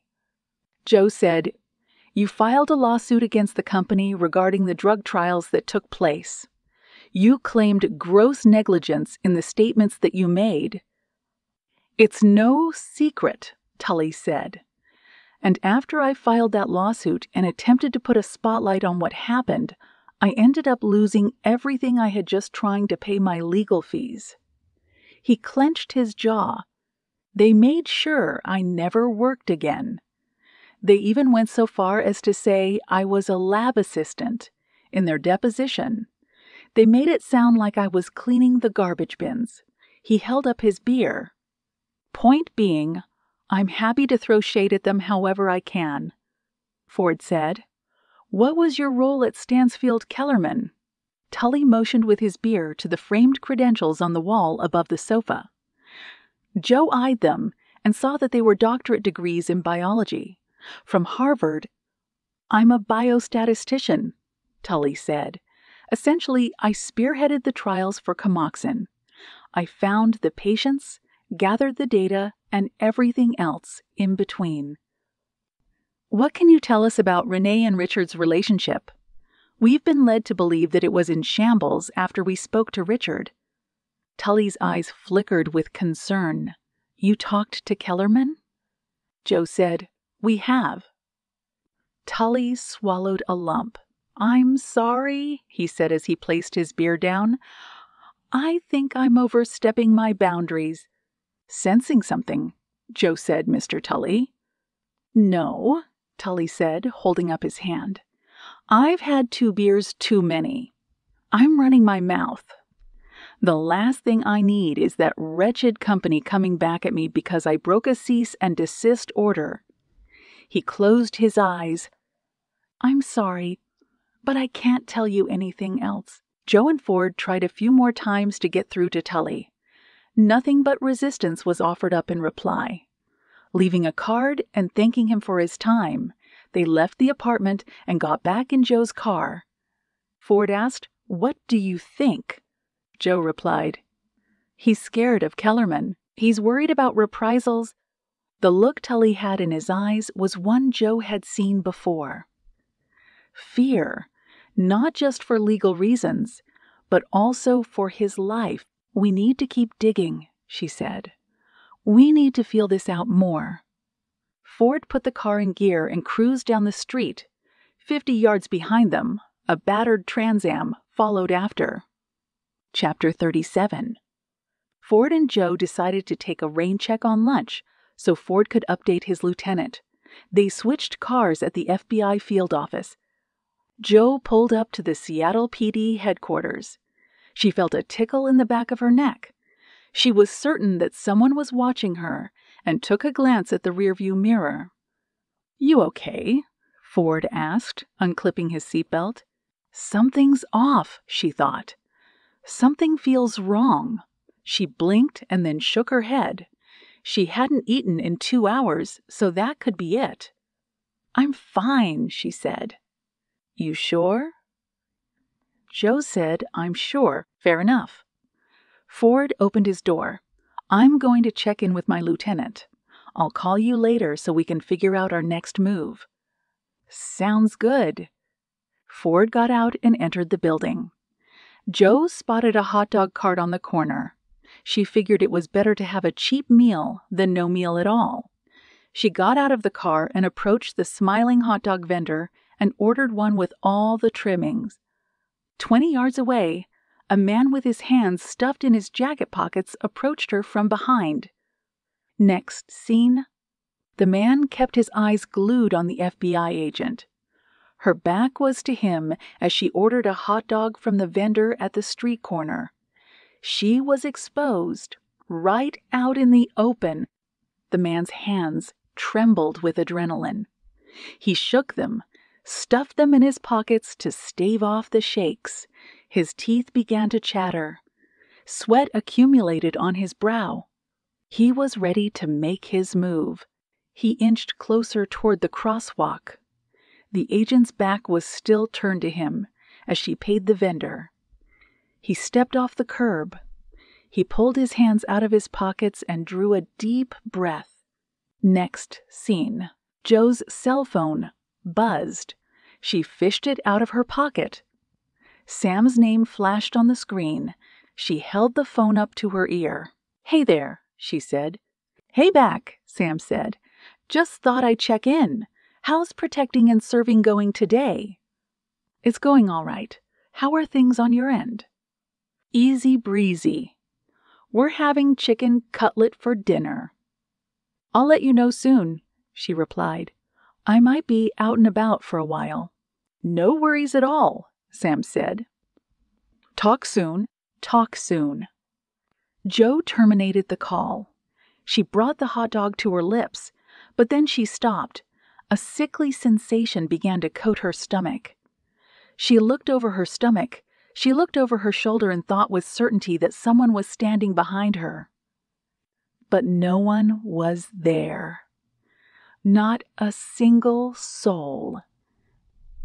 She proceeded to take a bite before getting back into her car and making the drive back to the field office. Next scene. The man watching the agent was hidden in an alleyway a few paces from where the agent had stood. He shook uncontrollably. He dabbed the sweat on his brow. He cursed himself for not making his move. He needed to get ahead of his predicament. He was boxed in. He was quickly running out of options. He had to do something, anything, to save his own skin. Chapter 38. Grantham impressed upon Joe that time was of the essence. Slipping down in his chair behind his desk, he mentioned that Morris was going before the judge the next morning, and based on how fast things were moving, his trial and almost certain conviction would happen sooner rather than later. "I know," Joe said, seated in the chair across from him. "I just need to tie off some loose ends." "Such as?" Grantham asked. "Well, it appears that Richard Kellerman was having an affair with Justine." "Is this information relevant to the case or just trivia about their social lives?" "It's relevant," Joe said. "Renee and Richard had a strained relationship. Part of it was business-related, and I suspect the other half was personal," Grantham said. "Go on." "Ford and I stumbled across something when we looked into Stansfield Kellerman, more specifically about a cancer therapy trial that went poorly. A former employee blew the whistle on it. That employee clammed up the moment we mentioned Kellerman's name." "Why do you think this employee won't speak up?" Grantham asked. "I think, and this is just my gut instinct, this employee is concerned for their safety." Grantham's eyebrows shot up. "Are you saying he fears for his life?" "I'm not sure," Joe said. "But one minute, this employee was ready to talk to us, and the next, he couldn't wait for us to leave." "And this happened once you told him you'd spoken to Richard Kellerman?" "Yes." Grantham paused as if thinking. He then said, "Do you think Kellerman means him harm?" "I can't say for certain, but the employee does fear some form of reprisal if he spoke up," Grantham said while interlacing his fingers. "Again, I need to know how this exonerates Tim Morris from being at fault." "It's something to go on," Joe said. "Plus, the affair between Richard Kellerman and Justine Stansfield. We can't ignore that." If only Renee Stansfield was dead. I could see a motive there. Kellerman wanted Renee Stansfield gone so that he could be with his lover. But with Justine Stansfield dead as well, I don't see how that angle is plausible now. Joe was silent. She then said, Something is simmering under the current of this whole thing. We can't base our decisions on feelings, Agent Pullinger, Grantham shot back. I know. But allow me some more time, sir. I can't provide an answer that exonerates Tim Morris just yet. All I can tell you is that everything I've uncovered in the past 24 hours prompts a closer look. Grantham tapped his finger on the desk, fixed his eyes on the ceiling. Joe could sense that the SAC was mulling all the information over. Agent Pullinger, he said, if it were any other agent sitting before me, I'd tell them they were reaching. But your history at the Bureau does allow you some leeway. He held up 2 fingers. 2 days. Wrap up what you need to. If nothing of relevance is turned up, you move on to the next assignment. Is that understood? Understood, sir, Joe said, standing and moving toward the door. She needed answers from Kellerman. She needed to find out what he was holding back. Checking her watch, she saw that it was just past 8 o'clock. Ford had likely gone home. There was nothing more she could do tonight. Tomorrow, however, was another day, and the first thing on the agenda would be to bring Kellerman in for questioning. She and Ford would put the screws on him, make him open up about this affair and the situation with Mark Tully. Secretly, she was also hoping to get another stab at Kellerman's lawyer, Ron Coleman. The last time he'd had his way, but the only reason for that was because they were at Kellerman's residence. With Kellerman stuck in an interview room, they would have a home court advantage. Joe liked the sound of that. Unbeknownst to her, 3 miles away, a man slowly approached the front door of Kellerman's residence. Chapter 39. Richard Kellerman was seeing double as he took his 3rd swig of whiskey from his glass. Night had fallen. The house was quiet. His mind was spinning because of copious liquor and overthinking. Seated on his couch, he put his drink down and held his head in his hands. I'm screwed, he whispered. It's over. They know. He pounded a fist on the table in front of him. God help me. The FBI and the Seattle PD working together had put him on edge. He didn't like them snooping around. The thought of them turning over things he had been keeping secret for years was something that did not sit well with him. He stood. His legs felt like rubber. Walking like a toddler over to the record player near the bar cart, he took out a Rolling Stones vinyl and placed it on the turntable. He brought down the needle. Worried About You began to play as he went about fetching another drink from the cart. He poured 2 fingers worth of whiskey. He took a sip and closed his eyes. His head pounded. Images of Justine began to dance in his mind. His eyes began to water. His world felt like it was falling apart. He turned his focus back to the record player. He turned up the volume. Right as he did, 2 knocks sounded on the front door. He squinted. Who is it? No one answered. He stepped closer to the door. I said, who is it? Still, no one answered. He put his drink down again, cursed under his breath. He approached the front door, tripping but quickly regaining his balance. He straightened his posture and tried his best to look presentable. Composed, he palmed the door handle. He disengaged the locks. He swung the door open and felt his stomach twist as he found himself staring down the barrel of a gun. Chapter 40. Seated at the desk in Sam's guest bedroom, Joe couldn't take off her thinking cap. She knew she was close to breaking something in the case, and she was certain that Kellerman was the key. Her laptop was open, the glow of the screen on her face. She checked her watch. It was 8 minutes past 10. She rubbed her eyes. Weariness was settling in. Joe told herself it was best to call it a night. Knuckles rapped on the door. 2 small knocks. She stood open the door and found a weary-eyed Chrissy in her pajamas with a teddy bear clutched to her chest. "Chrissy Bear," Joe whispered, "what are you doing up?" "I can't sleep," Chrissy grumbled. "I had a bad dream." Joe wondered if nightmares were a genetic trait, passed down by Pullingers from the past. She smiled, taking Chrissy by the hand and leading her to the bed. "Come on, sit down." Chrissy sat. "So," Joe said, "what kind of dreams are you having, lady?" Chrissy shrugged. "I keep having one about the big dog across the street chasing me. I can't find Mommy or Daddy anywhere in my dream." Joe rubbed her niece's back. "Oh, Chrissy, it's okay." She traced her fingers through Chrissy's hair. "They're just dreams." "I know. They're still scary, though." Chrissy looked up at her aunt with wide eyes.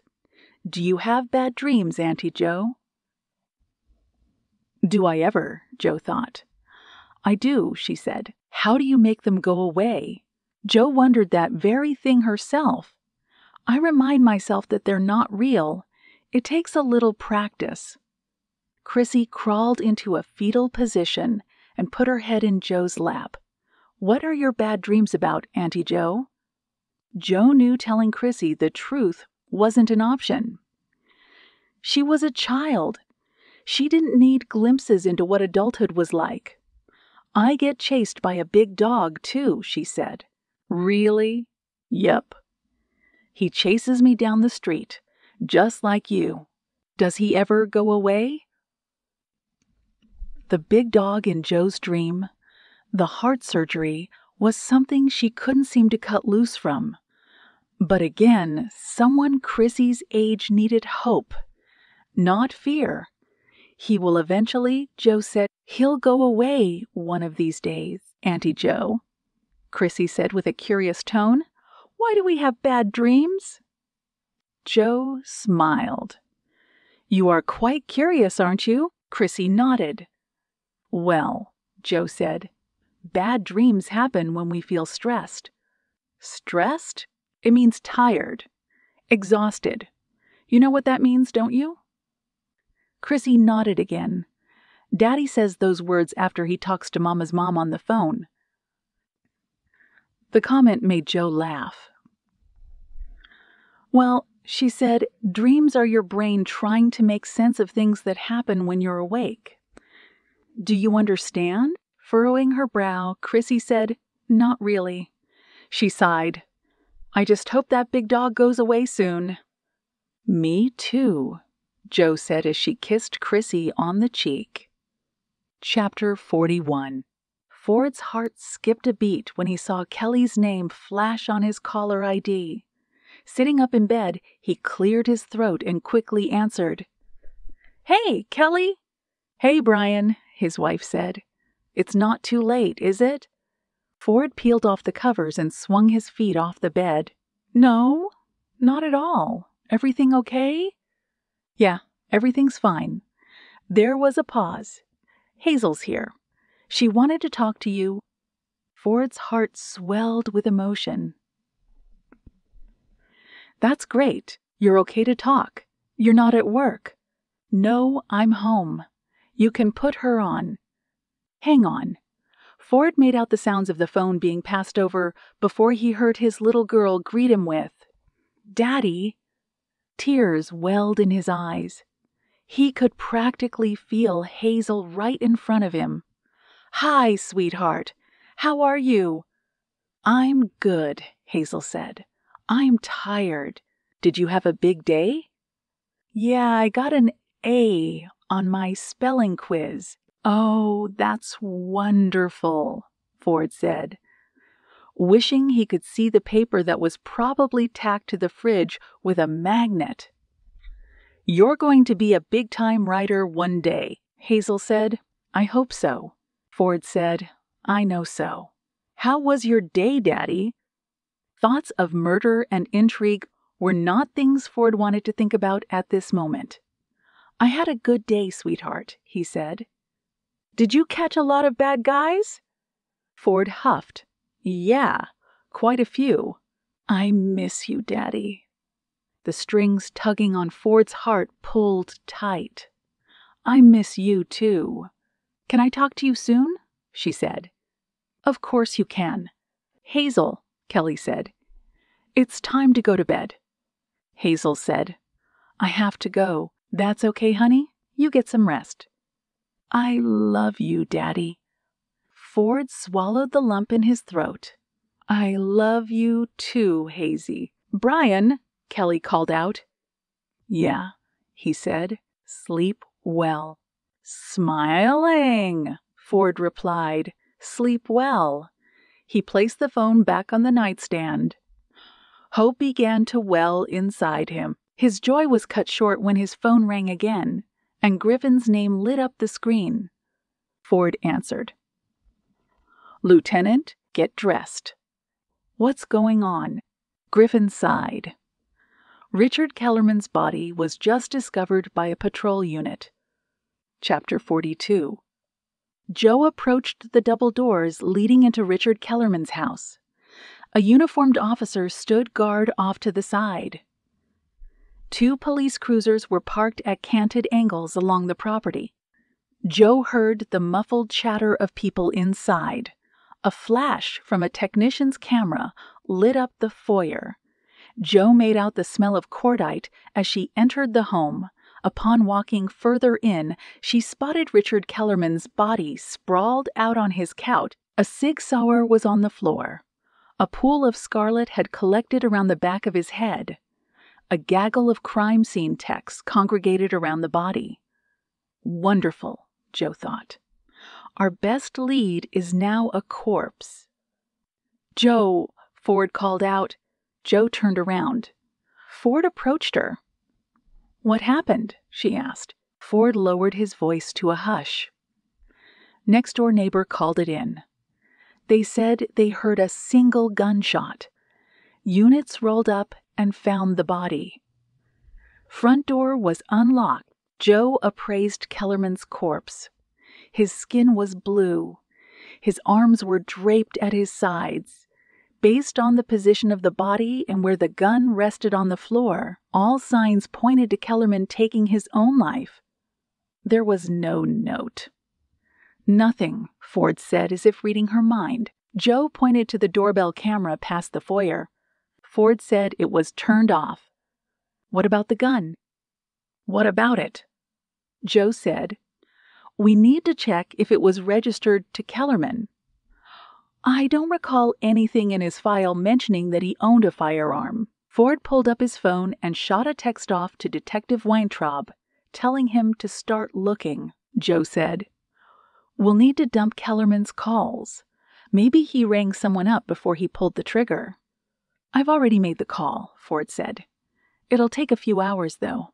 He glanced at the body. Joe said, what are you thinking? I'm not sure. But something doesn't smell right. Does your lieutenant have an opinion? I just called her. She thinks maybe grief got the better of Kellerman in light of everything that's happened. Sounds like she's giving a diplomatic answer. I thought the same thing. And you, Joe said, what does your gut tell you? Ford shrugged. I mean, Kellerman was stressed, but I didn't take him as a guy who would kill himself. I'm inclined to agree. But either way, Kellerman taking his own life tells me that we were getting close to something. A technician, dressed in a jumpsuit and booties, pulled off her mask and nodded for them to join her out in the hallway. She was young, possibly just north of her mid-20s, with striking good looks to match. Looks like your guy, she said, took a handful of muscle relaxers. We found a half-empty bottle under the couch and a bottle of whiskey. You can still smell the booze on him. Joe and Ford conferred with the tech for a few more minutes, clarifying and going through even more details that confirmed that Richard Kellerman had, indeed, taken his own life. Well, Joe said, with whatever transpired between Renee and Richard, coupled with Renee's murder, I'm guessing it pressured Richard to the point that he killed himself." Ford was silent. Joe then added, "But I don't buy it." "Not just yet." "But we know Kellerman was rattled," Ford replied. "We saw it when we interviewed him in this house." "I know. It just seems too convenient." Ford raised an eyebrow. "Convenient? Think about it. The moment we put a little pressure on him, he snaps and kills himself." Ford stared at her. "I don't see anything odd with that." "Come on, doesn't that feel just a bit off?" Ford frowned. "Nope. Not to me. Guilt finally got to him." He had an alibi on the night of the murders. We confirmed that he was indeed at the opera when the Stansfields were murdered. There were security cameras on the premises that caught him entering and leaving the theater. The date stamps on the footage 100% exonerate him of the crime. Ford was silent. She added, with Renee out of the picture, he was now fully in control of a multi-billion-dollar pharmaceutical company. He should have been celebrating, not drowning his sorrows in liquor, and most definitely not putting a bullet through his skull. Ford thought about it. He then said with a shrug, maybe he was feeling guilty about something else? Joe bit her lip. This whole thing feels like a jigsaw puzzle. We just need a few more pieces that show the full picture. Okay, how do we proceed? We dig deeper, Joe replied as her brain started to work overtime. There's something we don't know yet. Something we don't know yet. Something crucial. She sighed, and I have a feeling that when we shed light on whatever that is, we're not going to like it, the technician called out to Joe and Ford. They walked over. The technician then proceeded to tell them that the shell casing they discovered was a 9mm round. It was a common round. Joe knew that. But something about the same caliber of rounds found at both the Stansfield crime scene and Richard Kellerman's suicide tickled the analytical side of her brain. Now that can't be a coincidence, she thought. Chapter 43. The man paid $20 to the woman at the front desk of the Fleabag Motel. He made it a point not to make eye contact with her before receiving the key and shuffling off to his room. Once inside, he locked the door, closed the curtains, and sat down on the bed that smelled of mildew. The man pulled the weapon he had used to kill Richard Kellerman from the back of his pants. He looked it over. His hands started to shake. He held his head in his hands. He coughed and felt his chest sear from the pain that it was causing. I don't have long, the man thought. I can feel this stuff tearing apart my insides. He didn't want to kill Kellerman, but he had to. There was no choice. The police were getting too close. He couldn't risk them sniffing out a trail. The man's stomach grumbled. It had been close to 6 hours since he ate anything, but it was becoming harder to keep a meal down. He could feel his energy levels depleting. He needed to eat something, anything if he was going to be able to stay on the move. He fished in his pockets. He had $6 in change. He had enough money in his bank account to pay for a 5-star meal, but for multiple reasons, he couldn't risk touching the cash yet. He tucked the gun in the back of his waistband and covered it with his jacket. He slunk out of his room and approached the vending machine at the end of the hall. Thunder clapped overhead. It was only a matter of time before the storm arrived. He put $1 into the soda machine and punched the button for a soft drink. He took it, moved to the machine dispensing candy bars and chips, and bought one of each. He turned around to head back to his room. He saw a young boy standing in the hallway, looking up at him curiously. He couldn't have been older than 6. The man froze in his tracks. He stared at the boy and took a look around for signs of his parents. "You hungry, mister?" the boy said. The man swallowed the lump in his throat.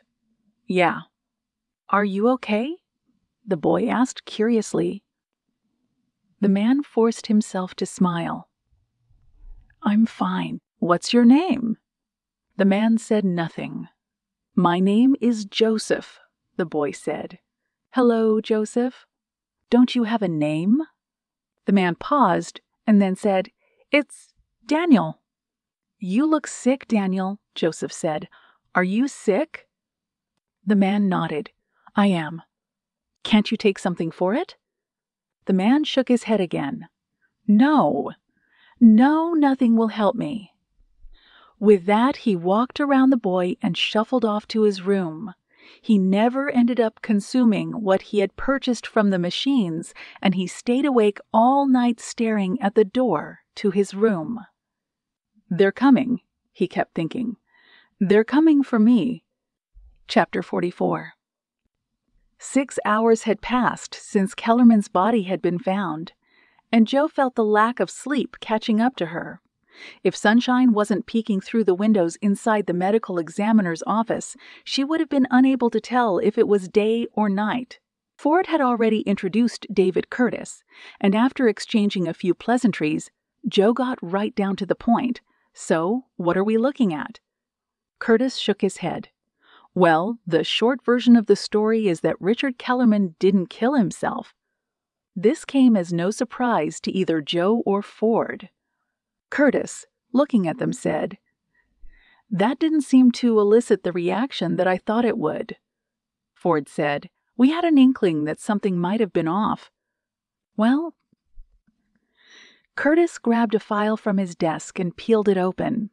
It took all of 10 minutes of examining the body to know that things were not lining up. So, Jo said, Are we safe to assume Kellerman was murdered? Curtis nodded. Most definitely. First off, Kellerman had no GSR residue on his person. He pointed to the file. Second, he was shot in his left temple, but the angle of the shot is inconsistent with a suicide. But that's just the surface level stuff. I have a laundry list of items here that support the theory that this was a homicide masked to look like a suicide. He handed Jo the file. Jo, perusing the items on the ME's checklist, saw that the position of Kellerman's body pointed to the fact that someone had arranged the corpse after he had died. Well, she said, now the question remains. Who's at fault for this? Curtis leaned back on his chair and then said, slowly, Unlike the suicide theory, what I'm about to tell you next will surprise you. I'm certain of it. And what is that? Ford said. It's quite possible that whoever killed Richard Kellerman is also responsible for the deaths of the Stansfields. Jo's head felt like it was filled with helium. Can you please repeat that? She said. Curtis jutted his chin at the file in Jo's hand. As I was working, something stuck out to me. The 9mm round that your text dug out of the wall, the one that was fired into Kellerman's head, was similar to the rounds I found in the Stansfields. I'll need to corroborate with your people, but when I put the rounds that killed the Stansfields under a microscope, I found that there was, essentially, a valley-like depression near the tip of the bullet. In essence, this would indicate that the bullet was fired from a gun that has seen significant usage. The same depression was found on the bullet that killed Richard Kellerman.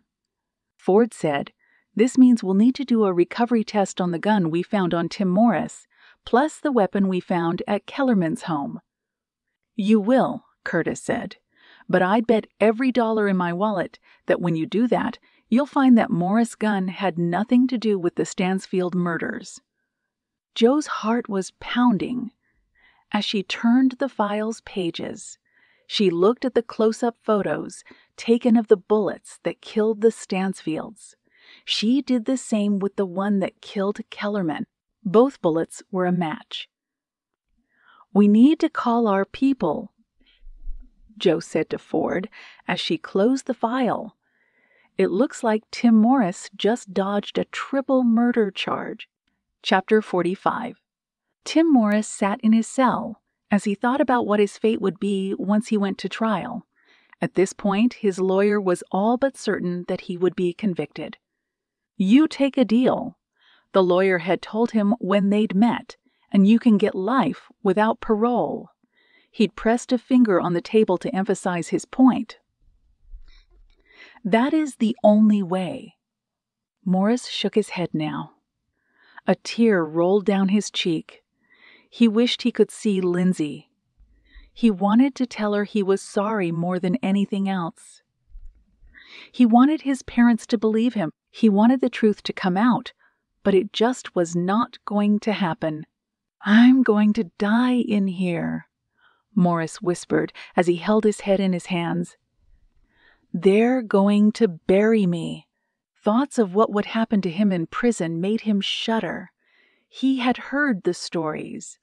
He knew the kinds of things inmates like to do to young men like him. He tried to breathe. He tried his best to resign himself to his fate. Then he heard the jingling of keys. He forced his eyes open. He looked up. A guard was looking down at him, and right beside him was his lawyer. "What is it?" he asked. "What are you doing here?" The lawyer smiled. "Tim, I'm here to tell you that you'll be going home soon." He blinked. "What?" "You'll be going home soon," he repeated. He stared at the lawyer in disbelief. "Is this a dream?" "No dream, son." The lawyer's smile widened. "You're going to be a free man." A wave of euphoria washed over Morris like a tidal wave. He couldn't speak. All he could do was break down and cry. Chapter 46. A flock of news reporters rushed toward the tearful reunion. They snapped and recorded the raw emotions between an exhausted mother and father and their relieved son. "Feels good, doesn't it?" Ford said. Joe watched Tim's mother kiss him on his cheeks. "It does," she said. "But I'm afraid this will stick with him for the rest of his life." Ford nodded. Tim looked gaunt and pale as his father had his arm around his son's shoulders. "I'm sure he'll never forget this. But he's free now. And that's what matters." "I agree," Joe replied. However, Ford said, "It puts the spotlight back on us, and that is finding out who's truly responsible for those killings." Joe knew he was right, but she said nothing. The Sig Sauer found at Kellerman's home not only did not match the bullet found in the wall, but also hadn't been recently fired. Quite sloppy, Joe thought. Any other killer would have used the Sig Sauer to kill Kellerman and then put Kellerman's fingerprints on it. Morris caught them standing in the distance. He approached with his parents. The gaggle of reporters and cameras followed with them. Joe, standing tall, nodded at Morris. "Hey, Tim!" A teary-eyed Tim extended his hand. "Thank you," he said. "Thank you both for believing in me." Joe shook Tim's hand. "I'm sorry you had to be locked up, but we had to make sure." He looked over at his parents. "I want to go home." Joe watched as the Morris got inside their vehicle and drove away. Joe and Ford were walking back toward Ford's car when the reporters turned their attention on them and began haranguing Joe for a comment or statement. "That's enough," Ford told them. "Thank you for your time." The two piled into Ford's Crown Vic. The hubbub of reporters outside was muted as Ford slowly made his way out of the parking lot. "What's your opinion on beer?" he then asked. "I've never been a huge fan," Joe said. "But right now, it sounds like the best thing in the world." Next scene.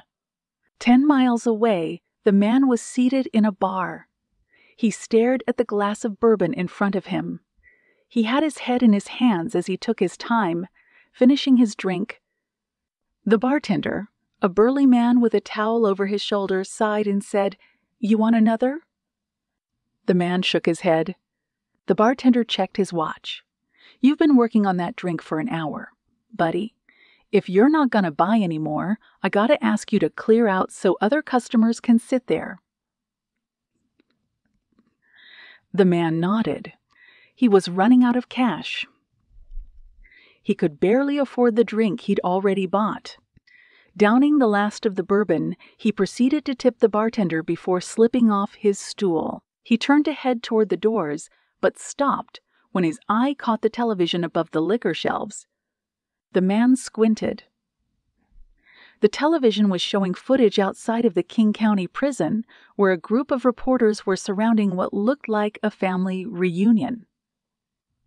The man's eyes suddenly went wide as he realized he was looking at the same woman he had nearly approached at a hot dog stand just days before. Special Agent Johanna Pullinger.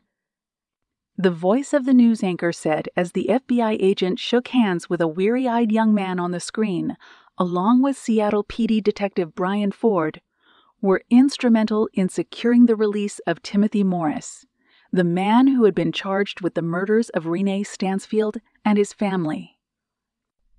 The man tuned out the news anchor as he stared at the face of the FBI woman on the screen.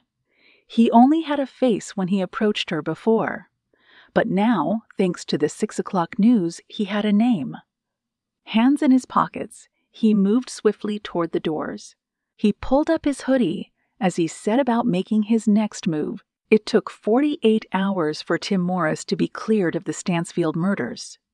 The entire time, Jo found only pockets of sleep. She had been running back and forth between both the field office and the Seattle PD headquarters. Endless phone calls had been made. The gun found on Morris was not a match to the murders of the Stansfields, and at 5:02 p.m. on Saturday, Jo, standing with Ford outside the King County Jail, watched as Tim Morris ran into the arms of his parents. Chapter 47. Ford placed a bottle of beer in front of Jo. He slipped down in the seat across from her as Jo's eyes remained glued to the television mounted in the corner of the dive bar. The television was showing the footage of Jo and Ford speaking with Tim and his parents. "So," Ford said, "what now?" Jo sipped her beer and put it down. "That's the question of the hour," she replied. "Now that Morris is cleared, we need to figure out which lead to follow up on. We're on the same page that whoever killed the Stansfields also murdered Kellerman. I've already placed calls with every gun shop in town to try and get a lead on where the murder weapon came from. I feel like it's a wild stab in the dark, though." Jo nodded. "The gun is old based on what we know. Point being, it could have come from anywhere." "Well," Ford said, "let's cite what we know." "What we know," Jo said, "is that Renee and Richard had a strained relationship because of those drug trials and that Richard was having an affair with Justine." Ford nodded. "And one of those two things ended up snowballing to the point that it forced someone to kill Renee and his family as a result." "Indeed." Jo leaned back in her seat. "So, what do you suggest in terms of a game plan?" Ford said, "We question everyone who was close with Renee and Justine. Someone has to know something about the affair Justine was having with Richard. Rich people have social circles. Gossip floats around. In terms of Renee and Richard's relationship, we need to contact more people inside Stansfield. Kellerman that are willing to talk about the drug trial." "I'll take the lead on the drug trial angle," Jo said. "And I'll take the lead," Ford said, "on the Richard and Justine affair." "Any ideas where you'll start?" Ford nodded. Karen Caldwell, Justine's closest friend. If anyone might have information about the affair, Vegas odds sway in favor of her possessing that knowledge. He gestured to Jo. "What about the drug trial angle? What are you going to do?" The lines in Jo's brow wrinkled. "I have a feeling," she said, "that Mark Tully might know more than what he's leading us to believe. I'm thinking that he's going to keep quiet based on our last conversation with him."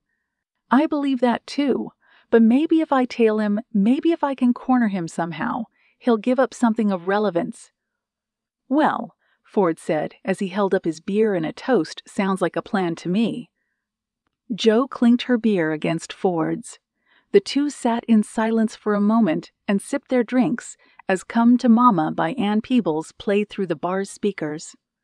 Ford said, "I like this song," and tapped his finger on the table to the beat. Jo smirked. "I pegged you for an oldies guy." "Oh yeah, why's that?" Jo gestured to Ford's hair. "The gray near your temples." Ford laughed. "You're calling me an old-timer?" Jo shook her head. "I was going to say distinguished. That's just a fancy way of saying old." Ford looked over his shoulder.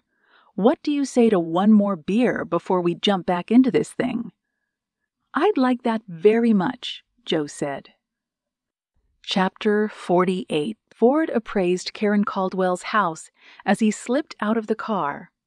The residence was a 3-story mansion resting near the ocean, gated off and requiring someone to buzz Ford into the circular driveway upon arriving. He peeled off his sunglasses. The bass from the music playing inside the house was spilling outside. Ford approached the front door, badge on his hip. He knocked twice. The door opened. A younger-looking man in workout gear answered with a smile on his face. "Yeah," the young man said. "Can I help you?" Ford looked over the young man's shoulder. "Is Mrs. Caldwell home?" The young man laughed. "It's Ms. Caldwell. And yeah, we just finished a session." Who are you?" "Her trainer." He looked Ford over from toes to head. "You got a solid build. You need some personal lessons. I charge $200 an hour." Ford wasn't in the mood. "Please inform Emir." The young man shouted out for Karen. Moments later, Karen Caldwell appeared in pink-colored workout gear. She was tall, blonde-haired, and she had a complexion that showcased what looked like a dozen plastic surgeries and a smile that revealed whitened teeth. She dabbed the sweat off her brow and walked into the foyer. "Thank you, Devin," Karen said as she patted the young man on the back. "I think that's enough for the day." The trainer kissed Karen on the cheek and told her he would see her in 2 days. He told Ford to give training some thought before grabbing his bag and heading out the door. "Please come inside," Karen said, "and please close the door if you don't mind." Ford went in and closed the door behind him. "Can I get you anything?" Karen asked. "A vitamin water." She then giggled. "Something stronger?" Ford pointed to the stereo in the living room. "If you could turn the music down, that'd be great." Karen obliged as she thumbed the power switch and began rolling up the workout mats on the floor. "I had a feeling you'd stop by," she said. "The police, I mean. Is that so?" Karen nodded. "It was quite a stir when those charges were dropped from the kid who killed Renee and Justine." "You sound like you believe he still did it." Karen shrugged. "Doesn't matter what I think. I mind my own business." She giggled again. "I'm just a divorcee living my best life." Thoughts of the trainer floated through Ford's mind. "I can see that. You're rather transparent." Karen shrugged again. "I don't see the point in presenting myself in any other fashion." Then, in the interest of transparency, Ford said as he took a step forward, "I'd like to pick your brain about the affair Justine Stansfield was having with Richard Kellerman." Karen's smile melted into a frown. "I see. You know something. You don't beat around the bush." "Time is of the essence, Ms. Caldwell," Ford said.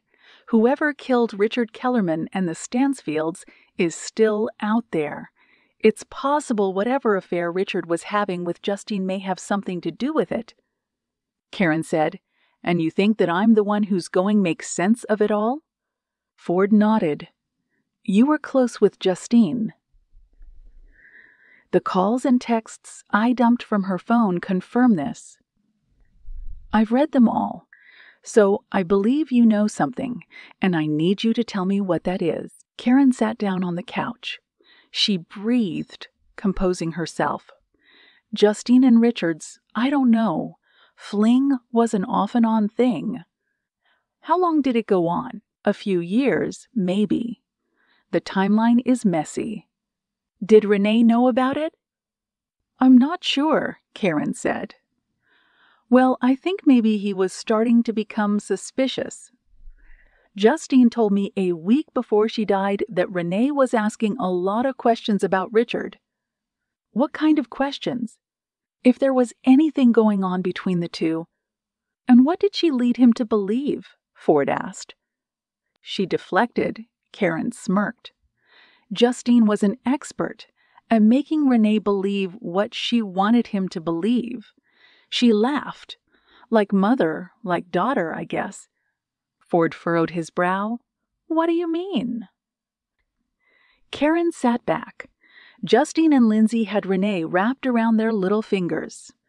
They were his world. He did everything for them. Stick to the affair, Ford said. Did Renee know, or did he not? Karen sighed. I think he did. The last time I saw them, all of them, was a couple of days after Justine told me Renee was asking about Richard. Something was off. You could feel the tension between them.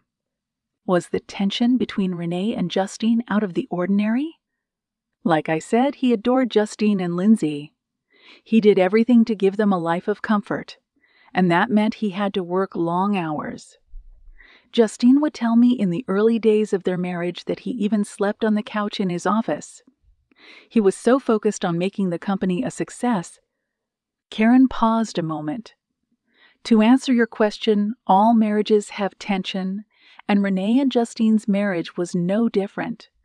But this time, it felt different, like something had fractured between them, you know? Ford made a mental note. The night of the murders. You spoke with Justine several times over the phone. What did you speak about? Nothing specific. We were making plans to get our hair done the next day. At one point, the text stopped. I thought maybe she had gone to bed. I didn't think anything of it. A tear rolled down Karen's cheek. We all know what happened after that. Karen, Ford said as he stepped closer, I'll ask you flat out. Do you believe that Justine's affair with Richard may have had something to do with her death? Slowly looking up, Karen said, I do. Tell me why, he said, and please don't spare any of the nitty-gritty details. Chapter 49. Joe knocked on Mark Tully's door. It took 2 more knocks for him to answer. When he did, he huffed and quickly said, I have nothing more to say to you people. Joe showed Tully her palm. Mr. Tully, she said, just a couple of questions and I'll be out of your hair. Tully shook his head and crossed his arms defensively.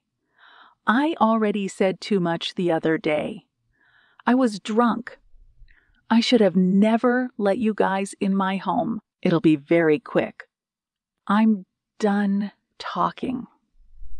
Unless you cuff me, read me my rights, and take me in, that's all I have to say on the matter. He shut the door. Joe sighed, shook her head. She headed back down to her car, pulled out her phone, and plugged in Ford's number. Yeah, Ford answered. She got in the car. Tully just slammed the door on me like I was an air conditioner salesman. You're surprised? Not in the slightest. Nonetheless, I'm at a stalemate here. Ford said, What are you going to do now? Joe eyeballed Tully's apartment complex through the windshield. I'm going to sit tight and see if he goes anywhere. Maybe I'll get lucky, and he'll head out to a bar to load up on liquor. Maybe he'll be more inclined to talk then. Gotta play the hand you're dealt with. Indeed, Joe said. How are things going with Karen Caldwell? Ford said, "I'm still here, but I'll be leaving in a minute. I need to call my lieutenant and give her an update, but we should meet up soon. How long are you going to stay on Tully?" Checking her watch, Joe saw that it was 5:45. "Give me a couple of hours. I'll call you when I'm on my way back to the field office." "Good luck." "You too." Joe hung up the phone. It was a stab in the dark that Tully would be more approachable as the night wore on. All she could do was wait and try. Turning on the car radio, she listened to an oldies station and kept her eyes peeled on Tully's complex. Next scene. An hour and a half had passed, and the sun had gone down when Mark Tully stepped out of his apartment building. Switching off the radio, Joe sat back and held a hand to her face to hide it as Tully took a look over both shoulders. He looked nervous, worn out, antsy. He fished out his keys and walked toward a battered Ford Pinto parked near the sidewalk. Tully got in the car, started the engine, did a U-turn, and headed down the street. Joe, starting her car, followed after him. She made sure to maintain her distance, following Tully as he drove out of Midtown. He got on the I-5 and drove for 12 minutes before taking the exit. The exit spilled out into a seedier part of town, known as Rainier Beach. Tully turned onto South Ryan Street and then onto 51st, before linking up with Renton Avenue. Renton turned into 55th Avenue, and as Joe tailed from 100 yards away, she found that most of the town was run down, boarded up, and covered in graffiti. The Pinto idled near a stop sign. It didn't move for 10 whole seconds. A short distance away, Joe pulled the car to a stop and killed the headlamps as she watched a figure dressed in a skirt approach the passenger side of Tully's car. "What are you up to, Mark?" Joe whispered. The figure spoke to Tully a few steps away from the door. When the figure moved closer to the light, Joe was better able to make her out. She was scantily dressed. Joe smirked, knowing full well what was taking place. She watched the woman get into Tully's car before Tully made a right turn at the stop sign. Joe throttled the engine. She closed the gap on Tully's vehicle. As soon as she was 10 yards out, she thumbed the switch for the emergency lights mounted on her dash, flew past Tully's car, and came to a stop in front of it. Joe swiftly got out of the car. She drew her gun. She approached the driver's side and told Tully to roll the window. "Hands up," Joe said. "Slowly." Tully complied as Joe pointed her weapon inside the vehicle. Seated next to Tully was a girl who looked years younger than him. Her eyes were wide, and she looked like she was about to faint. The color on Tully's face had drained. His shirt was halfway unbuttoned. "Good evening, Mr. Tully," Joe said. "You feel like talking now?" Tully rested his head against the steering wheel as Joe pulled out her cuffs and opened the driver's side door. Chapter 50. Joe entered the interrogation room. Tully looked up. His hands were shackled. He glared at her. "Hey, Mark," Joe said with a smile. "Lawyer," he replied. "That's not going to fly." "Lawyer," Tully said, as though it were a curse word. Joe pulled out a chair. She sat down in front of him. She folded her hands in her lap and stared right into his eyes. "How many times have you done this?" Tully said. "Done what?" "Pick up women to solicit sex." "Lawyer," Tully said again. Joe shook her head. "I've got all the time in the world," she said. "You don't, but I do. I'm on the clock. I'm resolved to stay here all night if need be." Tully sighed. "Get bent," he said. "That's quite rude of you. I want my lawyer. I'm not telling you a damn thing." "Your lawyer is on the way," Joe said.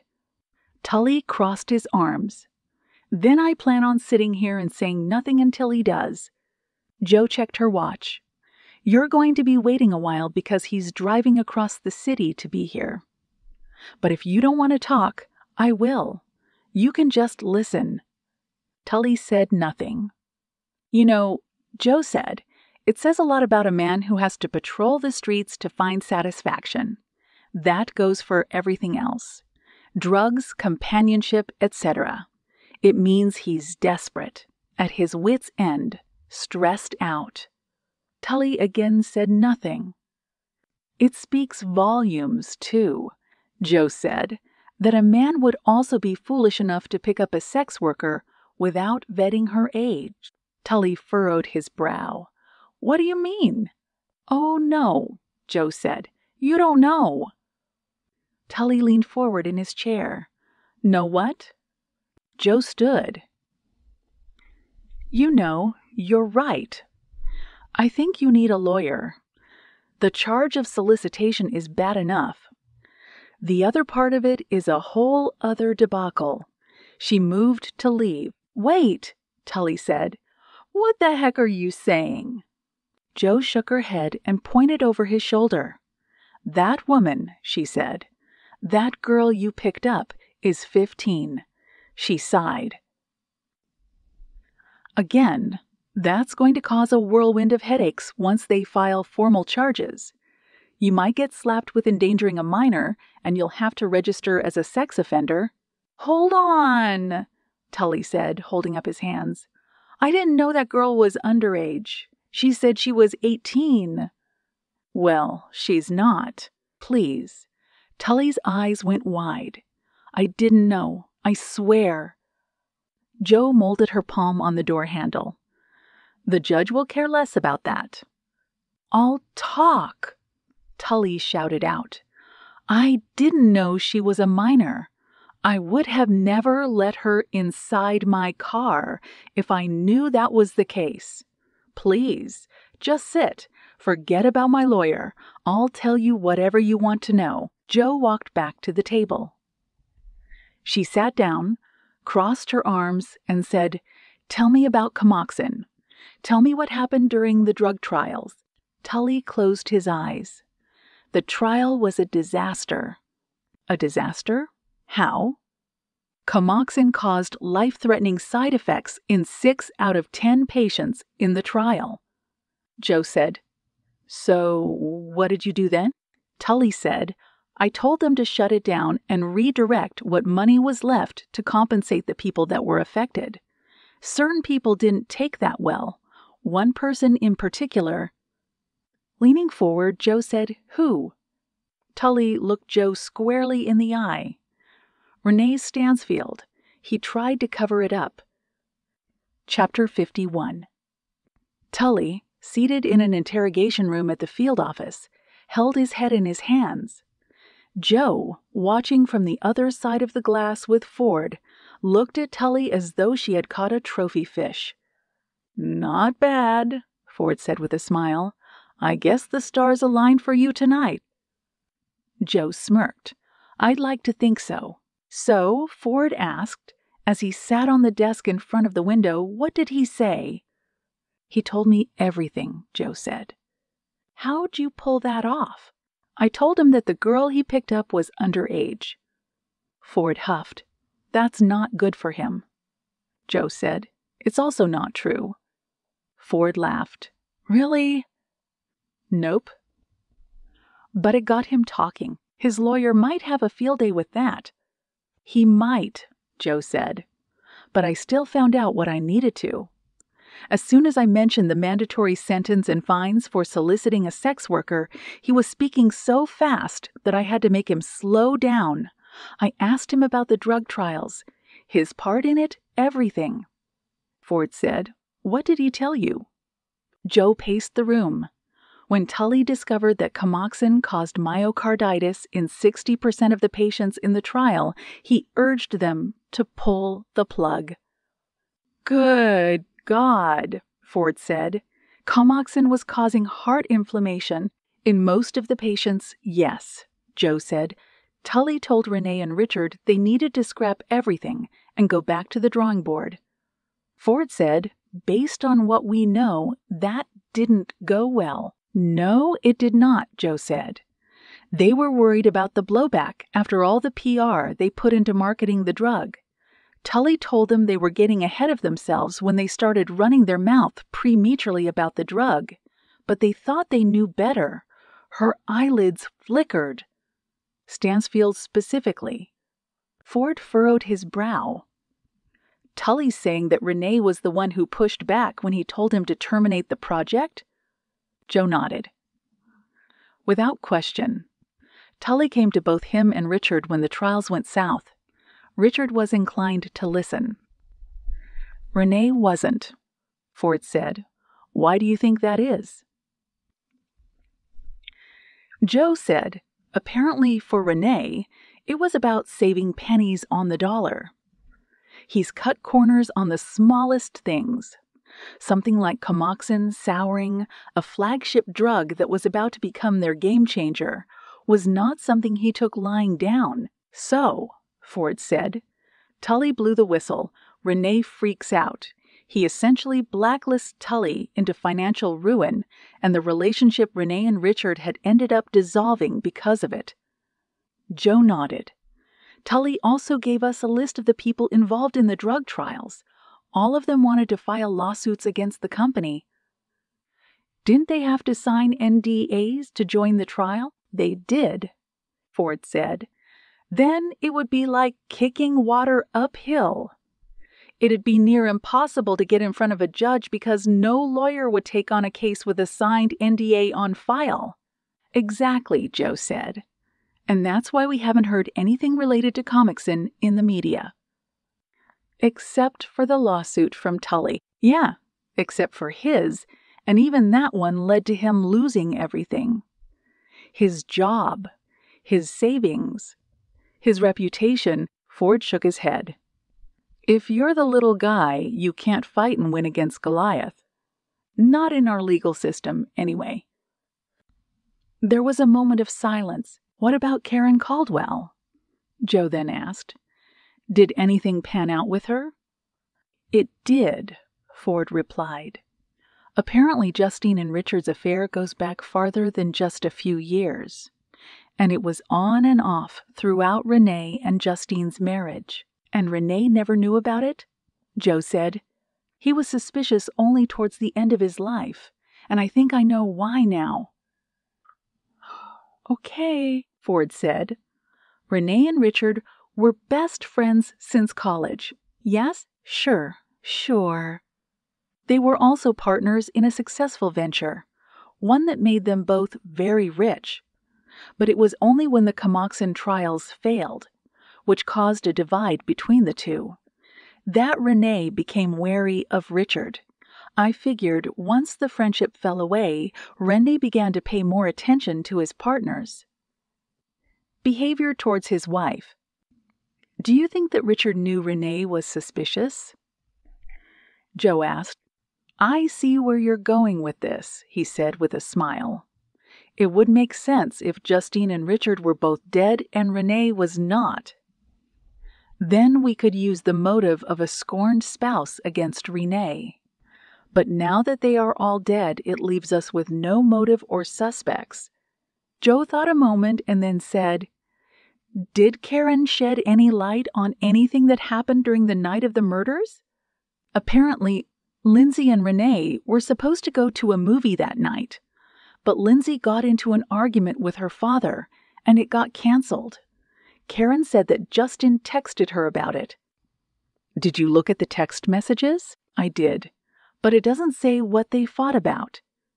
Joe turned to the one-way mirror. Tully had his arms wrapped around himself as he stared at the floor. She sighed. Bringing him in was a waste of time. It might not, Ford replied. She turned to him. What do you mean? Maybe the names of the patients he gave you could help us break this case open, Ford replied. Chapter 52.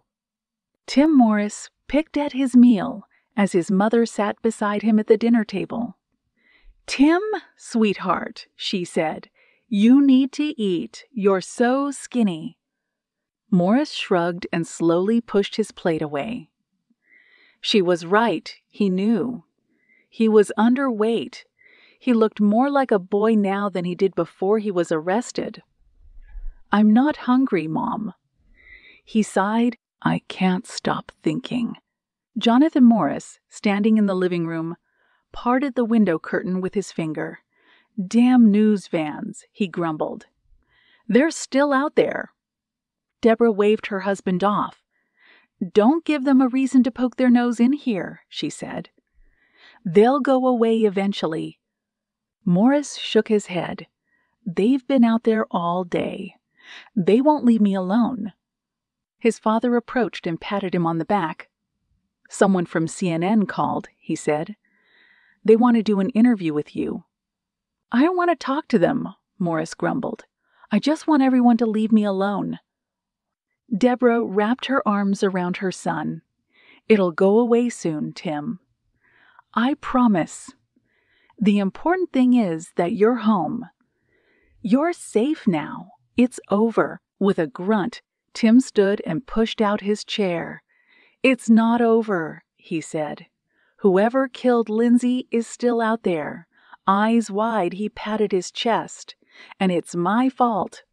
I could have stopped them. I should have stopped them." "Tim," Deborah cooed. "There was nothing you could do.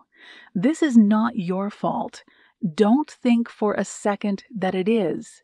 I loved her." Morris said, a tear rolling down his cheek. "I should have treated her better. I shouldn't have let my emotions get the better of me." He walked over to the couch, plopped down, and began to sob. His parents walked to him, sat down, and held their son tight. "I'm so sorry, Tim," Deborah said. "Don't blame yourself, son," Jonathan added. "I know that's tough to hear right now, but it's true. We're going to get through this. All of us." After the family spent several minutes on the couch hugging and crying, Morris made his way to his room. He sat on his bed. All he could think about was Lindsay. He batted his eyes. He stood up. He walked over to his desk, retrieved his phone, and began scrolling through the photos of him and Lindsay. "This is all my fault," he whispered as he placed the phone down. He walked to the window. He peeked through the blinds and saw the backyard was dark and quiet. He glanced around and saw the neighbors' backyards on both sides were quiet as well. The neighbors probably figured it was better to stay inside, lest they wanted to see themselves on the 6 o'clock news. Or worse, being hounded by news reporters to make a comment about their neighbors and their son, who had just escaped a triple homicide charge. He shuddered at the thought of being locked up for life. He sighed. He was so frustrated with being cooped up. He wanted to leave. He wanted to go somewhere. Anywhere where the news vans weren't. He wanted to see Lindsay. He wanted to see Lindsay. He wanted to say goodbye one last time. He locked his bedroom door and waited for his parents to switch on the television. He then grabbed his jacket and slowly opened his bedroom window. He looked down. He had done this so many times. The first when he was only 12, that he didn't hesitate for a moment. He grabbed the trellis next to his window and slowly climbed down. At the bottom, he looked around. The neighbor on the left had a dog, but it was likely inside with its owners. He knew the backyard had sensor lights that switched on if they detected motion, but with his parents glued to the TV, he wasn't worried they'd come out to check. Also, they'd seen raccoons in the backyard who were always triggering the lights. Even if his parents did see the backyard lights come on, they'd think it were rodents. Still, he knew he had to be careful. He took a deep breath and then raced across the yard.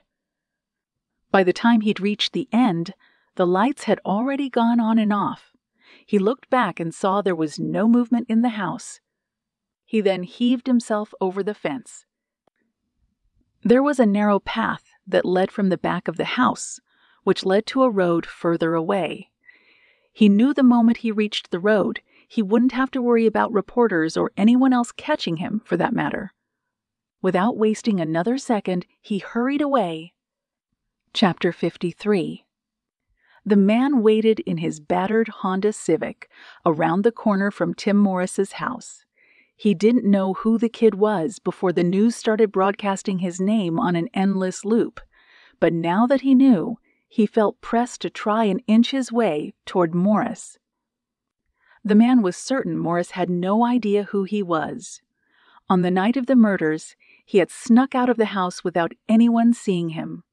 But had he known it was Morris who was in the house, it would have been like killing two birds with one stone. Tapping his finger on the steering wheel, the man sensed a tightness settling over his chest. Anxiety was getting the better of him, he knew. But he felt as though the sickness that was plaguing his body might kill him at any moment.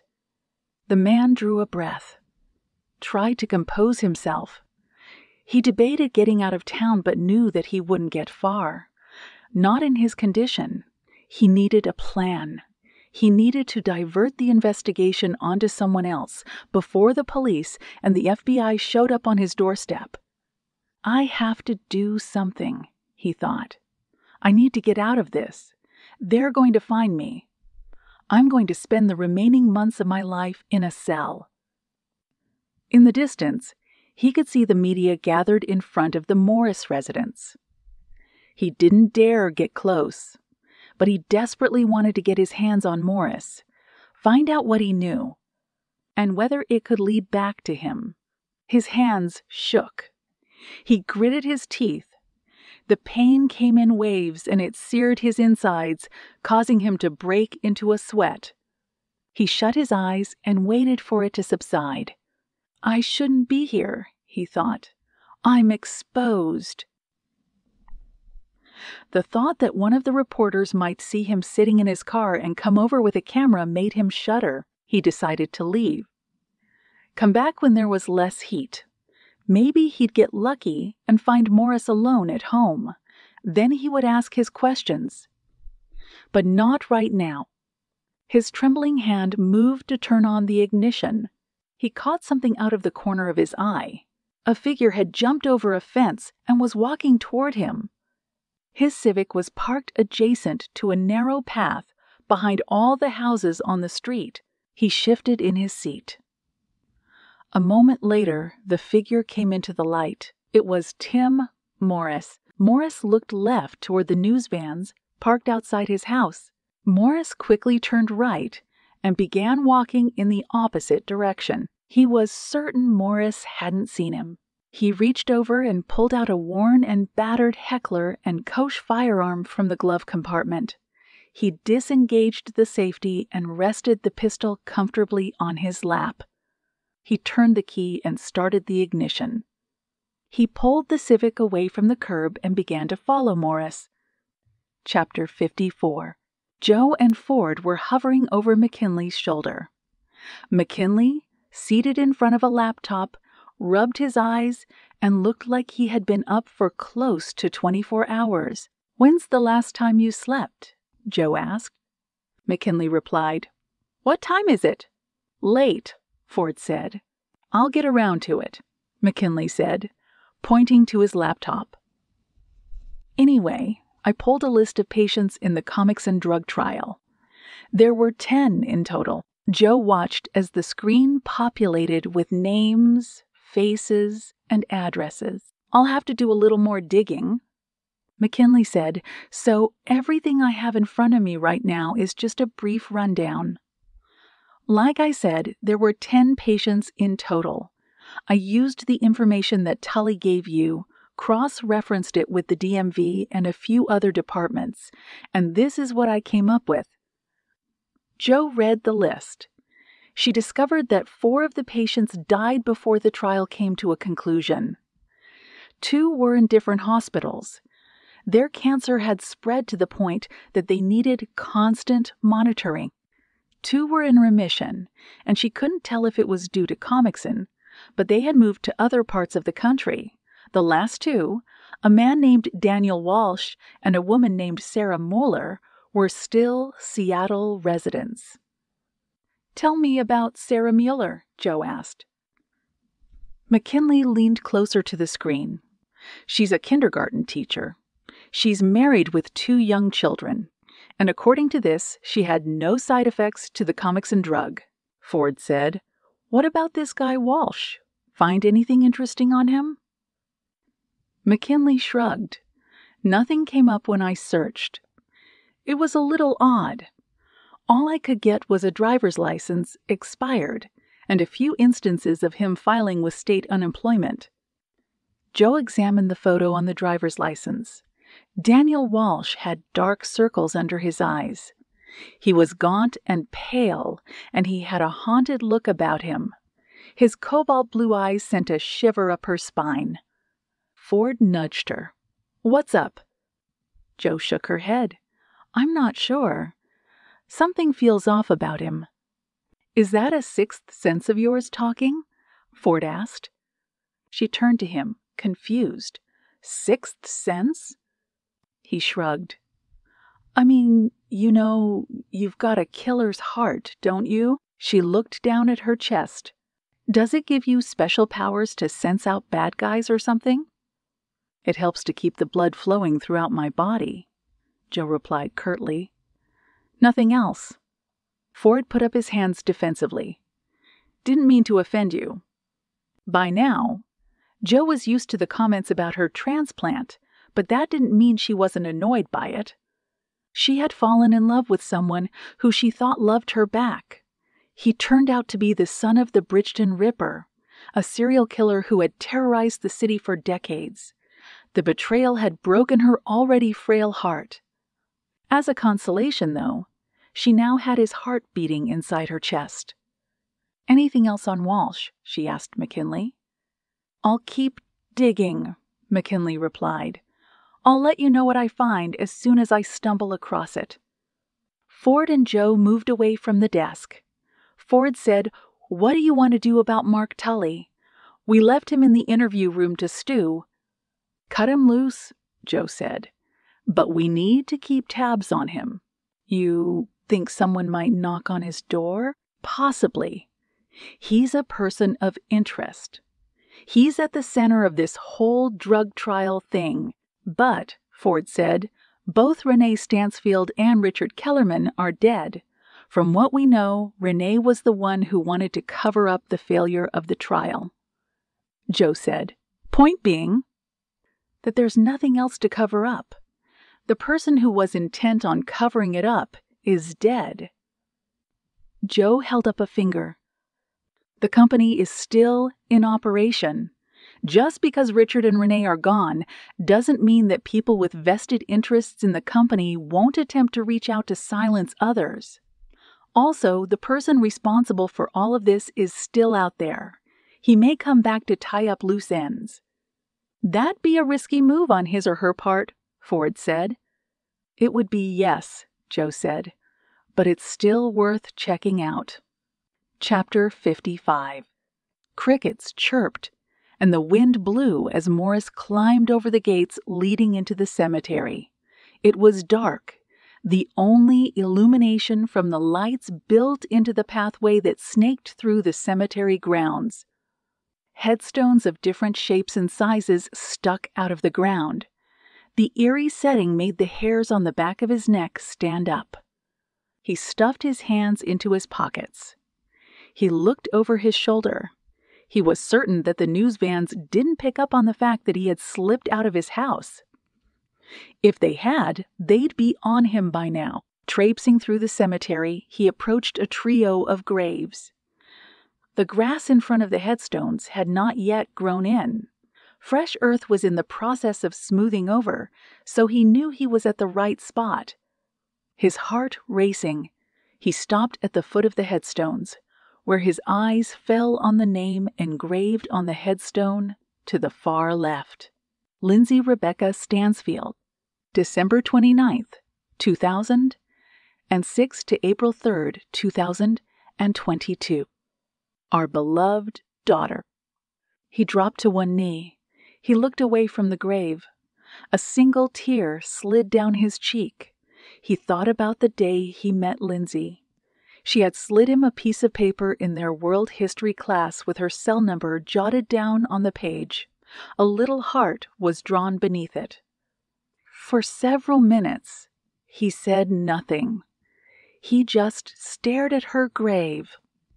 A part of him wanted to reach down through the dirt and touch her, feel her skin against his. It was a morbid thought, he knew. She was dead after all, but that was how much he missed her. "I'm so sorry, Lindsay," he said. "This is all my fault." Tears began to freely roll down his cheeks.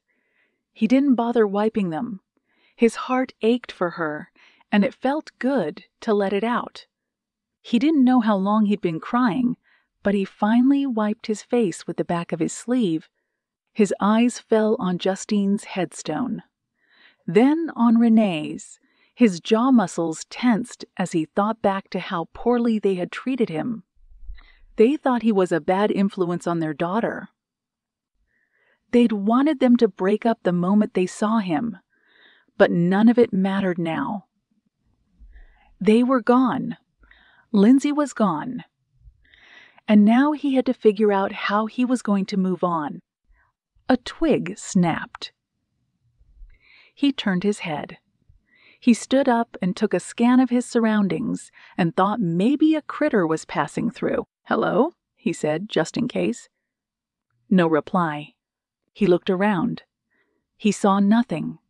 He heard nothing more. Certain that it was his mind playing tricks on him, he turned his attention back to the headstone. Another twig snapped. His heart fell into his stomach. He turned back around and hoped that he would spot a cat or other large rodent meandering its way through the grounds. But it was no four-legged critter approaching him from behind. It was a man with a gun in his hand. The gun was directly aimed at him. He threw up his hands. "Please don't." "Shut up!" The figure shrouded in darkness grumbled. "You saw my face, kid. You saw me." Morris was trembling. "I don't know you, man. Please don't do this." I said, "Shut up." The figure took a step closer and coughed. "This ends tonight. You end tonight. I need to get away from this.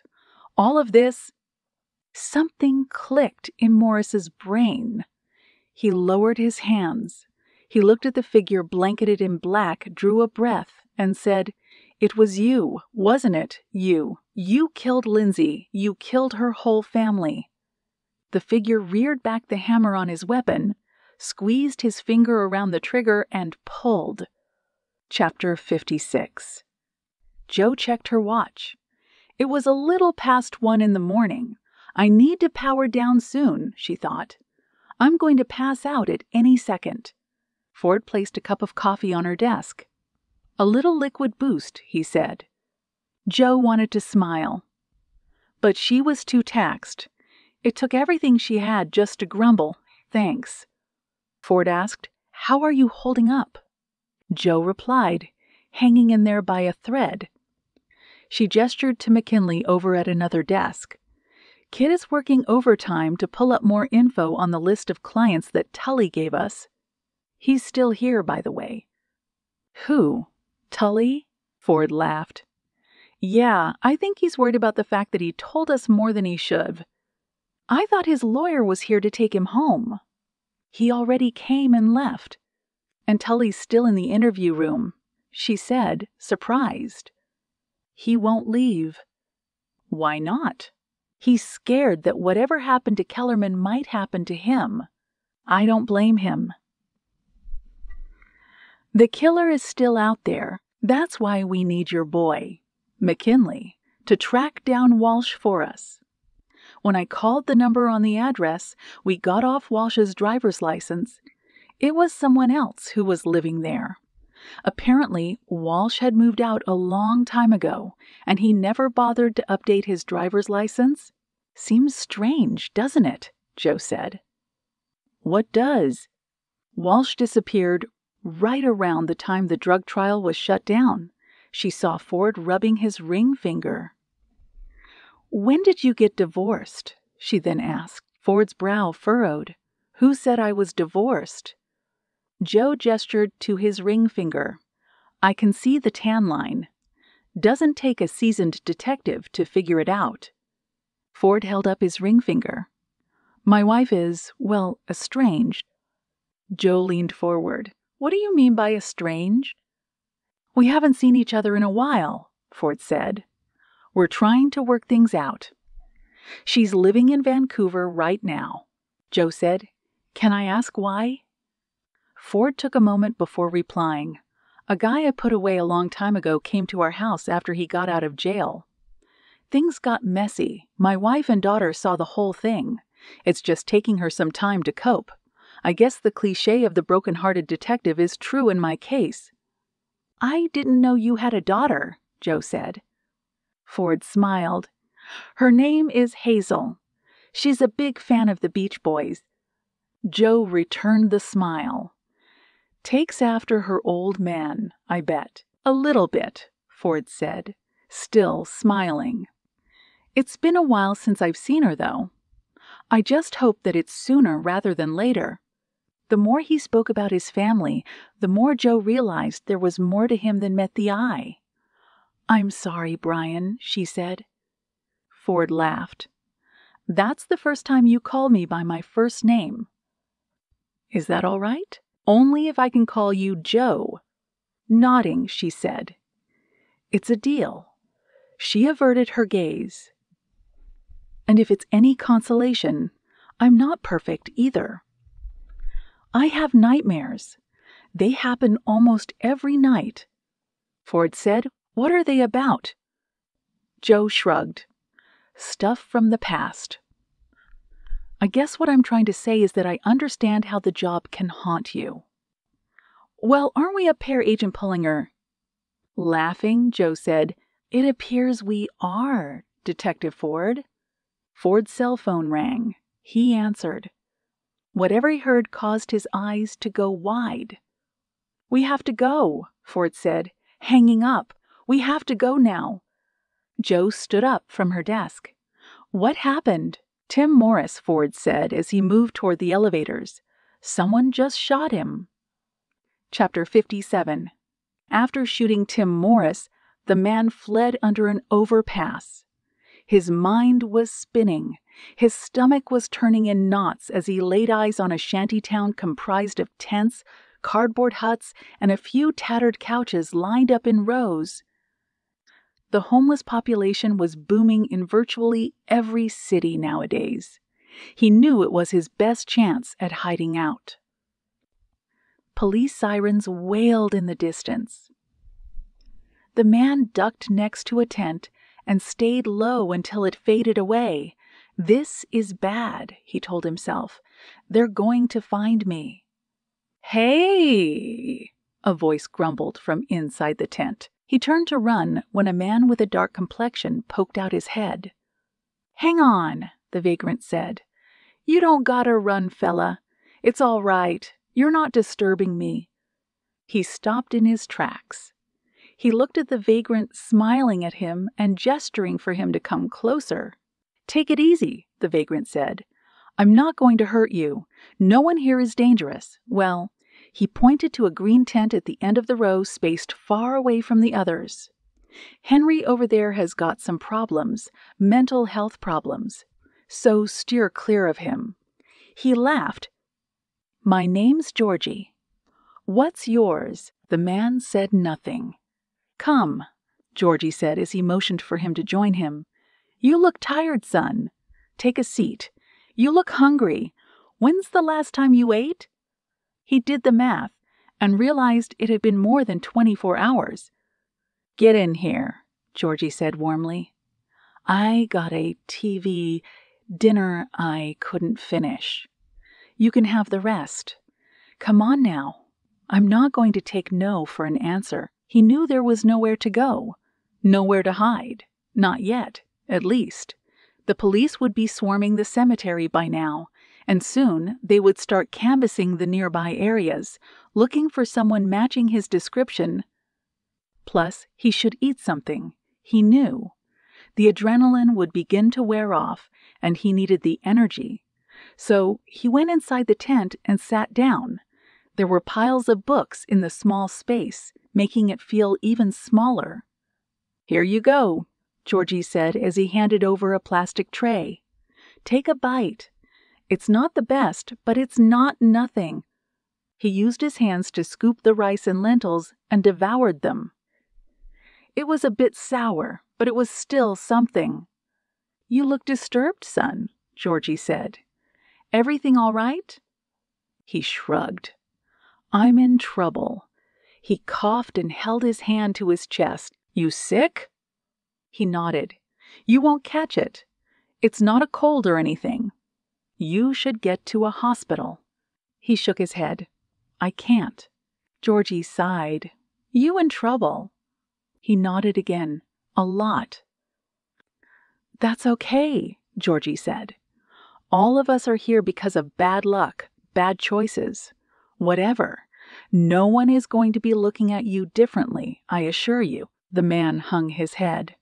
"I have done bad things in my life, that's for sure, and I just did a bad thing now." "Well," Georgie held up his hands, "I won't judge you, son. I'm not in a position to do so." He clapped his hand on the man's bony shoulder. "Cut yourself some slack. Things will be all right." "No," he said, "they won't." Georgie sat back. "Stay a while." He gestured to his books. "I've got plenty of entertainment. You can share the tent with me for the night." "I can't stay long," he said. "They're looking for me. The police." "Yeah." Georgie nodded. "Again, whatever you did, I won't hold it against you. It's between you and God. Heck, even if you hurt someone, I won't speak on the matter. Again, I've done my fair share of bad things." He smiled. "It'll be okay, fella. I promise." It was the first time in a long time that the man had been offered any shred of comfort. It nearly made him break down and cry. "Thank you, sir," he said. "I appreciate this. I really do." "Whatever you've done," Georgie said, "learn to forgive yourself. There's always a second chance waiting for you." "Not for me," he thought. Georgie asked, "What's your name? It would be nice to know who I'm sharing my home with, but if you don't want to tell me, you don't have to."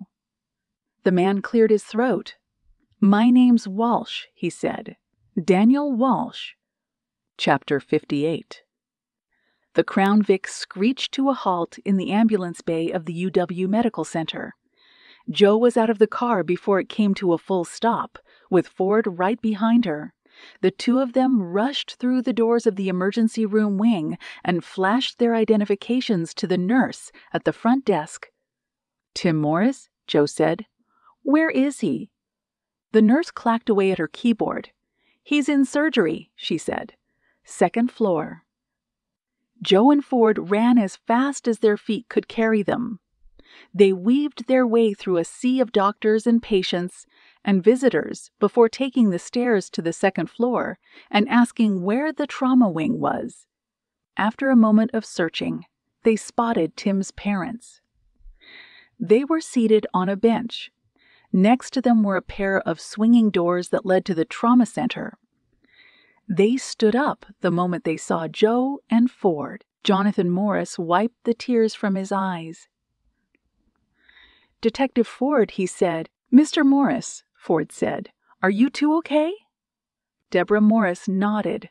"We're okay." Ford gestured to Joe. "This is Agent Pullinger. She's from the FBI." Jonathan shook Joe's hand. "Is Tim all right?" Joe asked. "Where is he?" "We just spoke to the doctor," Deborah said. "He was." Tears welled in her eyes. "He was shot in the chest." "Oh, no." Joe's mind prattled. "Please let him be okay. He was lucky, Jonathan said with a long sigh. The bullet punctured his lung, but the surgeon said he's going to pull through. Joe breathed easy. I'm so sorry, Mr. and Mrs. Morris. I know the two of you have been through a lot. Thank you, Deborah said. We're just glad he'll be okay. Joe was relieved that Tim Morris would be all right. She knew that he would need rest and time to fully recover. But right now, she wanted to find out who was responsible for pulling the trigger. She needed to hear it from Morris. An hour later, she was granted her request. Chapter 59. Tim Morris's eyes peeled open as Joe and Ford walked into the room, followed by his parents. Monitors beeped. His arms were tethered to machines. The area where he was shot was covered by a mound of bandages. His skin was gray. A breathing tube was in his mouth. Deborah smiled, approached the bed, and rested her hand on top of her son's. Tim, she said softly, the police and FBI are here. They want to ask you a few questions. Morris blinked. Jonathan shrugged. He's got a tube in his mouth. That's okay, Joe said. We'll try to make this as easy as possible. We won't stay long. The parents stood aside as Joe approached the bed. She grabbed a chair and sat down. She watched as Morris's eyes slowly met hers. Tim, Joe said, I'm just going to ask you a few yes or no questions. Blink once for yes. Blink once for no. Can you do that for me? Slowly, Morris blinked once. Joe smiled. That's good. Tim, listen, I know it's tough right now. I imagine you feel pretty run down, so I'll just ask a few things, and then we'll let you get some rest. Is that all right? Morris blinked once. Okay, Joe said. Now you slipped out of your parents' house tonight, right? Morris blinked once. You went to the cemetery to visit Lindsay's grave? Is this true? Morris blinked once. Did you see anyone follow you there? Morris blinked twice. Okay. Now, this is the most important question. Did you see the man who shot you? It took Morris a moment, but then he blinked once. Was he tall? Joe asked. Morris blinked twice. Short? Morris blinked twice. Average height? Morris blinked once. This will take too long, Joe thought. Whoever shot him is on the run. I need to think quickly. Something occurred to her. She reached into her pocket, took out her cell phone, and pulled up the drug trial patient's records.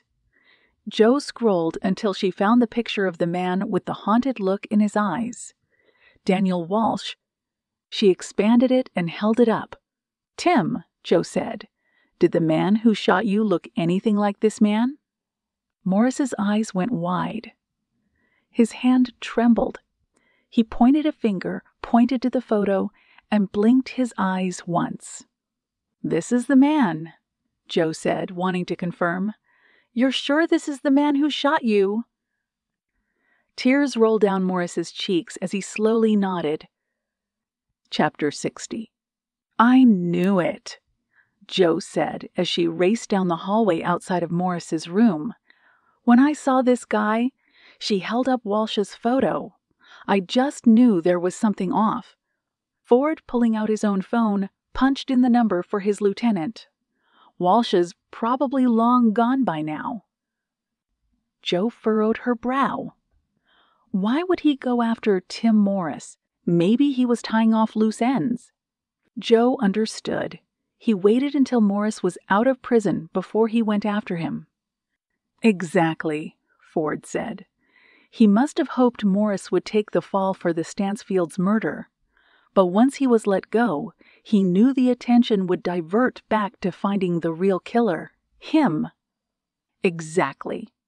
They piled in the car, Joe pulling up McKinley's number and hitting send. The kid answered after just one ring. "McKinley," Joe said.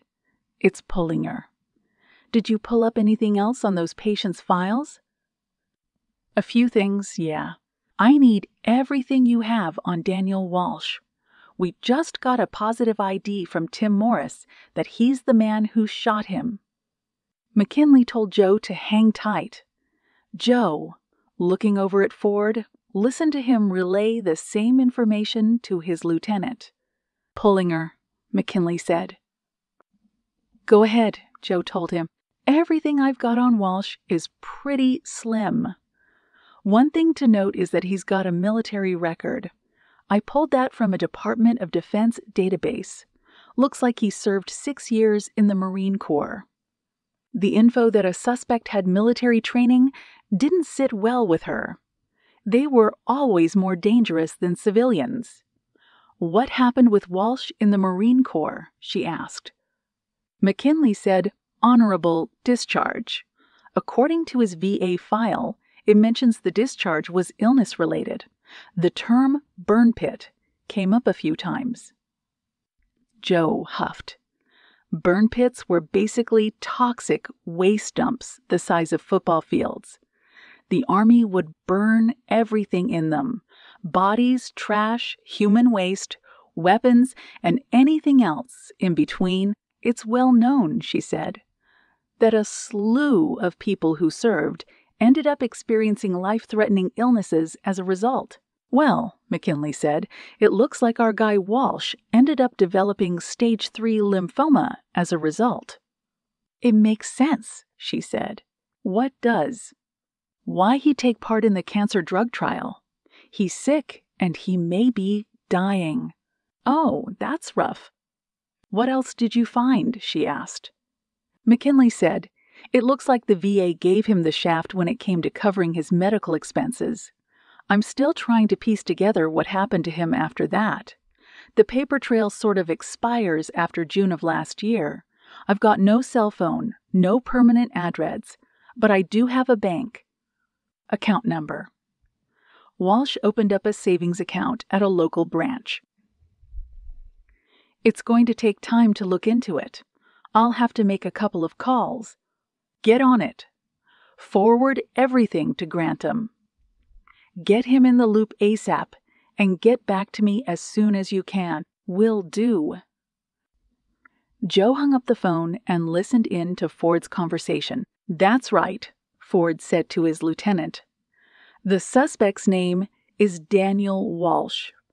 5'6", auburn hair, 156 pounds. He's a Marine Corps veteran," Joe told him. "Put that out there." Ford's jaw muscles tightened as he relayed that info. "He's dangerous, possibly armed. Put out an APB and dispatch all available units around the Morris home. We'll need to work with the FBI and coordinate our efforts." Joe tapped her finger on the armrest as Ford spoke for a few more minutes. He ended the call and turned to her. "What are the chances," he said, "that Walsh is still in the city?" "He should be running," Joe said. "Taking a shot at Morris wasn't smart." "But is he running?" Joe shook her head. "No, he's still here. I can't explain it." Chapter 61. The field office was bustling with activity when Joe and Ford walked in. The atmosphere was like the engine room on an old ship. Chaotic but organized, they caught McKinley down the hall. He waved to them to follow after him. "I've got something," McKinley said. "I called the manager at the bank where Walsh opened an account. He almost freaked out when I told him I was with the FBI. He cooperated immediately and gave me everything he could on Walsh's account." Joe said, "What did you find?" McKinley sat down at his desk. Walsh received only one deposit in his account. It happened about 3 weeks after he opened it. He pointed to his monitor. "Look at the date." Joe squinted and saw April 2nd, 2022 on the page. That's one day before the Stansfields were murdered. McKinley nodded. Exactly. Now look at the amount. Joe leaned in and saw that the amount of $500,000 had been deposited in Walsh's account. It has to be him, she said. Walsh was paid to kill the Stansfields. Ford said, Can you trace who made the deposit? McKinley said, It's going to take some time. I need to call up Agent Harrison. He works in white-collar crime. He knows how to trace this stuff better than anyone. Joe told McKinley to make it happen. Moments later, Lieutenant Griffin emerged from the elevator. Joe and Ford greeted her. A minute later, they were all gathered in Grantham's office. Grantham, standing in front of his desk, addressed the group. Griffin said, I've got 2 units covering the 6 blocks surrounding the area where Tim Morris was shot. I'm sending out more to blanket the rest of the areas further away. Long story short, half of the Seattle PD is tearing apart the city looking for this guy. Joe looked at Grantham. We need to get Customs and Border Protection involved too. He can't fly. Trains are too risky. He might try and hop his way over the border to Mexico by car. It's a long shot, but it's still a possibility. I'll make the necessary calls, Grantham said. He then crossed his arms.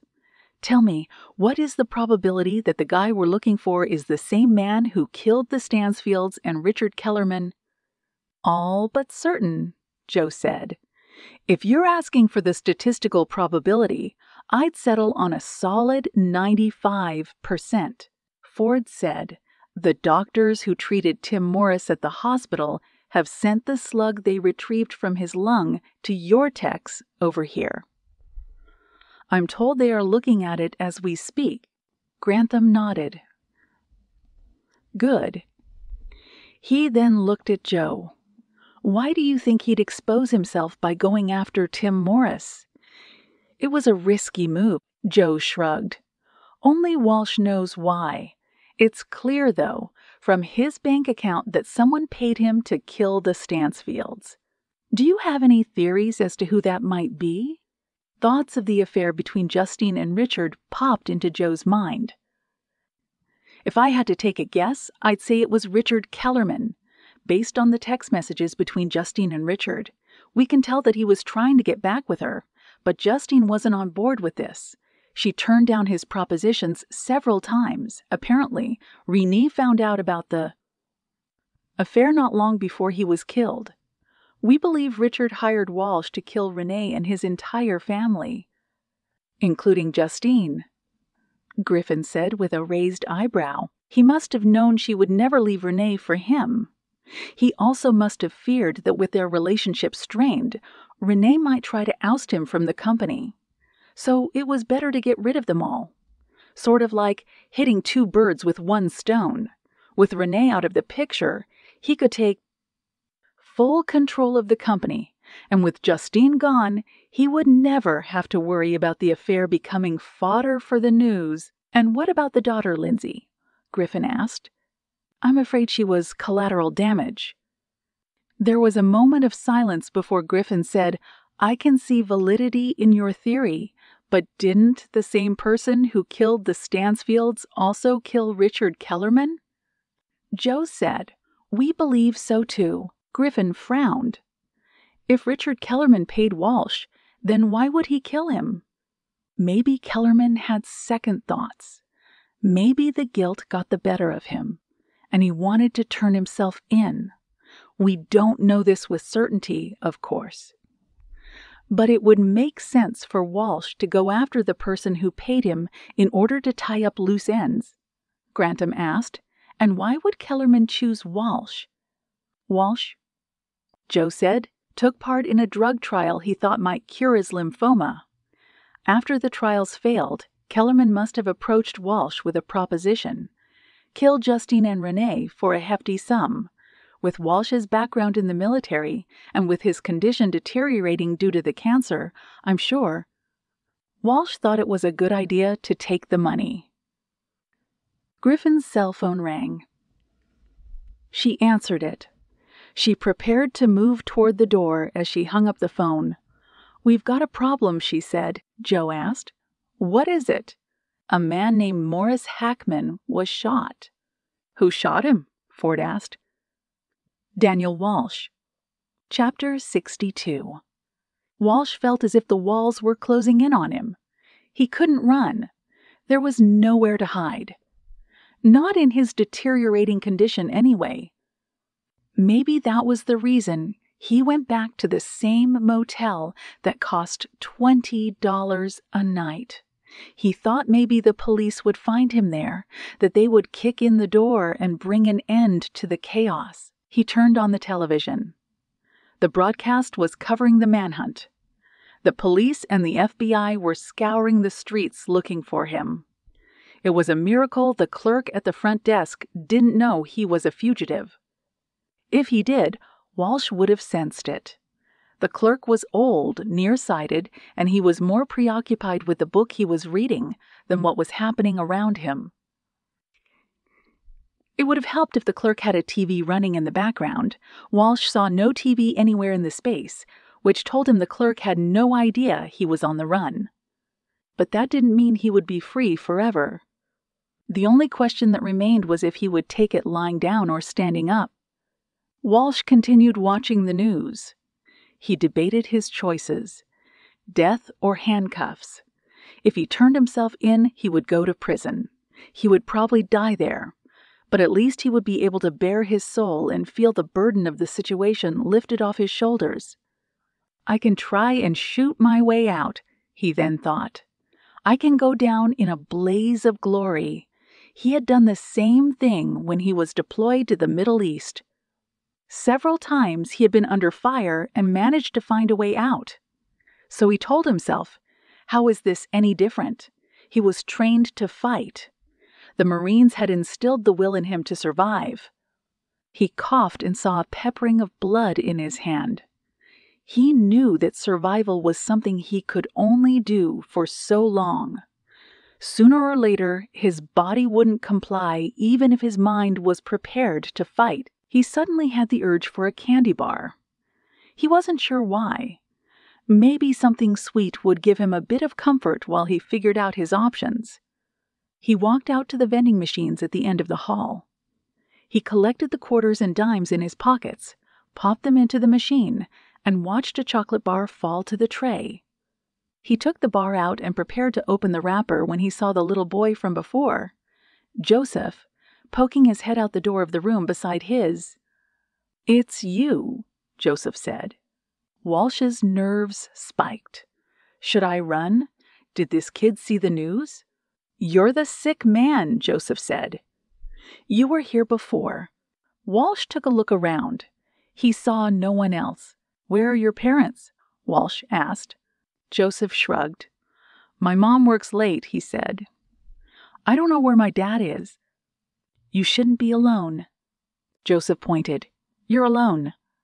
"I have to be." "Why?" Walsh shrugged. "I just, Joseph squinted. "Don't you have a family?" "No." "Don't you have any kids?" "It'd be nice to play with someone." Joseph gestured into his room. "All day, I just watch TV." Walsh's eyes narrowed. Children were so innocent. Whatever memories he had as a child were hard to recollect. "Anything good on?" he asked. Joseph nodded. "A war movie. You're too young to watch that stuff." Joseph shrugged. "My mom doesn't care." He looked sheepish. "I'm actually grounded. I'm not supposed to be watching TV." Walsh asked. "Why not?" "I did something bad." "What did you do?" Joseph bit his lip and shifted his weight. "I said a bad word." "I shouldn't have.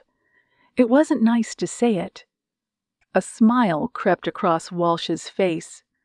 "That's not so bad," he said. "I had to put a quarter in a jar when I said a bad word." "Do you have a mom?" Walsh shook his head. "No. Everyone has a mom." "You're quite curious, aren't you?" Joseph nodded and smiled. I want to be a policeman one day. I saw a show with policemen. They ask a lot of questions. I'm practicing. He squinted. Are you a policeman? Walsh shook his head. What do you do? Joseph asked. I was a Marine. Joseph lit up. Cool. Walsh's heart sank into his stomach. More than anything, he wished he were a kid like Joseph. He'd be able to start his life over again. Joseph stepped out of the room. Why are you so sad? Your eyes are all watery. Because, Walsh said, I did a bad thing too. Did you get grounded for it? Walsh shrugged. Not yet. You should just say you're sorry. That makes everything better. Joseph smiled. Trust me. The kid's words rattled inside his head. He got down on one knee. He held out the chocolate bar. Here, he said, you earned it. Joseph's eyes went wide with excitement. Really? Walsh held up one finger. On one condition, you have to do what your mom says. He nudged the kid playfully and stopped cursing. Nodding, Joseph took the chocolate bar. Thanks, mister. Walsh patted the kid on the head. He went back to his room. As he shut the door behind him, he began to think that maybe it was time he turned himself in and ended this nightmare once and for all. Chapter 63. Police cruisers with lights flashing and sirens blaring passed by Ford's Crown Vic. Joe watched them through the passenger side window. A full-on manhunt was playing out. She was certain Walsh would be caught. The only question was how it would go down when it happened. Ford, behind the wheel, rubbed his eyes. Stay awake, he told himself. Joe said, Where's this guy Hackman lives? Virginia Mason. It's just a couple miles from here. Ford patted the dashboard. Thank God for sirens, right? Joe glanced in the side view mirror. People on the street were watching the police units barrel down the street. The glow from the emergency lights on the Crown Vice dashboard lit up her face. We'll end this tonight, one way or another, she said, more to herself than to Ford. That's what troubles me, Ford said. Walsh is desperate. Why else would he shoot another person on the same night? The notion of Walsh killing more people made Joe feel queasy. She tried not to focus on it. She needed to keep her head in the game. Her cell phone rang. She looked down and Sam's name flashed on the caller ID. Hey, Joe answered. Good morning, Sam said with a laugh. It's almost 2 a.m. Sorry, I meant to call you, she said. It's going to be a long night, Sam. Are you okay? You sound stressed. A little bit, Joe thought. We're making a break in the case, she said. I can't say much. You're okay, though? Sam asked. I don't need to worry. The less you know, the better. I'm fine, Joe said. Don't wait up. Give Chrissy a kiss for me, okay? Will do, Sam said. Before Joe terminated the call, Ford asked, Who was that? My brother. I didn't know you had a brother. I've got a niece, too, Ford said. I have a nephew. My brother's kid. He's 16. Relishing a brief moment of reprieve, Joe asked, Do you get along with him? Ford shook his head. My brother isn't the smartest guy in the world. I guess he passed that on to his kid. He glanced at Joe and smirked. So, no, not really. The comment made Joe laugh. She appreciated it. Laughter on the job was like meals. You had to take them where you could get them. Chapter 64. Joe and Ford walked into their second hospital of the night. They asked the nurse at the station where Morris Hackman was.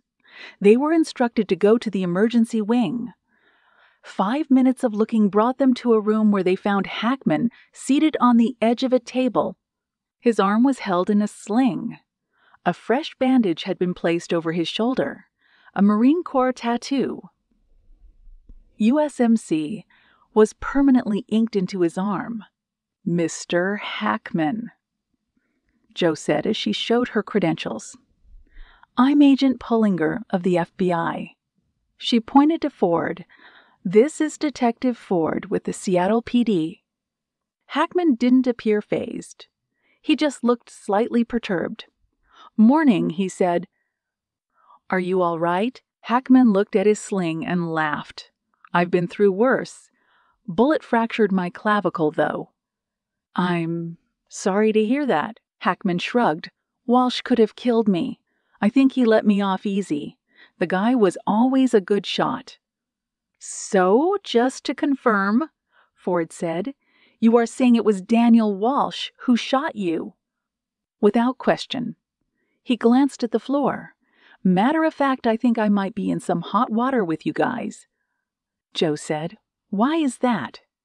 Hackman took a moment to answer. I had given Walsh the gun he used on me. He said he needed it for protection. When he came to see me tonight, I realized that wasn't the case no more. Jo, crossing her arms, said, Go on. Hackman held up a finger. Hold on a second. I'm all for transparency. I want Walsh brought in, just like you guys. But I don't want to tell you things that'll end up having me thrown in prison just because I was in the wrong place at the wrong time. We can help you, Jo said. We don't want you. We want Walsh, but we can't waste time. Walsh is now the prime suspect in 4 murders, and after tonight, 2 attempted murders as well. Hackman sighed. Yeah, it's a real mess. I get it. Ford said, How do you know Morris? We were in the Corps together.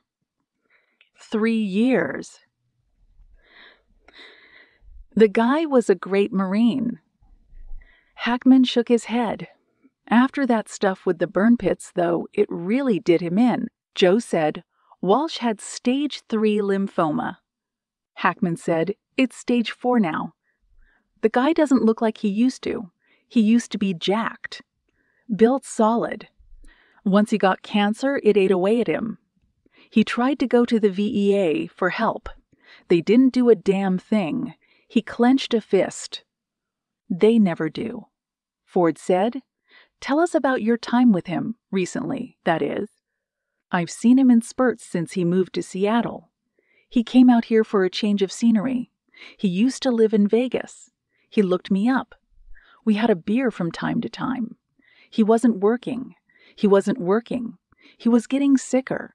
Every time I saw the guy, I thought it was going to be the last time. Jo asked, Do you know where he was living? Hackman shook his head. No, he just said he was couch surfing. Didn't say with who, though. Ford asked. Did he mention anything about being a part of a cancer treatment trial? No, Hackman replied. That's news to me. What about the gun you gave him? Jo said. Walsh came to me about 3 weeks ago. He said he needed a gun. I didn't think anything of it. Vets carry guns. It's not that big of a deal. I knew Walsh had no money, so I gave him an old Heckler and Coach pistol I owned. Really worn down. I figured he just needed something for protection. He was living on the streets. Jo said, What happened after that? Hackman drew a breath.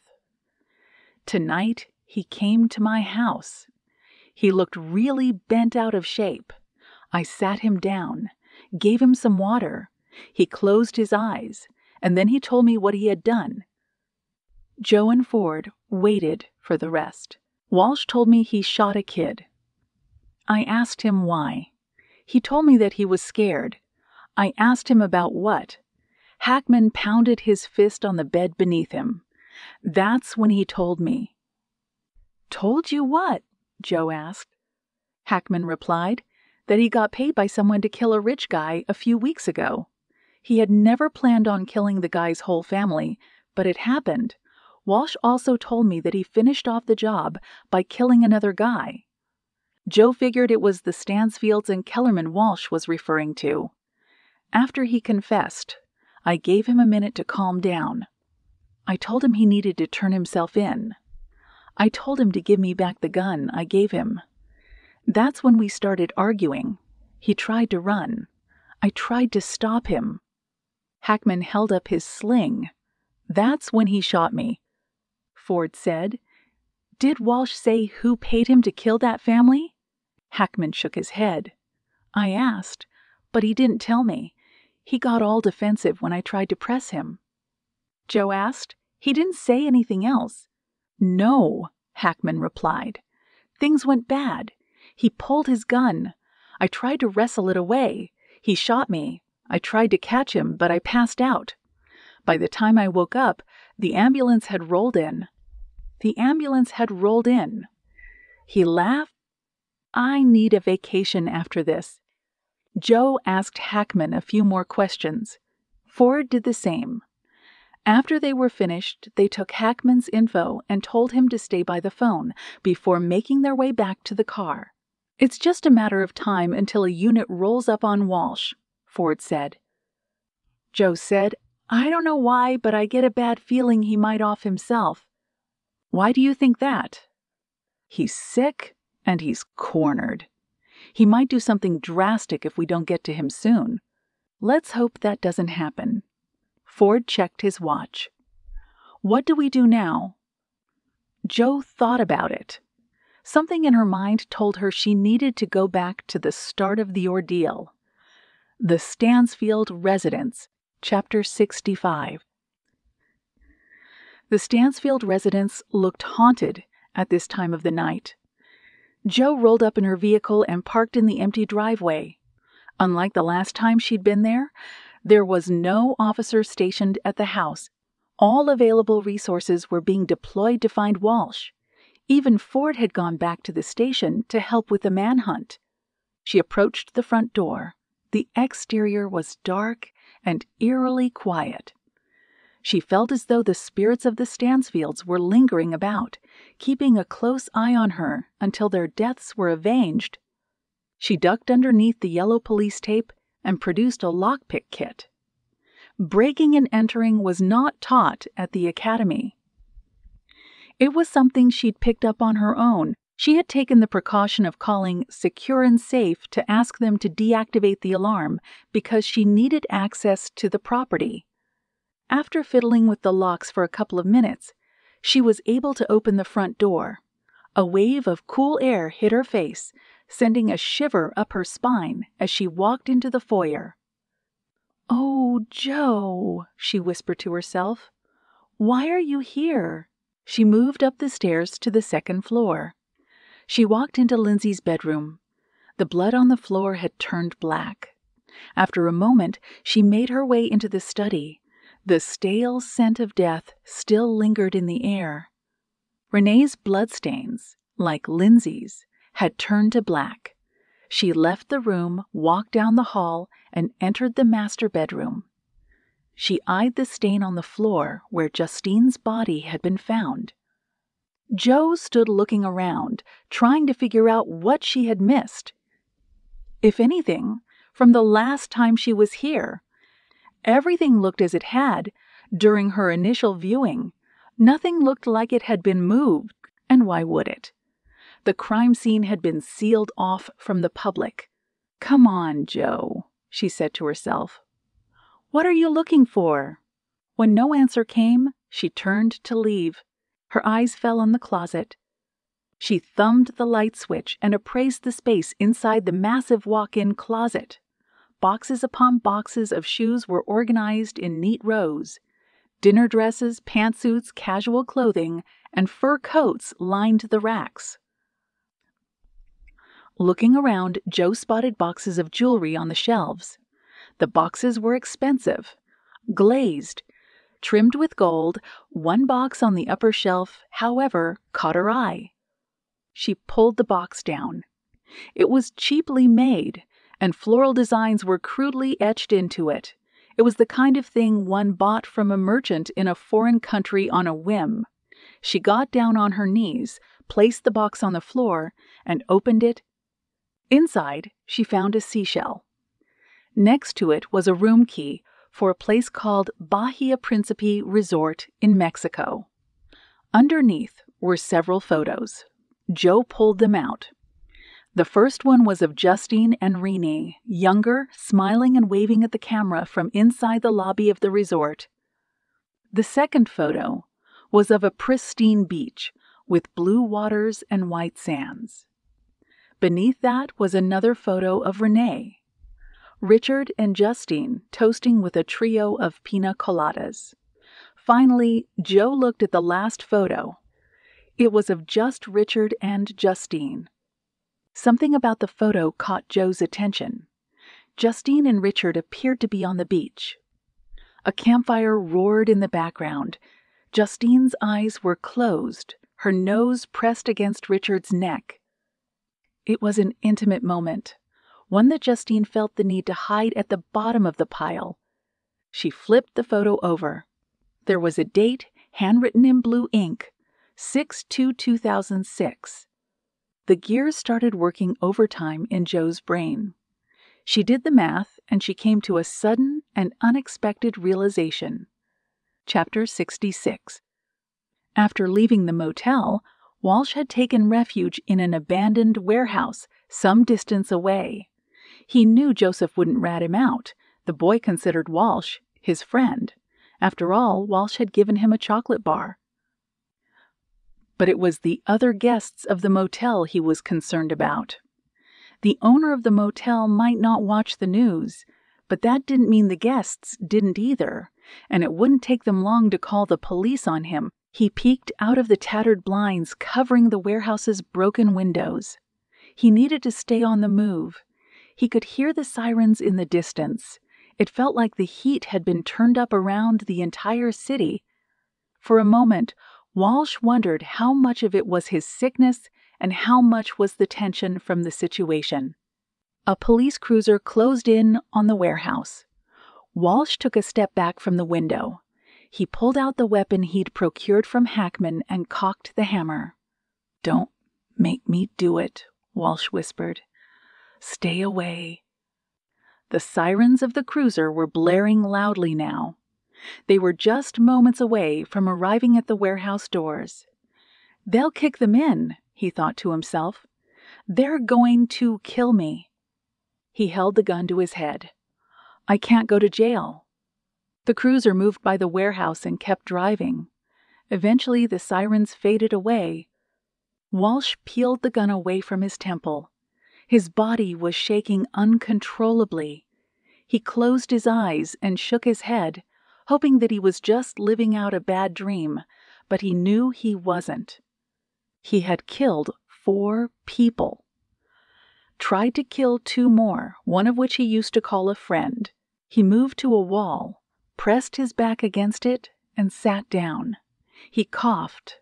His lungs felt raw. His head felt light. His heart weighed heavy. He examined the gun in his hands.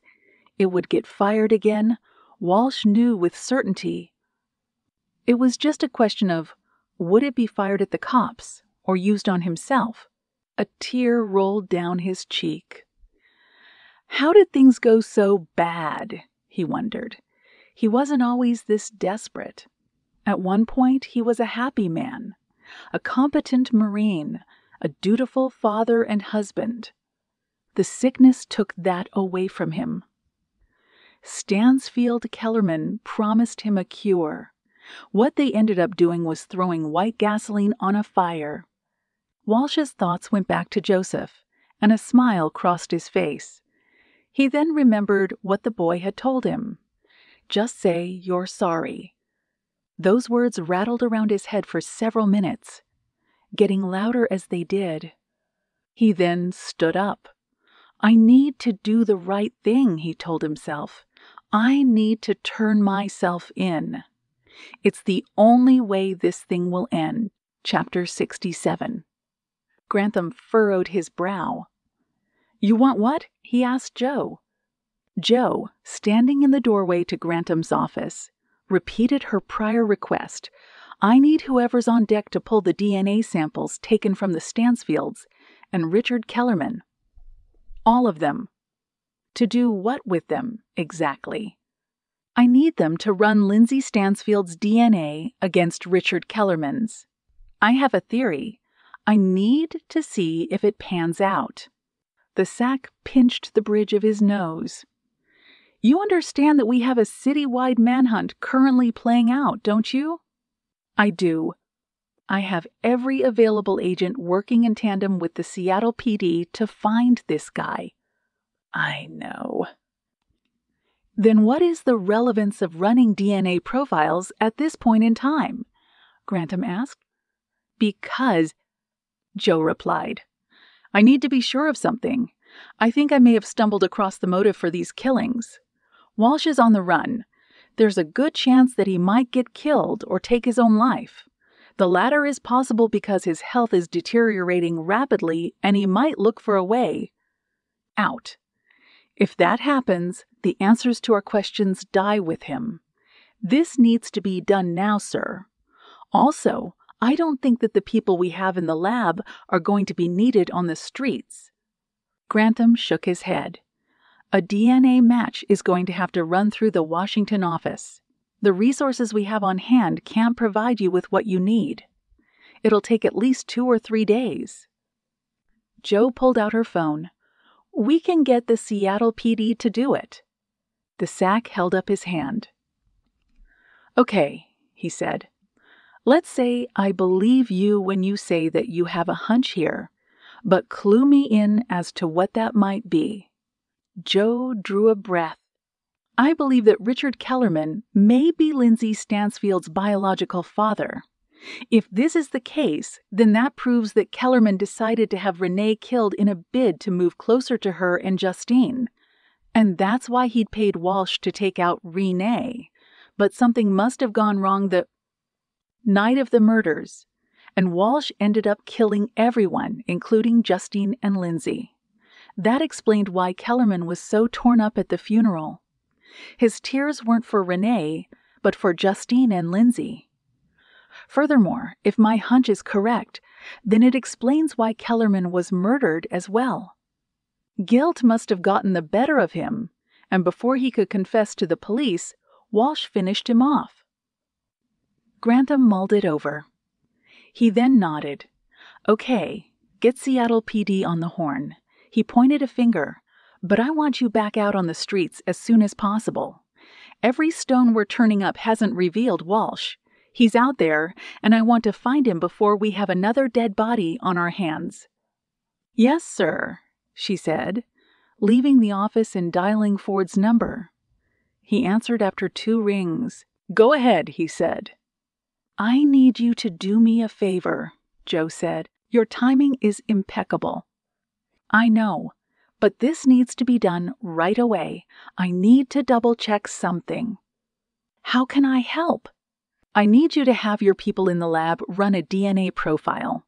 I need them to check Lindsay Stansfield's DNA against Richard Kellerman's. I have reason to believe that he may be her biological father.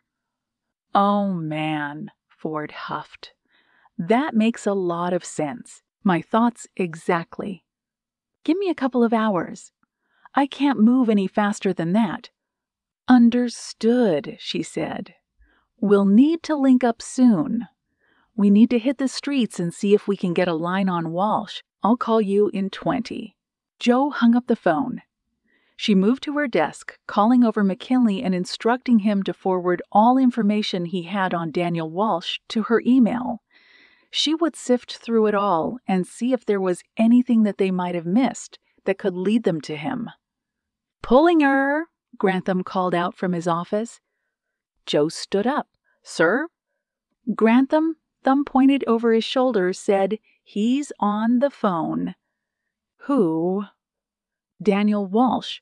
He just called the main line asking for you. Chapter 68.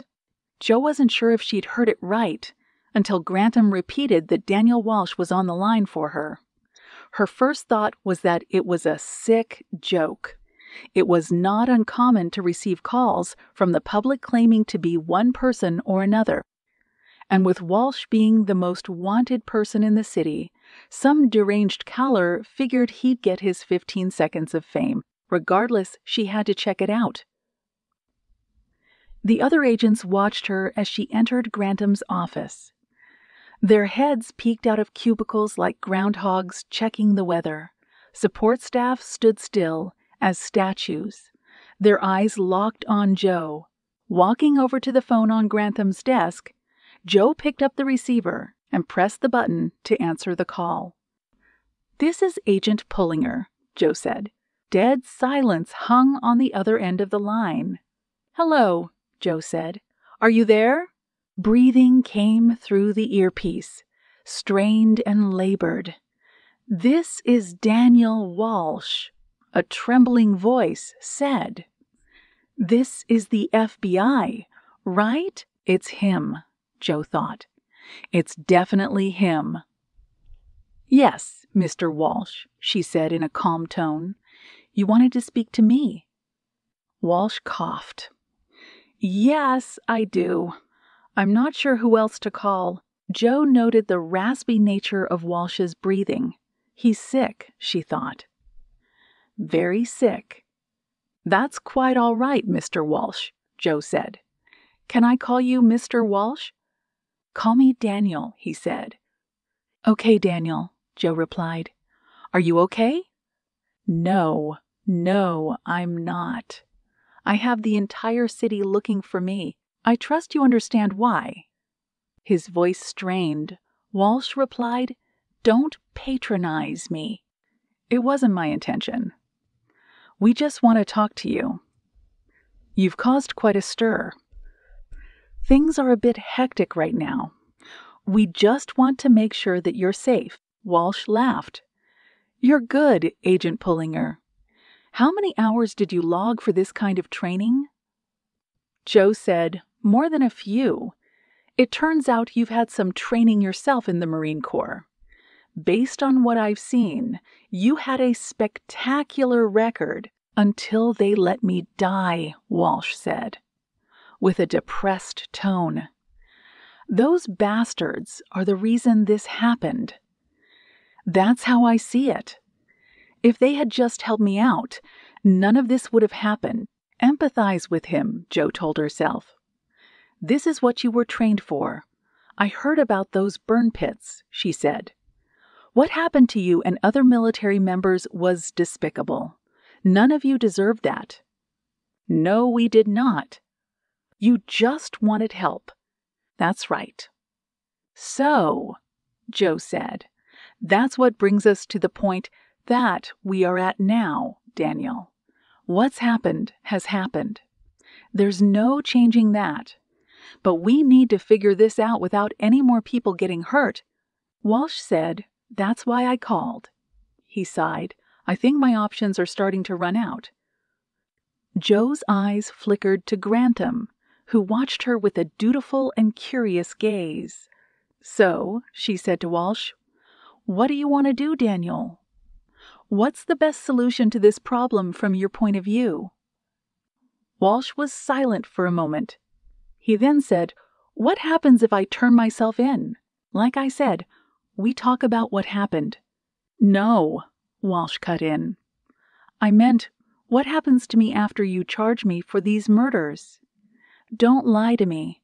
I know you guys have me pegged for what's happened. I got sloppy." He coughed. "This is my fault. I did this to myself." Joe said, "I'm not sure what's going to happen, but coming in on your own accord will definitely make it easier." Walsh uttered a curse. Joe thought she heard the phone being slammed down. She was worried he might have hung up, but seconds later Walsh spoke again. "I can't go to jail. I won't live long enough to carry out my sentence. I'll die before I even get to trial." "You don't know that, Daniel. We can help you." "How?" Walsh grumbled. "Did you find the cure for cancer?" Joe said nothing. "That's what I thought," Walsh replied. Either way, I'm screwed, Joe said. That's not true. We can help you, Daniel. Just come in. Let's talk. I promise that no one will harm you. You have my word. Seconds passed that felt like minutes. Joe looked at Grantham. Then she looked at the other agents in the bullpen, staring right at her. After a moment, Walsh continued talking. I'll come in, he said defeatedly. I'll talk to you, but only to you. Joe said, that can be arranged. How do you want to do this? Someplace public. Someplace I know I won't get hurt. You pick the place. I'll be there. Pike Place Market, Walsh said. 30 minutes. Come alone. With that, Walsh terminated the call. Moments later, McKinley entered the room. We traced the call, McKinley said. It came from a payphone near Pike Place Market. Joe said, he's already there. We have him. She held her head high. Let's finish this. Let's bring this guy in. Chapter 69. Ford, inside the armory at the field office, watched as Joe gathered 2 magazines for her weapon and a Kevlar vest. This is dicey, he said. I don't think you should do this. She checked her weapon and said, we don't have a choice. I'm voting against this, Ford said. Officially. Noted, Joe replied. I managed to pull Walsh's record, Ford said. He served for a good length of time in the military. Joe said, I'm aware. Are you also aware that he was diagnosed with PTSD?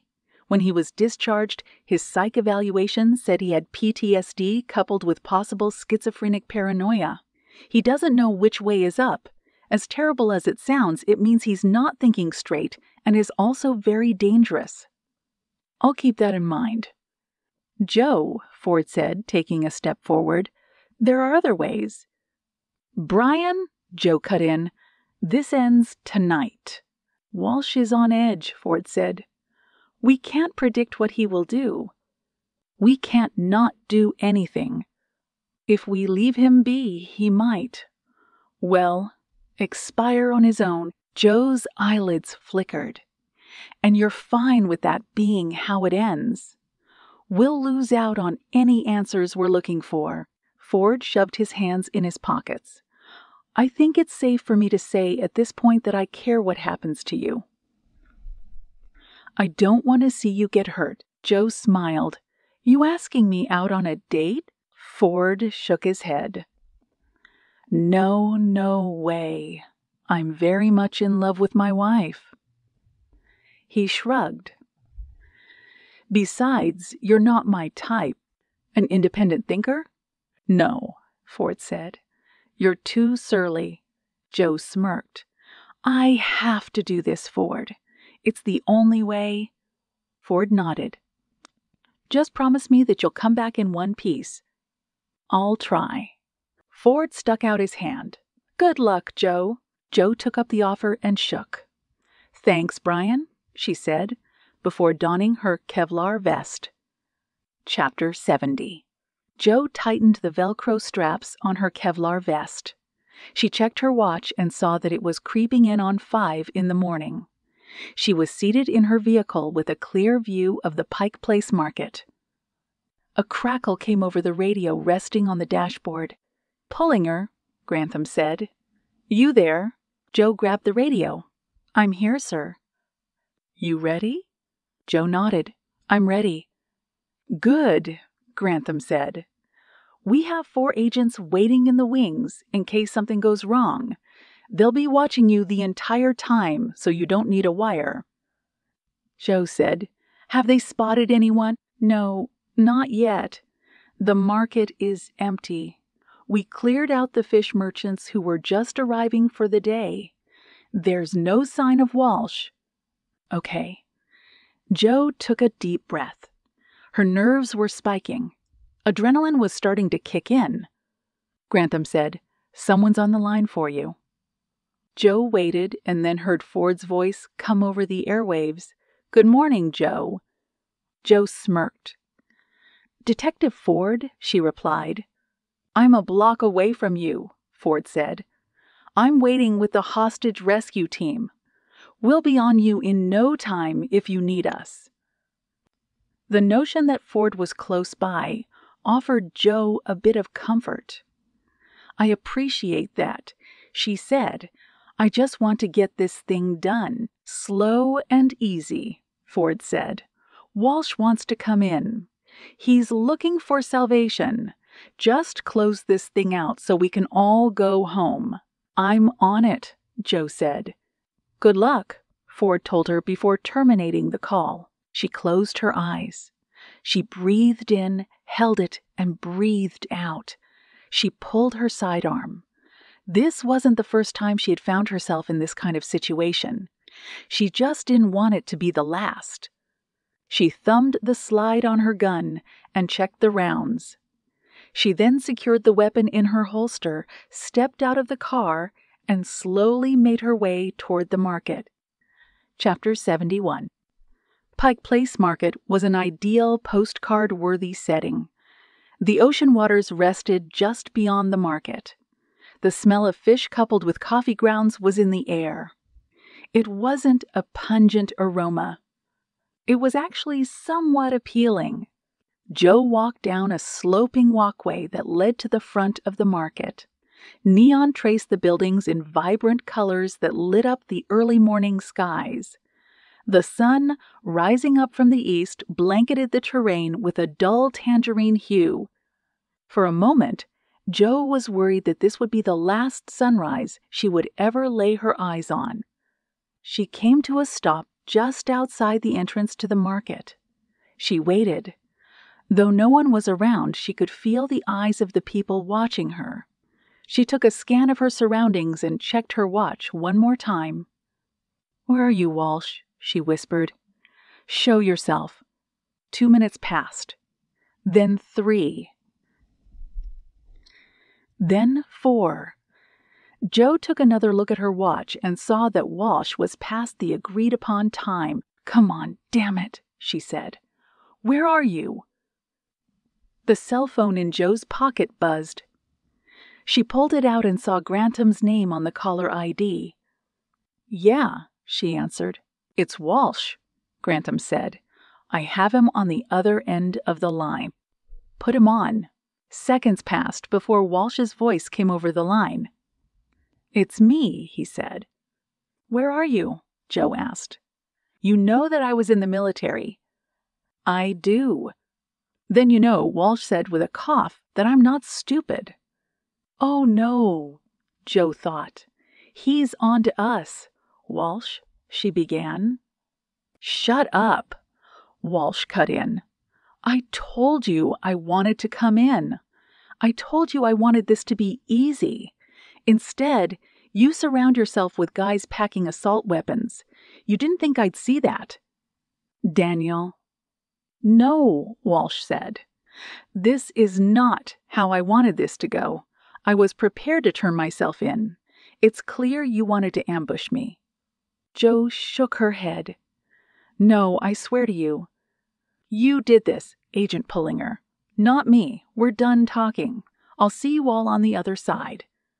Walsh terminated the call. Joe fought the urge to hurl the phone as far as possible.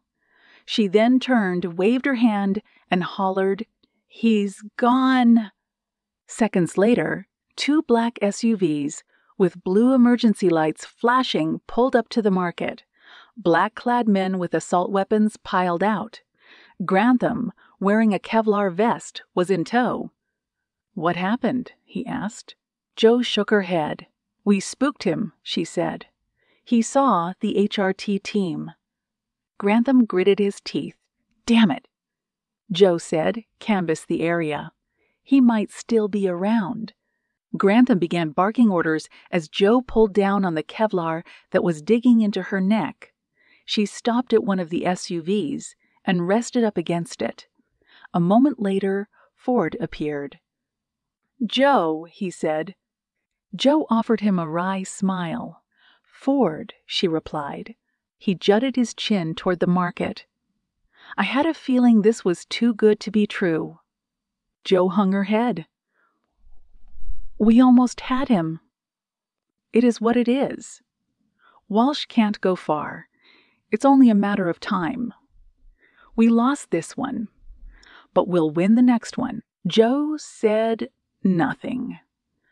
Time was running out for Walsh. The last thing she wanted to see was him dead and taking someone along with him. Ford checked his watch. You need to get some rest. We both do. Jo nodded. You're right. We'll pick this up soon. We've got plenty to work on in the meantime. Agreed. Ford clapped his hand on her shoulder. We'll figure this out. We'll get him. Jo smiled before heading back to her car. She pulled out her phone and texted Sam that she was on her way home. She didn't realize that in the distance, Daniel Walsh, seated in the Honda Civic he had stolen only hours before, was watching her every move. Chapter 72. Walsh gritted his teeth as he watched the FBI team descend on Pike Place Market. His blood was boiling. What he had asked for was simple, but the FBI couldn't even extend him that courtesy. Damn you, Walsh whispered, tightening the mariner's ball cap around his head. All you had to do was come alone. Joe Pullinger spoke with a detective. Walsh could tell based on the way the guy was dressed. The two spoke for a moment. Walsh noted the disappointment in Pullinger's posture even from a distance. This is on you, Walsh grumbled. He coughed, covering his hand with his mouth. He pulled his hand away. He saw a few droplets of blood in his palm. He felt like his heart was melting, and not in a pleasant way. He knew he was dying. It was only a matter of time, maybe days, maybe hours, maybe minutes. He was angry at the Marines, the Veterans Affairs, the man who hired him to commit murder, and the FBI who wanted to take him down for doing nothing more than wanting to survive. He clenched his jaw. Joseph was wrong, he thought. I shouldn't have taken advice from a damn kid. What the hell was I thinking? He now knew with certainty that surrendering wasn't an option. He looked at the gun in his hand. He still had a full clip. If it's war they want, he recalled an old sergeant in the Corps saying, it's war they'll get. He stuffed the weapon in his waistband. Walsh watched as Pullinger approached her car. She stripped off her Kevlar vest. She said something to a tall and brooding man. Walsh figured he was the agent in charge. She then got behind the wheel. She started the ignition. She pulled away from the scene and headed away from the action. She's probably going home, Walsh thought to himself. Walsh started the Civic and followed after. Chapter 73. Joe's eyes snapped open. She saw Chrissy jumping on her bed. Wake up! Auntie Joe. Her little niece squealed. It's a new day! Every muscle in her body felt sore. Her head was pounding from getting home early in the morning after the debacle at Pike Place Market. Good heavens, she said as she smiled pleasantly. What time is it? Chrissy pointed to the clock on Joe's nightstand. It's noon. Shouldn't you be at school? Rolling her eyes, Chrissy said, It's Saturday, Annie Joe. Come on. Mommy is making sandwiches for lunch. It took every bit of energy for Joe to sit up in bed. Chrissy pulled on her arm, urging her to get up and follow her into the kitchen. Joe indulged her little niece and walked out into the dining room to find Kim placing a plate full of sandwiches on the table. Good afternoon, Kim said with a smile. Come on, eat something. You look famished. Joe took a glance outside the window. The sun was full and beating down hard. She would have to eat fast. Walsh was still out there. But she knew looking for him on an empty stomach wouldn't serve her in the slightest. It took her less than 10 minutes to finish her meal. but it gave her the opportunity to speak to Kim about their weekend plans, which was a welcome relief from the stress of searching for Walsh. The front door opened. Sam walked inside. He was dressed in running pants and a t-shirt. He checked the smartwatch on his wrist in order to log his run time. "Well, well," Sam said as he looked at Joe. "If it isn't the female Elliot Ness." Joe rolled her eyes. "Haven't heard that one before." Kim nudged Chrissy. "Come on, baby girl. Let's go to the backyard and play on the swings while Auntie Joe and Daddy catch up." Chrissy followed after her mother as they disappeared through the sliding glass doors. Sam sat down at the table. "Haven't seen you in a couple of days," Sam said. "You look tired." Joe got up from the dining table, walked over to the sink, and filled her glass with water. "I'm beat." "You okay?" Joe nodded. "Just wrapping up a case." Sam glanced over his shoulder and lowered his volume. "Does it have anything to do with that guy that the police are looking for?" Joe said. "You've been watching the news?" Sam nodded. "Yeah," Joe said. "We almost had him last night. I mean, this morning, if you consider the time." "He's on the run again. Should we be concerned?" Joe shook her head. "There's nothing to worry about." The muscles in her chest suddenly tightened. It had been a few days since she was tormented by her heart condition, and somehow it had decided to rear its ugly head now. "You don't look too good," Sam said. "Maybe you should take a day off." "Doesn't work that way," Joe said. "I can take a break after we catch this guy." "You sound like Dad." Joe smirked. "I guess it's hereditary." "Really, though," Sam said. "Is everything okay? The news said this guy is dangerous." Joe said, "We'll get him." A look of concern washed over Sam's face. "Just be careful," he said. "I will," Joe replied, emptying her glass of water. "I have to get back to work." "Come back early tonight if you can. I'm barbecuing." "I'll try." Kim came back in. "Sorry to intrude on your conversation," she said. "It's sunny but chilly outside. I need to get a light sweater for Chrissy." "Don't worry," Joe said. "I was getting ready to head out." "Oh, before I forget," Sam said, turning to Kim. "Some guy was parked in front of the house last night. I saw it on the doorbell camera. I think it was Jerry Miller from down the street. He said he was stopping by at some point to return my cordless drill. Did he leave it?" Kim shook her head. "No, I don't think so." Joe moved to her room to get dressed. The mention of a car parked in front of the house tickled her brain. She then shook the thought away. Chapter 74. Ford was already waiting for Joe in the field office by the time she arrived. She had 2 cups of coffee in her hands, one for her and the other for Ford. "You've been here so much," Joe said. "I'm starting to think you work here now." Ford shrugged, took the coffee, and held it up in thanks. "You think I could make a move to your job?" "I don't know," Joe said playfully. "Do you play by the rules?" "Sometimes. Are you good with filing tons of paperwork?" Ford shrugged. "I'm used to it." Joe gestured to Ford's tie, less dress shirt. "You would have to abide by the muted tone and tie uniform, though." "Is that a deal breaker?" Ford nodded. "Absolutely. I can't stand ties, so I don't think this is going to work out." The two laughed and then approached McKinley's desk. The kid had circles under his eyes. He smiled warily as he looked up from his monitor. "Detective Ford," McKinley said. "Good afternoon," Joe said. "It's afternoon already." "Yes, it is." McKinley pursed his lips. "Man, I need to get some rest," Joe said. "You look a little worse for wear. I'll call it quits soon." McKinley pointed to his monitor.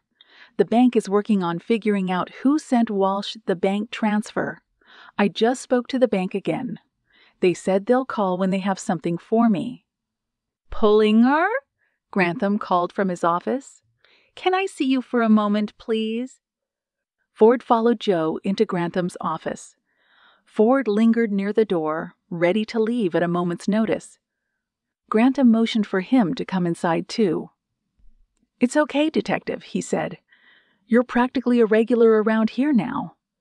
Ford nodded and slipped into a chair. "So," Grantham said as he sat down at his desk, "I trust you're properly rested after last night's little outing?"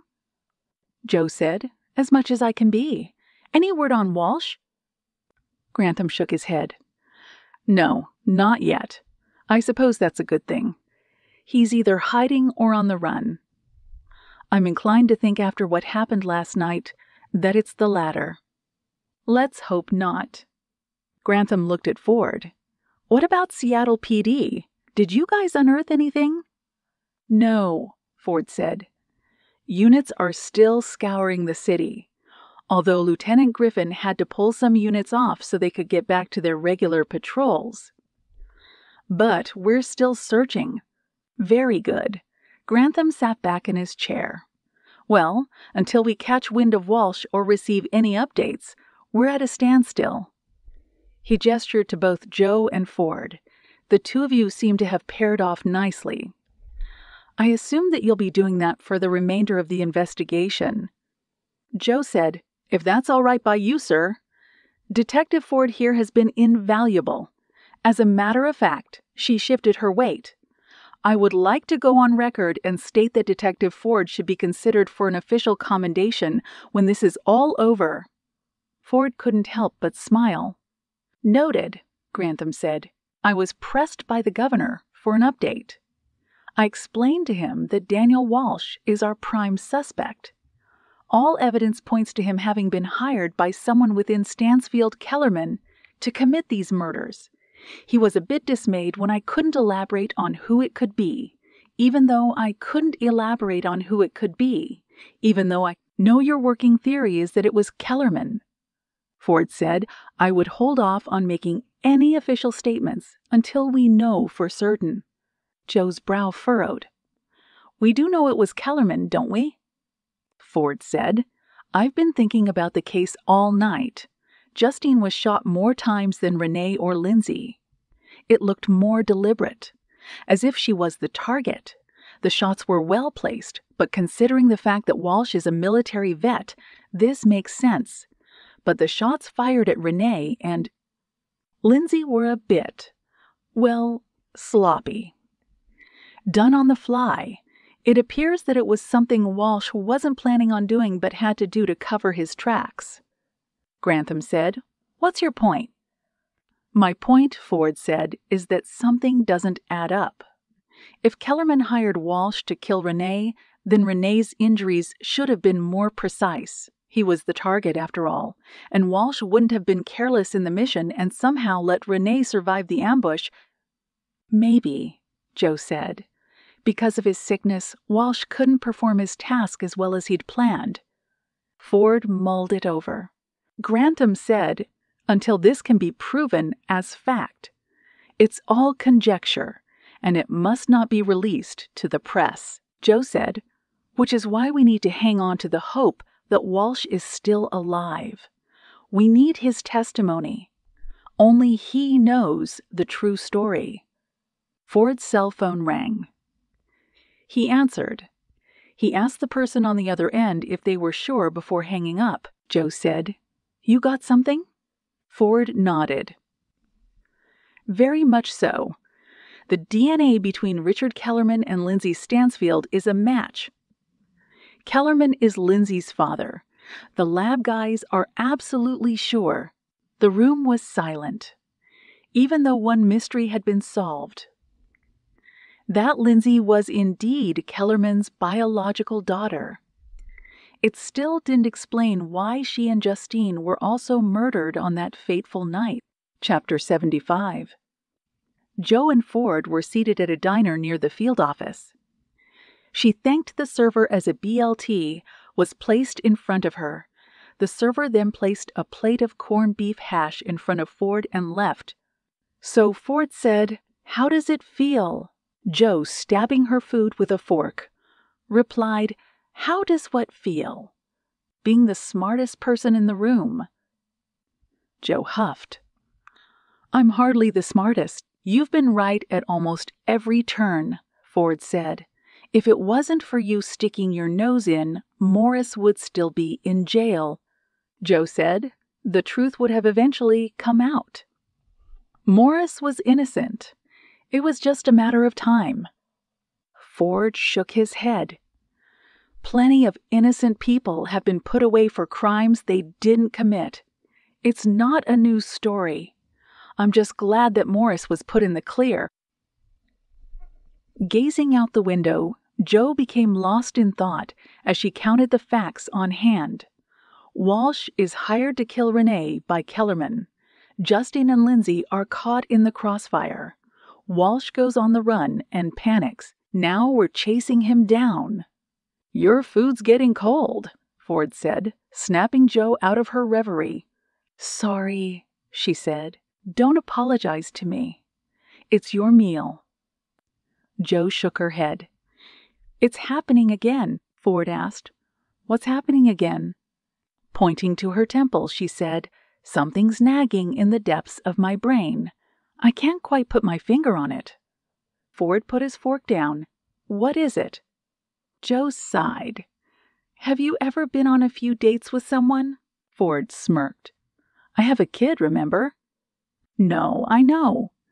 What I meant to say was, have you ever been on a few dates with someone where everything, at least on paper, was lining up perfectly? You have all the same interests. You're pretty much on the same page with your life, your goals, etc." Ford said, "Sure." "Well," Joe said, "have you ever had that happen and thought, this person is a good match, but there's something missing?" Ford nodded. "I have, actually. That happened with a woman I dated in college. I liked her, but the chemistry wasn't there. I tried to make it work, but couldn't for one reason or another." "That's exactly what I mean," Joe said. "Chemistry, that thing that tells you you're on the right path," Ford asked. "Are you saying you're having a rough dating life or something?" Joe's eyes narrowed. "No? If you are, we can get you signed up on a few dating apps." "Ford," he laughed. "I'm just messing with you." "I know," she said. "I guess what I'm trying to say is that the example I just gave you is how I'm feeling right now with this case. We have all of the facts. Something is just not lining up, though," Ford said. "The DNA proved what you were suspicious of. Kellerman is Lindsay's father. Also, Walsh himself said he was hired to do the killings. So we have the motive and the means for the murder. Kellerman wanted to be closer to his daughter, and he used Walsh to do it." Joe was silent a moment. "You're right," she said. "It does make perfect sense when you lay it out like that." Ford smiled. "Exactly." But as Joe dug into her meal, she couldn't push away the nagging feeling that something wasn't adding up. Chapter 76. Walsh was in the parking lot of a recreational center 3 blocks away from Joe Pullinger's house. He was watching a pair of kids kick around a soccer ball 20 yards away. His mind drifted to the time he served in the Middle East. 2 Iraqi kids were doing the exact same thing. They were barefoot as they kicked the ball to each other. He was in his Humvee observing a checkpoint, making sure no one went in and out of the marketplace without them knowing. Even so, he couldn't help but stare at the kids. They were maybe 7 or 8. Their laughter could be heard in all corners of the marketplace, and it made him smile as well. One of the kids spotted him looking their way and waved him over. A part of him wanted to go over and join them. The joy on their faces was infectious, but as it was just him and another Marine, he couldn't leave his post. He waved back at the kids and shook his head. What he didn't realize was that an insurgent had gone into the marketplace at that very moment with a vest full of C4. The blast not only killed the 2 kids, injuring countless others, but it nearly killed him and his comrade. Even after all those years, the 2 boys' smiling faces were forever etched in his brain. He blinked himself out of the memory. He was tired of the pain, tired of the nightmares, tired of the trauma that had gotten the better of him. He looked into the rearview mirror. He was taken aback by what he saw. He was gaunt, pale, a specter of a man. But it wasn't his fault. The military made him sick. They turned their back on him. Stansfield Kellerman lied to him. The eye did the same. His thoughts turned to Joe Pullinger. What was about to happen in a few hours wasn't her fault. She was simply the Bureau's messenger.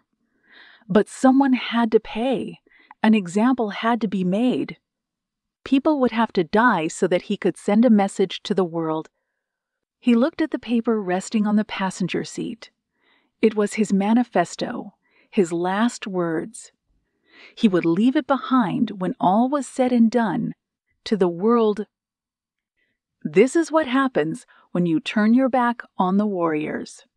This is the price you pay for casting us by the wayside.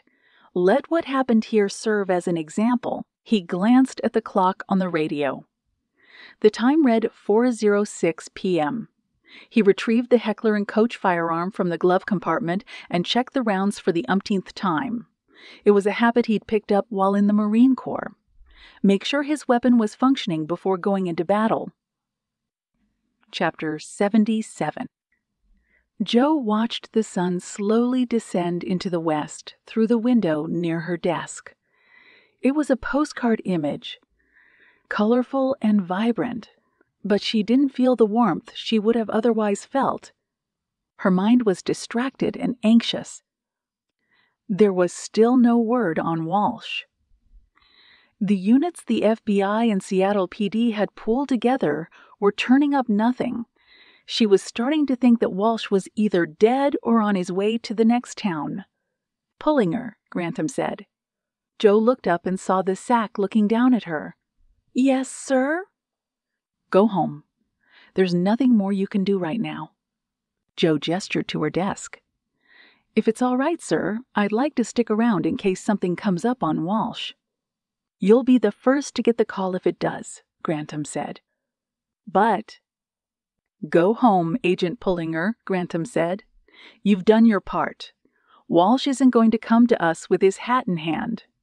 That time has passed. He'll surface again. I have no doubt about that, but the legwork you put in is done. All we can do is wait." "Then I don't see why I just can't wait here, sir," Joe said. "Because you're nodding off." Grantham smirked. "Consider this an order from your superior."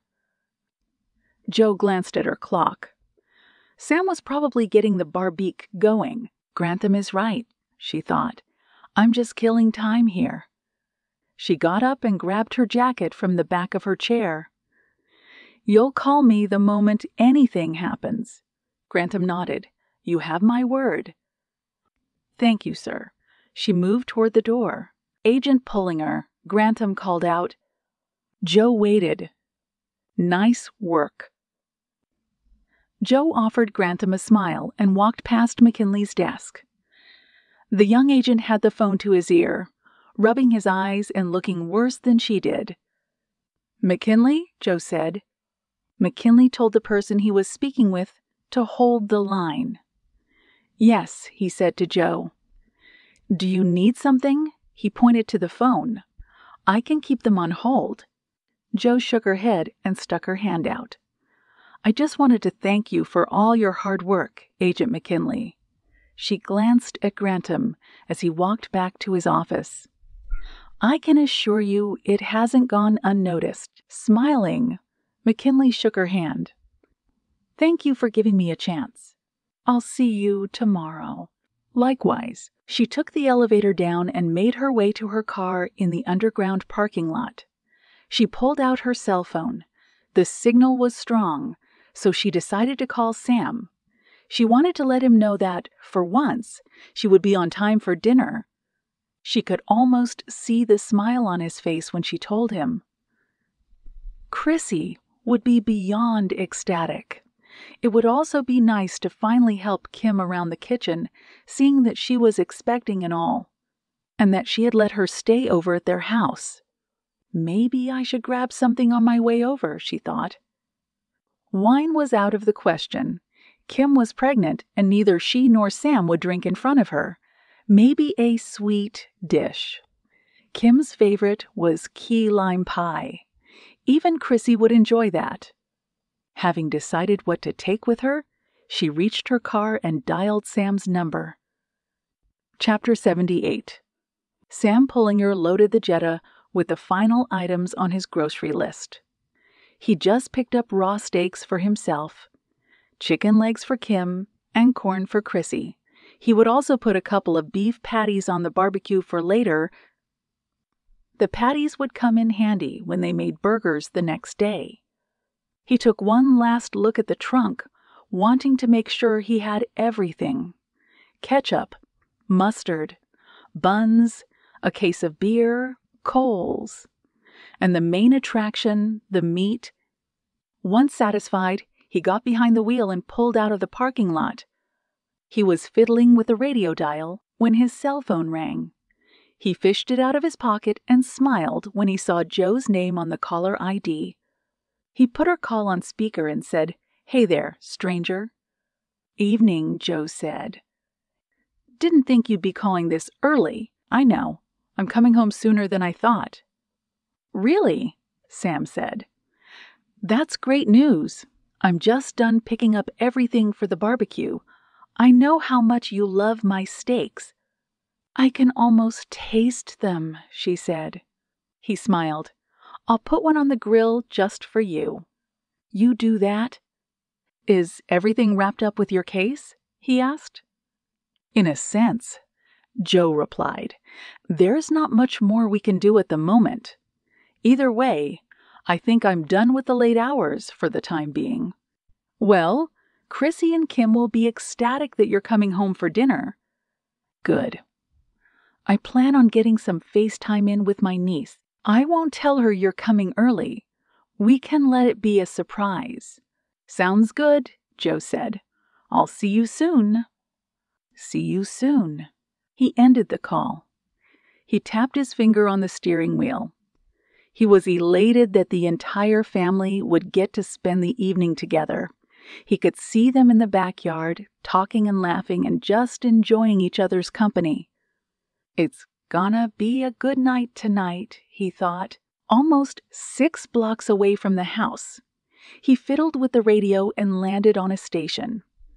Sister Christian was playing. He turned the volume up and smiled as the piano intro kicked in. Lights flashed in his rearview mirror. He looked up. A car was 20 yards behind him. He figured his eyes were playing tricks on him. He adjusted his glasses, focused on the road. The lights flashed again. "What the heck?" he said as the drums and guitar riffs kicked in over the radio. The lights flashed again. He looked in the rearview mirror again. "Do I have a flat?" he thought. He checked his dashboard and saw no lights were on.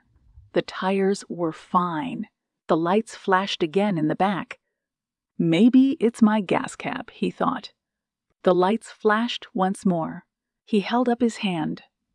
"Okay, okay," he said as he turned on his signal and pulled over to the right.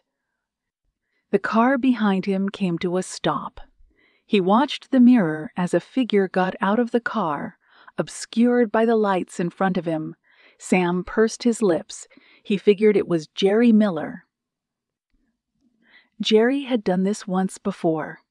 He'd parked in Sam's driveway and honked his horn until Sam came out. Turned out that Jerry was drunk and couldn't find his way home, even though it was a couple of houses away. Oh, Jerry. Sam said, as the figure approached the driver's side. "What have you gotten yourself into now?" The figure rapped its knuckles on the glass. Sam rolled down the window, making Sister Christian flow out into the evening air. "Is that you, Jerry?" Sam asked as he turned his head and smiled. Something metal touched his skin. He looked up and saw the barrel of a gun pressed against his head. He tensed up. A man with pasty skin and circles under his eyes crouched down and came to his eye level. "Slide over," the man said. "Do it slowly." Sam's heart raced. His mind tried to process what was happening as the man cocked the gun's hammer. Chapter 79. Joe squinted as she pulled into the driveway. Sam's Jetta should have been there by now. It wasn't. "What the heck?" Joe said, killing the engine. She got out of the car, looking around and hoping that maybe Sam was about to pull up. She waited 30 seconds and figured that maybe Kim had asked him to make another stop. She grabbed the key lime pie from the passenger seat. She fished out her house keys, made her way to the front, and opened the door. "Auntie Joe!" Chrissy shouted. Joe placed the pie down, got on one knee, and embraced her little niece. "Hey, troublemaker." Chrissy scrunched her face. "I'm not a troublemaker." "Oh, yes, you are." Joe tickled Chrissy to the point that Chrissy was rolling on the floor. Moments later, Kim entered the room and laughed. "I thought you were Sam," Kim said. Joe looked around. "Yeah, I thought he'd be home by now." "He should be." Kim checked her watch. "Maybe he stopped off for something. We're doing a barbecue tonight. Maybe he was grabbing a six-pack. The man can't seem to have steaks without a beer." "Yeah," Joe said as she stood up. "Maybe that's it." "Mommy," Chrissy said as she squinted at Kim. "What's beer?" Kim said, "It's an adult beverage, honey. Can I have one?" Kim's eyes went wide. "Absolutely not." Chrissy stomped her foot. "How come?" Sighing, Kim said, "It's spicy. You wouldn't like it." "Yuck," Chrissy said as she stuck out her tongue. "I hate spicy." Kim, winking at Joe, whispered, "Works every time." Joe laughed. She then remembered the pie. "I brought something sweet." "I hope it's key lime pie," Kim said. "It is indeed." Kim smiled and took the pie from her. "How was your day?" "Not bad. I'm just happy to be home." Chrissy hugged Joe's leg. "Are you home all night, Auntie Joe?" Joe kissed her niece on the head. "I'm home all night, little lady." The three proceeded to set the table in the backyard. After some time had passed and everything was set, Joe checked her watch. "It's getting late," she said. "I wonder what the heck Sam is doing." Kim reached over and grabbed her phone from the table. "I'll ring him up. He probably just got sidetracked." Kim dialed and held the phone up to her ear. After what felt like a full minute, Kim shook her head and hung up. "He's not answering," Kim said, concerned. "Let me try," Joe said, pulling out her phone. She dialed. It rang 6 times. Strange, Joe thought. Where is he? "I'm sure everything's fine," Kim said. Joe wasn't convinced by her tone. "Yeah," Joe replied flatly. "I'm sure it is." Joe walked over to the front door. She stepped outside. Crickets chirped. Other than that, the neighborhood was silent. She walked down the driveway and stopped in the spot where Sam's Jetta would have been parked. She looked to the left and then to the right. No one was coming. Everything was eerily still. She looked up at the sky. It was black save for the sprinkling of stars. A chill licked at the back of her neck. She hugged herself. She suddenly had a sinking feeling that something was not right. Chapter 80. Sam blindfolded, shuddered as he heard the sounds of duct tape being stripped apart. He was seated on cold concrete. He couldn't see where he was, but he couldn't see where he was, but he could tell by the lack of oxygen in the room that he was somewhere confined and unforgiving. A moment later, the blindfold was pulled off his eyes. He shut them. He could smell the rancid breath of his kidnapper just a few inches from his face. "Look at me," the man grumbled. Sam shook his head. The man slapped him across the cheek. "Look at me." Sam slowly peeled open his eyes. A haunted face stared back. The man violently coughed, covered his mouth, and drew in a raspy breath. Sam looked around. He saw that he was inside a storage unit. His Jetta was parked a few paces away, crammed into the space that was smaller than Chrissy's bedroom. What? Sam stammered. What are you doing with me?" The man held a finger to his lips. "You must understand. What's about to happen to you is nothing personal," the man said. Sam said nothing. "You might live," the man said, "or you might die. The choice is up to your sister." "Oh, no," Sam thought. "Joe, what's happening?" The man took the duct tape and secured Sam's arms with several wraps. He placed the duct tape down. He then moved toward the Jetta. He took a pipe that he had placed in the back seat and gripped it tightly in his hands. "Please don't hurt me," Sam said. The man closed his eyes and stood there in silence, as if he was meditating. He then shook his head. "Please," Sam said, "I can." "No more talking," the man grumbled. "Stand up. Now." Sam followed the man's orders. "Go to the trunk and get inside," the man said as he popped the trunk open and stood by it, the pipe still clutched in his hand. Sam crawled into the trunk. The man ordered him to close his eyes. Sam was certain that he was about to die. Chapter 81. Joe went back inside the house. The cell phone to her ear, and McKinley speaking to her on the other end of the line. "Hey, Joe," McKinley said. "What's going on?" "Louis," Joe said, "I need you to do me a favor." "Sure, go ahead." "I'm going to forward you a cell number. I need you to run a trace on it." McKinley said, "I need to run to a different department really quick." Joe replied, "I'll wait." Chrissy tugged at her pants. She was looking up at Joe with a curious set of eyes. She was holding her teddy bear in her arms. Kim stood behind her with a look of concern on her face. "Auntie Joe," Chrissy said softly, "is Daddy okay?" Joe forced herself to smile. "Daddy's okay, honey." "Auntie Joe is just... think, make something up." "Auntie Joe is just doing a little work." She turned her focus on Kim. Maybe Chrissy should go in her room for a moment. Kim ushered Chrissy off to her bedroom. Moments later, she returned. "Joe?" Kim said with a trembling voice. "What's going on?" "It's okay," Joe said. "It's probably nothing." "Is Sam hurt? Did something happen to him?" Joe's sixth sense screamed that something was wrong. The sister part of her wanted to panic, but the professional part of her knew that no good would come from upsetting Kim or Chrissy. "I'm sure everything is fine," Joe replied. "I'm just being cautious, that's all." McKinley came back on the line. "Joe," he said, "I'm here. They're running a trace on the number you just forwarded to me. Give me some time." Joe's phone began to buzz with another number.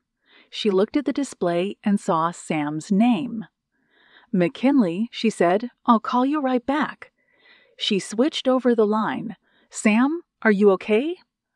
No one replied. "Sam?" Joe said. "Are you there? Is everything all right?" Still, no one spoke. "Sam? Is this Special Agent Joe Pullinger?" the voice of Daniel Walsh said. Chapter 82. Jo closed her eyes. This can't be happening, she thought. Please, tell me this isn't happening. Hello, Walsh said. Are you still there? He coughed. I know this is hard to take in, but I need your full attention. Jo glanced at Kim. She held up a finger and told her that she would be right back. She stepped outside and closed the door behind her. She switched the phone over to her other ear. Where are you? Jo said. What have you done to my brother? Walsh said. I haven't done a thing to him. Not yet, at least.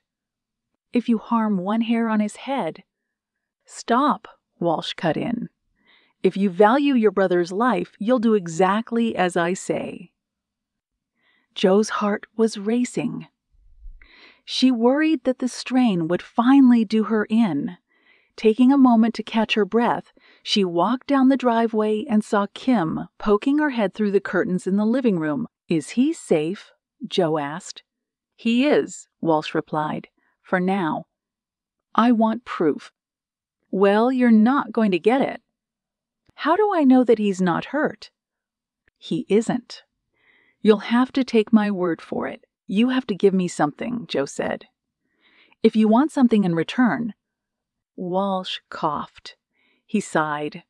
Hold on 1 second, he said. The front door opened. Kim rushed out. Jo, she said. What's going on? Tell me right now. Kim, Jo said, I need you to be patient. Walsh came over the line. Are you there? I'm here, Jo said. Here he is. The sounds of the phone being shuffled came over the line, followed by Sam's voice. Yo. Oh my God, Jo said. Sam, are you okay? I'm locked in. That's enough, Walsh cut in. You have your proof. Your brother is alive. If you want to end this, you're going to end this. You're going to do exactly as I say. Jo said, What do you want, Walsh? We're running out of time, Walsh said. So, I'll keep this brief. I want that kid I shot at the cemetery. You're going to bring him to me, and then I'll tell you where your brother is. This is insane. What's your end game? The same as yours. I want all of this to be over with. And you plan on killing Morris? Is that it? Maybe, Walsh said. Why? There was silence on the line. Tell me why you want Morris, Jo pushed. He was on the list. Jo was confused. List. He was also a target. What? Jo was horrified. You were planning on killing him too? That's not important, Walsh spat. Just bring him to me if you want to see your brother. Jo shook her head. This isn't the way to do it, Walsh. You can't kill your way out of this. Shut up! Walsh snapped before coughing. I'm tired of all of this. This is all your fault. The feds, you guys did this. You goxed me in. You pushed me to the edge. Listen to me, Jo said. Just let my brother go, and I'll come and bring you in myself. No backup. Just me. Enough talking, Walsh said. I'm going to hang up. You're going to stay by the phone. I'll call you back shortly. When I do, I'll give you a location. He coughed again. You'll meet me there with the kid at a time of my choosing. If you don't, you'll be attending another funeral before the weekend draws to a close. The line went dead. Jo felt like her heart had dropped into her stomach. She quickly dialed McKinley, and he answered after one ring. Did you trace the number? Jo asked. He's within the 20-mile radius from where you are right now. That could be anywhere, she fumed. It was the best we could do under the circumstances. She knew he was right. The only way to directly locate a caller was to triangulate their position off of cell phone towers. Even then, there was no guarantee they'd be found if they were on the move. McKinley said, "We'll keep working on it. We have his number." "Okay," Joe said. She hung up and ran back into the house. She grabbed her jacket and started scrolling for Ford's number on her phone. Kim, looking as though she might pass out, said to Joe, "Talk to me. Tell me what's going on." Joe stopped in her tracks. She looked at Kim. She held her hands up in the air. "Kim, something has happened." "Where's Sam?" Joe swallowed the lump in her throat. "Someone took him," she said. Kim brought her hand to her mouth. Tears streamed down her cheeks. She walked over to the couch, sat down, and held her head in her hands. Joe knelt down in front of her. "Listen to me," she said. "I'm going to find him. Everything is going to be okay. I need you to trust me." Kim shook her head. "Please, Joe, you have to bring him home. We need him." "I will," Joe said, "but I need you to stay here with Chrissy. I need you to remain calm. We can't lose our composure. We have to stay strong." Kim nodded and wiped the tears from her face. Chapter 83. With the lights flashing and siren blaring, Ford's Crown Vic screeched to a halt in front of the Pullinger residence. A Seattle PD cruiser accompanied him. A uniformed patrolman jumped out of the car and hustled up to the front door with Ford in the lead. Joe opened the door. "Brian," she said, "thanks for coming so fast." "Has he called?" Ford said. Joe held up her phone. "Not yet. My people weren't able to get a trace on my brother's phone yet. We need to head out." Ford pointed to the patrolman. "This is Gibbons. He's going to stay with your family until we figure all of this out." "Come on inside," Joe said, heading into the living room. Ford followed after her. He spotted Kim Pullinger on the couch with Joe's niece in her lap. They looked shell-shocked, turning their eyes up at Ford and Gibbons warily. Joe moved to the couch and got down on one knee. "Kim," Joe said, "this patrolman here is going to stay with you until we have Sam. Everything is going to be fine." Kim nodded and hugged Chrissy tightly.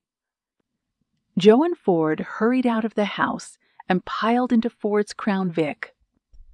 The car peeled away from the curb and did a U-turn. The other cars on the street cleared out of the way once they saw the lights and sirens. The needle on the speed gauge settled at 85 miles per hour. Ford said, "We need to head to the station." "I already called my lieutenant. They're dispatching every available unit to try and find your brother." Joe nodded. "I called my SAC. He's doing the same." She glanced out the window. "We'll canvass the surrounding area. Did your people triangulate any kind of position when Walsh called?" Joe said, "The cell tower that got pinged showed that Walsh and my brother are somewhere within 20 miles. 20 miles, Ford said. "We're close to the marina and a few warehouses. Maybe he has him there." I checked on my phone, and there is also a slew of old apartment complexes. Joe shook her head. "He could be anywhere. At least he's close by," Ford said, trying to sound reassuring. Joe was silent. Ford then said, "What about your brother? When you talked to him on the phone, did he give you a clue as to where he could be?" "Kind of," Joe said. "He said he was locked up, but that could mean anything." Ford nodded as if in thought. The Crown Vic barreled down the road, even passing through red lights. "How did Walsh sound?" Ford asked. "What did he tell you?" Joe's mind was running in circles, but she replied, "He asked me to bring in Morris. Obviously, that's not going to happen." Ford said, "What does he want with Morris?" "He said something about him being on a list. What kind of list? I'm thinking a hit list. Ford's face tightened. Do you think Kellerman had hired Walsh to kill Morris as well? That's what it sounded like. But that doesn't make sense, Ford said. What does Morris have to do with Kellerman? I don't know, Jo said, throwing her hands up in frustration. I have no idea how any of this links up. All I want is my brother. Easy, Ford said. It's going to be all right. We'll figure this out. Jo looked at him. I'm sorry, she said, calming down. I can't let anything happen to Sam. We need to find him, Brian. We need to bring him in safe. Him and Walsh. We will, Ford said. We'll find him, Jo. We'll bring your brother back alive. Saying nothing more, she looked out the window. I'm coming, Sam, she whispered. I'm coming. Chapter 84. Sam could hear Walsh coughing from inside the trunk. He tugged at the duct tape, binding his hands together. He was worried that the trunk would open at any moment. A gun would be held to his head. The trigger would be pulled, and he would never have the opportunity to say goodbye to his wife and daughter. The trunk opened. Sam shuddered. Walsh coughed, looked down at him, and flexed the grip he had on his pistol. Please, Sam said, don't kill me. I'm not gonna kill you. Then please let me go, Sam begged. Walsh's lip trembled. I can't, he said, defeatedly. You can do the right thing. You don't have to do this. Walsh closed his eyes. He winced. He coughed. He shook his head. What was I thinking? He said. What the hell did I get myself into? Sam said, There's still time to turn back. Please, sir, don't do this. Just cut me loose and I'll walk away. Walsh stared at Sam for a long moment. He hung his head. He nodded. He then took out a switchblade from his pocket, snicked it open, and went to cut the duct tape binding Sam's hands. Thank God, Sam thought. Just breathe. I can't do this, Walsh said. I can't do this anymore. He made a small incision in the restraints. And then he stopped. He stood back. He clicked the blade closed and stuffed it back into his pocket. No. What's done is done. You need to be made an example of. Please, Sam said, his last hope of being free snatched away from him. You don't have to. Enough, Walsh said. Stay here. Don't say another word. He moved around the trunk to the front of the car. He returned with a hose and a roll of duct tape. He proceeded to stuff the hose into the exhaust, sealed it with several strips of duct tape, tossed the hose on the floor, and slammed the lid shut. Sam trembled. He felt as though his bowels would give way at any moment. He felt the car sway to the side as if someone had gotten behind the wheel. It was followed by the engine coming to life. He waited. Seconds later, he could smell the fumes from the exhaust trickling its way through the hose, filling the air inside the storage unit. Chapter 85. Seemingly, every member of both the Seattle PD and local FBI field office had been gathered inside a conference room in what was dubbed the crisis room. Jo, standing next to Ford, watched as Grantham addressed everyone. Sweep every street, Grantham said. Time is of the essence. He pointed to the map on the wall behind him with a red circle covering a 20-mile radius. Our suspect, Daniel Walsh, is somewhere in this area. Most likely, he's staying put. He has a hostage with him, and we need to move as quickly as we can to find him before it's too late. Grantham fielded questions. The plan of defense was reiterated. Grantham then clapped his hands together like a football coach, and everyone in the room broke their collective huddle. "Pullinger," Grantham said. Jo walked over. Her heart was still pounding, her thoughts dwelling on her brother. "Yes, sir." Grantham crossed his arms. "I'm worried about a conflict of interest here." Jo had a sense that the sack would say something like that. "Walsh wants me, sir. He's going to call me and only me." Walsh is bent. He doesn't know what he wants. He's a rat trapped in a box with a blowtorch heating the lid. "I understand," Jo said, "but I can't walk away from this. Not unless you order me to. This is my brother we're talking about. If you were in my position, I'd be inclined to think that you would do the same thing." Grantham nodded. "Understood. And you're not wrong." He pointed. "But I want you to tread carefully. Don't let your passions get in the way of this. The smallest mistake might end up costing your brother his life." Jo could only nod. Moments later, her cell phone rang. The caller ID said unknown. Grantham snapped his fingers and told McKinley to begin tracing the call. Jo waited for McKinley to get settled. Grantham then nodded for her to proceed.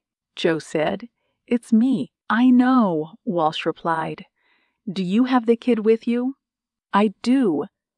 Walsh paused. "You're not lying to me, are you?" Jo said, "No. But we're wasting time here." "Yes, we are."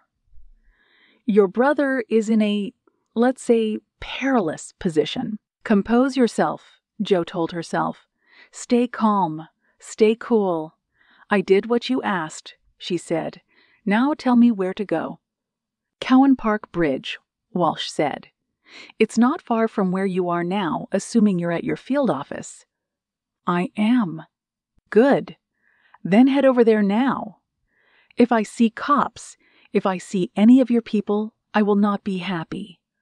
Jo heard the sound of some kind of door being rolled down. She took a note of it. She was almost certain she had heard that sound before. "Agent Pullinger," Walsh said. "Yes," Jo said. "I should add, your brother will not be with me when we meet. He's someplace safe for now, but if you play games with me, you will never find him." "Got it? No games," she said. "Good. Then I'll see you soon." Walsh terminated the call. She looked over at McKinley. McKinley shook his head and informed her that the call ended too quickly to trace it. Grantham said, "All right, we know where we're going." "Sir," Jo said, "I need to go alone." "Pullinger." "Walsh will sniff us out if I arrive with the cavalry. He already did that at Pike Place Market. It's too risky." "Well," Grantham said, "I'm not letting you go in there alone," Ford chimed in. "Jo is right. As a matter of fact, we need to pull a few of the units off the streets.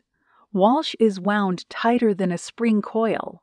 We can't give him any reason to harm Sam." Grantham thought about it and then nodded. "All right, I'll make the call. The two of you head over to the bridge, but I'm going to send a chopper up to keep an eye on you. I'll make sure it maintains its distance, but I can't have you two out there all alone." Jo shook her head. "I think Ford should take the lead on finding my brother." "We don't have any solid leads," Grantham said. "We do," Jo replied. "I heard something over the phone when I spoke with Walsh. It sounded like a door closing. It had the same kind of sound a rolling sectional door makes, like from a garage, maybe a storage unit." Ford walked over to the map. "McKinley," he said, "I need you to pull up everything you can in the 20-mile radius in regards to storage units or warehouses." "I'm on it," he said. It was decided that while Ford would scour the streets looking for Sam, she would head off to meet Walsh. Chapter 86.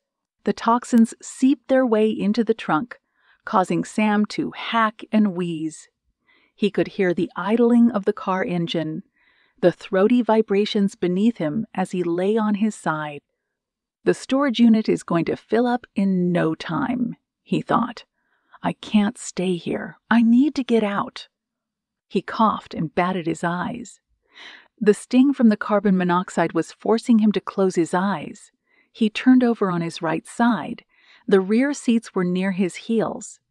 Sam recalled the salesman at the car lot demonstrating how they folded down when he'd purchased the Jetta. The fumes from the exhaust were becoming overwhelming. Sam did the math quickly in his head. The size of the storage unit and the time it would take for the exhaust to spew out of the tailpipe and fill it entirely. The result made him sick to his stomach. He had no time to spare. He tucked his knees in. He kicked at the back seats with the minimal force he could apply. He kicked again and again. And again. And again. Still nothing budged. He shut his eyes as a thought ran through his mind, telling him he would be smothered in the trunk of his family's car. No, he thought defiantly. I'm not going to die in here. He tucked his knees in again. He kicked. He pulled in his knees once more. He kicked the seats again. Finally, on the third kick, he saw the back of the seats budge and caught a quick glimpse of the interior of the car. Coughing and straining from the exertion, he saw a glimmer of hope on the other side of his terrible predicament. He continued kicking with all the strength he could muster. Chapter 87. Jo weaved her way through traffic and merged onto the highway. Ford spoke to her through the speakerphone as she headed toward the Cowan Park Bridge. It was a 12-minute drive, less than 10, with the lights and sirens on, and the other cars on the freeway clearing out of the way. Okay, Ford said over the speaker. I've got a short list here of possible locations where your brother could be, assuming your theory about the storage unit is true. There are 3 storage facilities resting inside the 20-mile radius. Jo said, How far apart are they? Ford sighed. They're spaced out. It's going to take me 30 minutes in total to check each one. Jo balled up her fist and punched the steering wheel. That's a lot of time that'll get chewed up. Easy, she reminded herself. A level head is what's going to win this situation. But it is what it is, she continued, calming down. Just move quickly. I will. Brian? Yeah, he said. Find my brother, Jo said. I'm depending on you. I'll bring him back alive. Thank you. Thank me when this is over. And Jo? Yeah. Be smart, Ford said. You know as well as I do that Walsh doesn't plan on being taken alive. I know. But maybe I can talk to him. He can't depend on anyone but himself. I'm not surprised that he asked to meet at the bridge. Part of me is worried that he's going to jump, that this is all for show. Ford said, I thought the same thing, too. Jo honked the horn at a driver driving too slowly in the middle lane. The driver pulled to the left. Jo moved around him and saw the exit coming up ahead. I'm 5 minutes out, she said. As soon as I'm there, I'll call you back. I'll keep the call going so you can listen in on everything as it plays out. Call my SAC and let him know so he can listen in on the call, too. Copy, Ford said. Once it's done, once we get Walsh and bring in your brother, I need you to do something for me. What's that? That diner we went to, Ford said. The one from a couple of days ago. I really like their coffee. When we make it out of this in one piece, I want you to buy me a cup. Sound good? Jo smirked. Buy me a cup of coffee and you have yourself a deal. You got it, Ford said. Stay sharp. Jo replied, You too. She terminated the call, took the exit, and turned down a road that led away from the city and into a dense and darkly lit forest that seemed to stretch on for miles. Chapter 88. Ford's Crown Vic screeched to a halt outside the first storage facility. He jumped out of the car, flashlight in hand, as he spotted 7 rows of small storage units cramped together, surrounded by a chain-link fence. He took a look around. He saw no one was around, so he hopped the fence and began running through the grounds. "Sam Pullinger," Ford called out. "Can you hear me?" He continued to holler Sam's name, racing from one storage unit to the next. He pounded on the doors. He listened for any movements inside. He'd spent 5 full minutes searching when he came to a stop. He was panting and sweating from the exertion. "Sam Pullinger," he called one more time. "Are you there?" There was no reply. Only the static buzz of the lights illuminated the surrounding area. He gritted his teeth, hopped over the fence, and hurried back to his car. He jumped behind the wheel, threw it into gear, and did a U-turn out of the lot. The clock was running out quickly, and he still had 2 more locations to cross off the list. Chapter 89. The carbon monoxide had nearly filled the inside of the trunk. The pain in Sam's chest grew searing with each cough he made. Still, he continued kicking his feet against the back seats in a bid to knock them down. Sweat poured down his face. His head felt like it was filled with helium. His energy levels were quickly depleting with each thrust of his feet. "Come on," Sam said, the effort to speak nearly draining him. "You're not going to die here." He kicked the seats harder. He could already see the inside of the car, but the opening was not enough to move out of the trunk. He figured a few more kicks would knock the seats down all the way. He pulled his knees into his chest. He shut his eyes and thought of Kim, Chrissy, and Joe. "I'm coming," he said. "I'm coming home." With a quick thrust, he kicked in the back seats entirely. He turned over onto his side, shuffling his way into the interior of the car. He crawled to the front seats, reaching out his hands toward the ignition. He felt around for the key, ready to twist it and shut the vehicle off.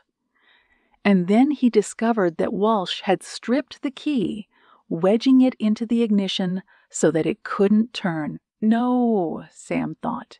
"No, no, no." He fumbled with the ignition for several moments, but there was no way it was going to budge.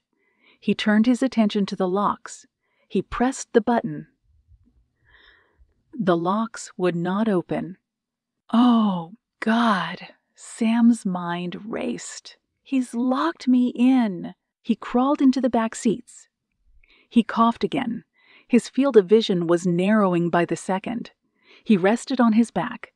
He raised his feet again and started kicking at the windows.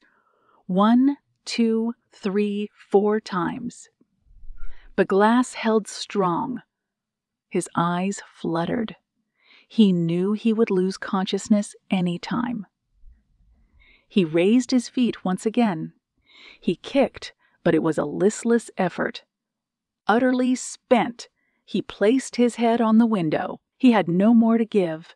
He'd fought as hard as he could. He was done. Chapter 90. The car turned onto a dirt path, cutting through a forest that opened up onto a sprawling Gothic bridge. As soon as Joe arrived, she put the car in park and dialed Ford's number. He answered after 1 ring. "I'm here," she said. "Did you find Sam?" "Not yet," he told her. "I'm 2 minutes out from the second location." "Time's almost up," Joe thought to herself. Ford asked, "Do you see Walsh?" Joe, phone in one hand, slipped out of the car. A chilled nighttime breeze licked at her skin. She surveyed the bridge, surrounded on all sides by lush green trees. The bridge itself was an ominous sight, the kind of place teenagers went to smoke and drink. "Joe," Ford said, "anything?" Joe was certain she could hear the faint chuffing of a helicopter somewhere off in the distance. "Nothing," she said. She placed her palm on the grip of her service pistol as she slowly made her way to the center of the bridge. "Joe," Ford said, "your sack is being conferenced in?" Joe waited. Her eyes were pinned to the other side of the bridge, searching for any signs of Walsh. "Pulling her," Grantham said over the line. "The chopper keeping an eye on you is 2 miles out." "Tell them to stay back," she said. "We don't want to spook Walsh." "I'm putting my phone in my pocket. Just listen in. I'm going to walk out onto the bridge." Jo stuffed her phone into the front pocket of her Kevlar vest.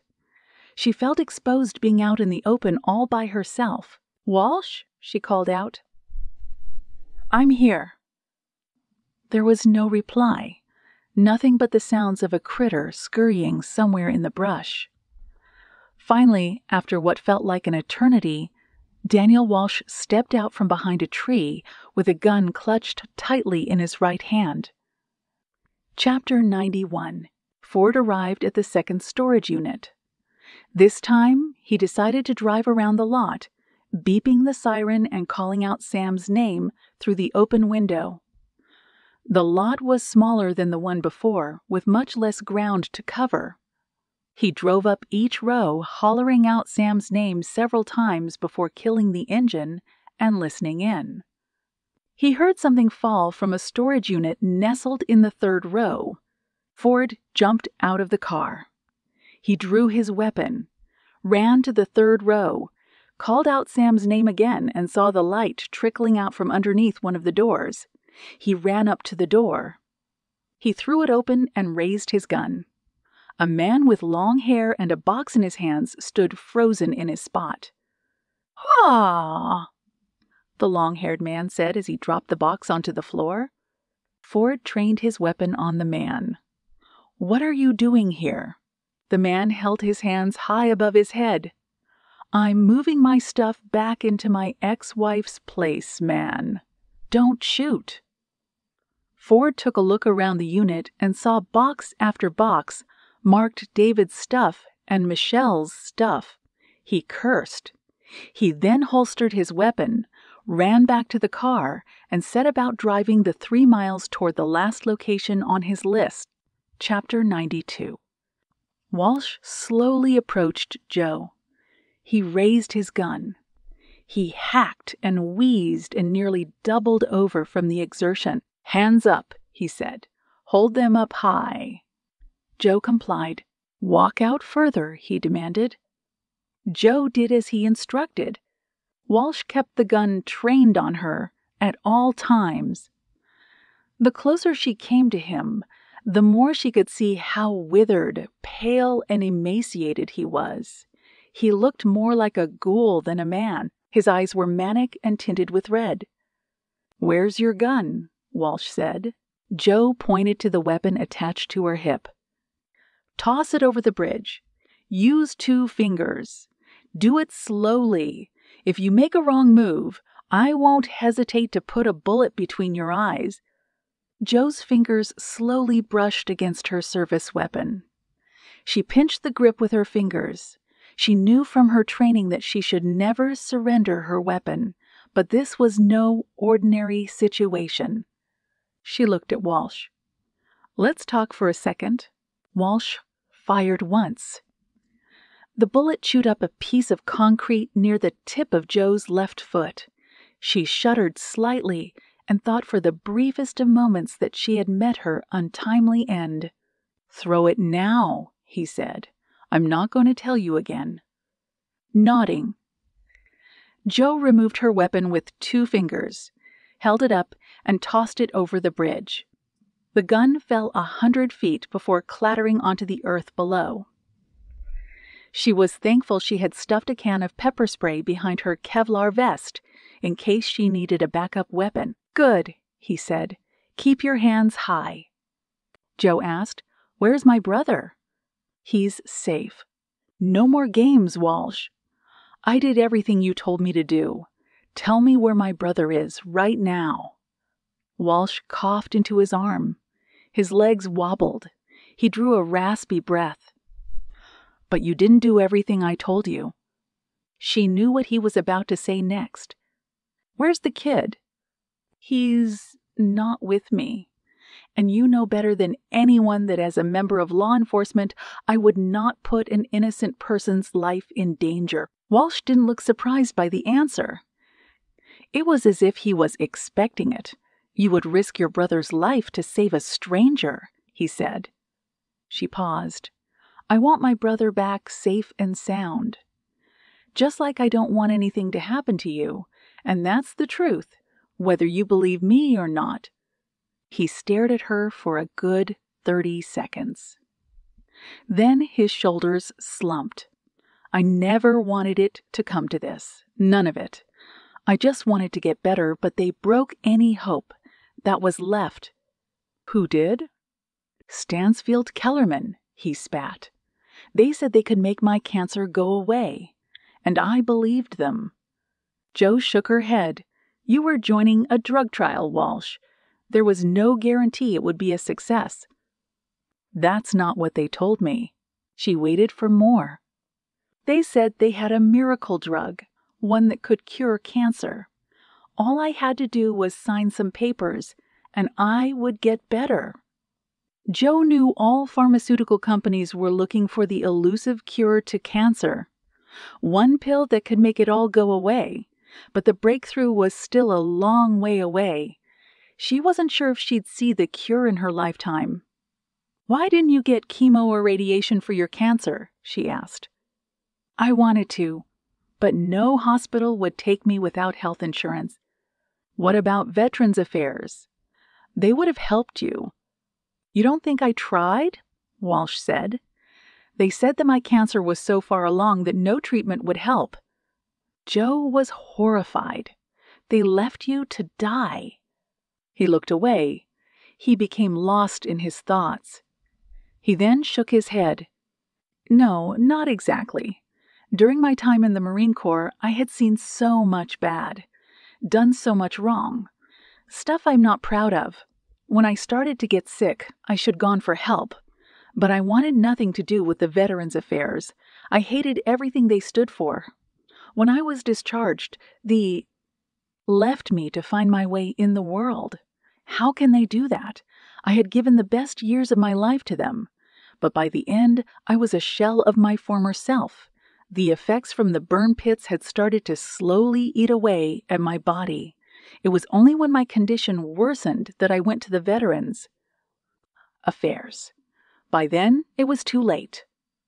Jo sensed that Walsh was just angry at the world, at the military for putting him in a situation that caused him to get sick, at Stansfield Kellerman for not making him get better. "Is that why you killed the Stansfields?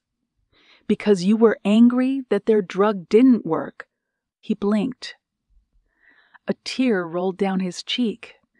"It was just supposed to be her," he whimpered. "Not the others. It was an accident. The three of them weren't supposed to be there." He shook his head. "When I saw the others in the house, I panicked." Jo's eyes narrowed. Who was supposed to be in the house alone? Was it Lindsay? His face twisted. "No, not the girl. I was surprised to see her there." "Then who was it? Justine?" He fell quiet and then nodded. "Yes." Jo's mind began racing. She had always thought Renee Stansfield was the target, but now that she knew it was Justine Stansfield, she was utterly confused. Why would Richard Kellerman hire you to kill Justine Stansfield? Walsh's brow furrowed. "What are you talking about?" Jo squinted. "Richard Kellerman hired you to kill Justine Stansfield?" "Was it because of their affair?" "No," Walsh said. "Renee Stansfield hired me to kill his wife." Chapter 93. "Renee hired you," Jo said, shocked. "Renee Stansfield?" Walsh nodded. "That prick paid me to do the job. He said if I did it, if I killed his wife while she was home, he'd give me a lot of money. He said I could use it to get better. "But you killed them all," she said. "You killed the entire family." "I told you," Walsh growled. "It was only supposed to be the wife. Renee wasn't supposed to be home, and neither was his daughter. But they were. I had no choice. All of them had seen my face." "Explain, Walsh," Joe said. He shook his head. "It doesn't matter." "It does. You destroyed an entire family. It's because of your actions we are here now." She held out her hands. "You have to give me something." Walsh closed his eyes. He drew a weary breath.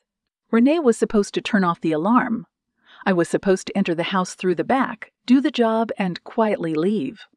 But when I got to the house, I saw the back door was locked. I thought maybe he forgot. I couldn't call him and ask. I'd left my phone in the car, which was parked about a mile away. I wasn't going to go back. So I decided to walk around the property, and that's when I saw a window on the second floor was open slightly. I decided to go through there." Joe remembered Morris telling them that Justine was always cold, and so she'd turn up the heat high. Lindsay's room was straight below the furnace, and so her room was the hottest. She'd crack open the window to cool the room. Something else occurred to Joe. The mystery calls that Renee had placed right before the murders. He had tried to call it off, she deduced. He tried to cancel the plan because Lindsay had refused to go with him to the movies. Walsh continued, "I was going to make it look like an accident. Like a break and enter gone wrong." He hung his head. "But the girl was in her room when I climbed in." She screamed. "I had no choice. Then I heard Renee. I could hear him fumbling for something. I thought he was trying to double-cross me. So Joe knew what happened next. Once you killed Renee, you went over to Justine." He sighed. "She was on the hit list, so I had no choice." "Was Tim Morris on the hit list too?" she asked. "Is that why you'd gone after him at the cemetery?" He made no comment. "Is that why you wanted me to bring him here tonight? So you could finish your job?" He nodded. "As a good Marine, I follow my orders to the end." "But why Morris? Why would Renee want him dead? He didn't like him dating his daughter. He thought he was a bad influence." "But they had already broken up," Joe said. Walsh stared at her blankly. Maybe Renee didn't know, Joe thought. Maybe he had no idea Lindsay and Morris were no longer in a relationship. She then asked, "And Richard Kellerman? He was on the hit list, too." He was. All the pieces had finally come into place. It was never Richard Kellerman who was behind the murders. It was always Renee Stansfield. He must have recently found out about the affair between Kellerman and Justin. After all, he was asking about it just mere weeks before the murders. With his friendship with Kellerman fractured over the Comoxin trials, he figured it was now a good time to finally get rid of him and his unfaithful wife all at once. But Lindsay was never part of the plan. Renee had no idea she wasn't his biological child. If he did, he wouldn't have had a fight with her about going to the movies. "You had no idea it was Morris in the house that night?" Joe asked. Walsh's jaw clenched. "If I'd known, I would have finished my mission." "But when he took the fall for the murders," she said, "you were in the clear. Isn't that right?" He looked away. There was a moment of silence between them. "Where's my brother?" Joe demanded. He blinked. "What time is it?" "What?" "How long have we been talking?" "Long enough." He smiled. "Then I'm afraid your brother is dead." A sharp pain shot through her heart. She almost felt like she would keel over and throw up. She placed a hand over her chest. Her eyes welled. "You said you'd tell me if I came to the bridge." "I said I'd tell you if you came with Morris." "You broke our agreement, Agent Pullinger. Your brother's death is on you." Anger rose in her. She moved toward him. He aimed the gun at her head. She stopped. She then shut her eyes. The thought of Sam gone made her not care whether she lived or died. He was what kept her going. "I failed you, Sam," she thought as tears streamed down her face. "I'm so sorry." "I can feel it," she heard Walsh say. "It's happening." Jo opened her eyes. She was certain Walsh would pull the trigger. Instead, his expression slackened. He lowered the gun slowly and held it by his side. She was confused. A sliver of a smile crept onto his lips. "I can feel my life leaving me. Agent Pullinger," he said. Jo took a deep breath and stood up straight. She shook her head to control her emotions. She remembered Ford's words. "Be smart. Walsh doesn't plan on being taken alive." Even though Sam might be gone, she still had a job to do. After all, she had a killer's heart beating inside her chest.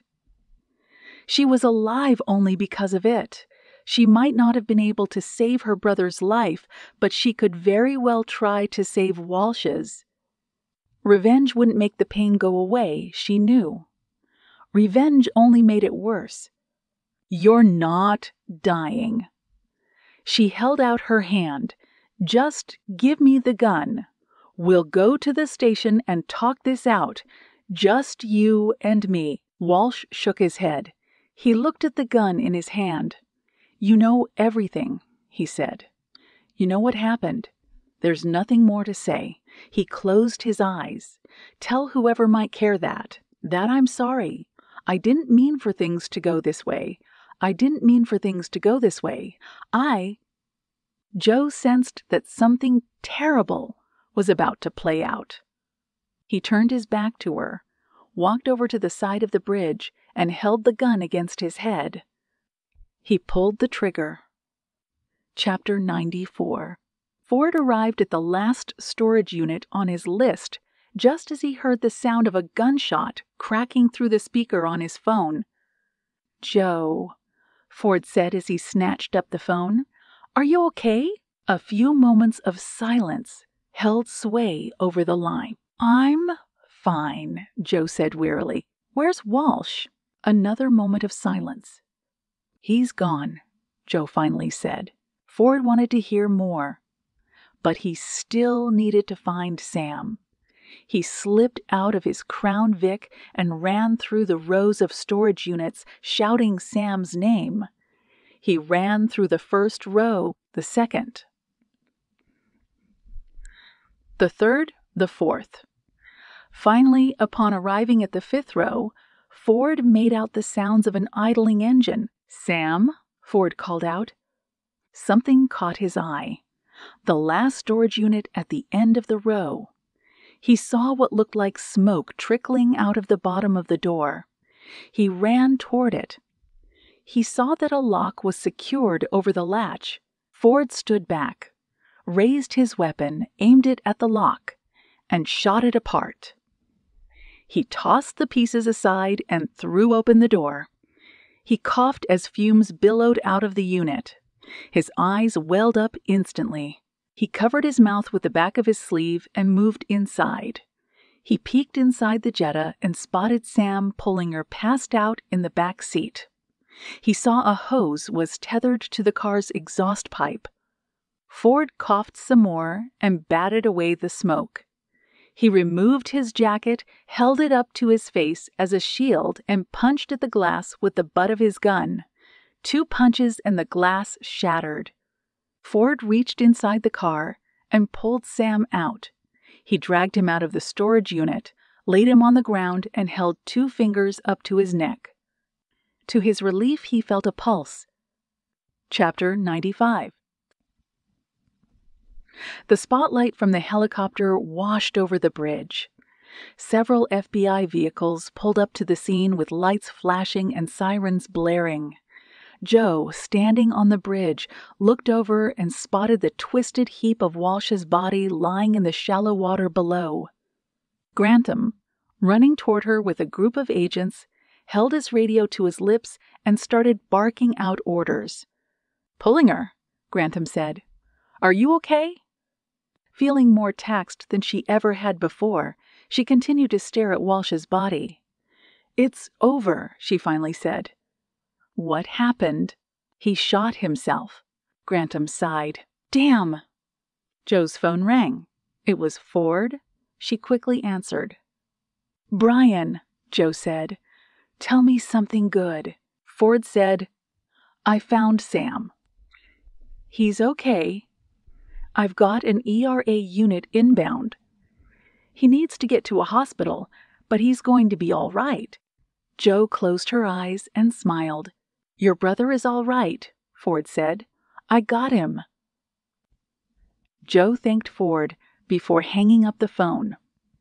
She turned to Grantham and saw what felt like every law enforcement official in the county close in on the bridge. Grantham, looking down at Walsh's body, said, "It's too bad we didn't get him alive." Joe shook her head. He wasn't going to come in. This was going to end with either him or me dead. Grantham clapped his hand on Joe's shoulder. "Well, I'm glad it wasn't you." He turned to an agent beside him. "Let's move. We need to get down to the body." The SAC set about cordoning off the area. Joe loosened the straps on her Kevlar vest, removed the can of pepper spray, and sat down on the bridge with her back resting on the wooden railing. She slowed her breathing. She then pulled out her phone and quickly dialed Kim's number. "Joe," Kim said, "talk to me." "We've got him, Kim," Joe said. "We found Sam. Everything is going to be okay." Kim broke down in tears. Joe could hear her telling Chrissy the good news. She told them both to stay by the phone. She would inform her where Sam was as soon as Ford got him to a hospital. McKinley, part of the group of agents on the bridge, got down on one knee in front of Joe. He held out his hand. "Need a lift?" he asked. Joe smiled, slapped her hand into McKinley's, and stood up with his help. "Some night, huh?" McKinley said. Joe nodded. "Yeah, some night." "You did good, Agent Pullinger." "You played a big role in that, Agent McKinley." His face lit up at the comment. As the FBI converged on the scene and the helicopter flew over the area, Joe took one last look at Walsh's body. Everything had come to a close. The journey to end the madness was finished. Though she was happy to bring things to a close, she still felt remorse over the fact that Walsh was dead. At the end of the day, she debated whether Walsh's actions were done out of selfishness or simply because Stansfield Kellerman, Rene, and the military had used him to serve their agendas. Turning away from Walsh's corpse, she decided it was the latter. Chapter 96. The moment Ford relayed the name of the hospital that Sam was admitted to, she drove there like a maniac. She ran down the halls and found Ford standing outside a room. "He's fine," Ford said. "He's waiting for you inside." "Thank you," she said. She entered the sterile room and saw Sam lying on a bed. An IV was attached to his left arm, but he wasn't hooked up to any machines or monitors, which was a comfort to see. He smiled when he saw her. She rushed over and hugged him. "I'm so sorry," she said. He swallowed and said in a raspy voice, "For what?" "This is my fault. Walsh only went after you because of me." He shook his head. "No." Her eyes welled up. "I thought I'd lost you," she said. He grinned. "You can't get rid of me that easily." "Kim and Chrissy are on their way. They'll be here soon." His smile widened. "What did the doctors say?" she asked. "Except for a scratched throat from all the coughing I did, I'll be fine." She drew a breath. "I should have been the one looking for you, not Ford." He swallowed again and said, "From what I've heard, you were needed elsewhere." She was silent. "Did you get him?" he then asked. "I mean, Walsh?" "I did, but he's dead." He looked at her. "Did you?" "I wanted to. When I thought he'd hurt you. But no, he shot himself." He reached over and placed his hand over hers. She gripped it tightly. A moment passed before he said, "I was actually angry, when Walsh jumped me." "That's understandable." "No one likes being kidnapped." "No, I wasn't angry about that." Her brow furrowed. "So what were you angry about?" "After he tied me up in the back seat and was driving me to the storage unit, Walsh had stopped by the side of the road." "Why would he do that?" she asked. "He didn't like the smell of the meat I'd bought for the barbecue, and he threw it all out." Joe's mouth dropped. "And you were angry about that?" He shrugged. "What a waste of good steaks, She rolled her eyes and then smiled. "I'm just glad you're okay," she said. He smiled back. Chapter 97. Joe rapped her knuckles on the front door of the Morris residence. Deborah Morris answered. She smiled upon seeing that it was the agent who had freed her son. "Agent Pullinger," Deborah said. "What a pleasant surprise." "Good afternoon, Mrs. Morris," Joe said. "Is it all right if I come inside for a moment?" Deborah stood aside and gestured for Joe to enter. "Yes, of course." Joe entered the home. Upon walking into the foyer, she felt a newfound sense of optimism lingering in the Morris household. "I've been watching the news," Deborah said.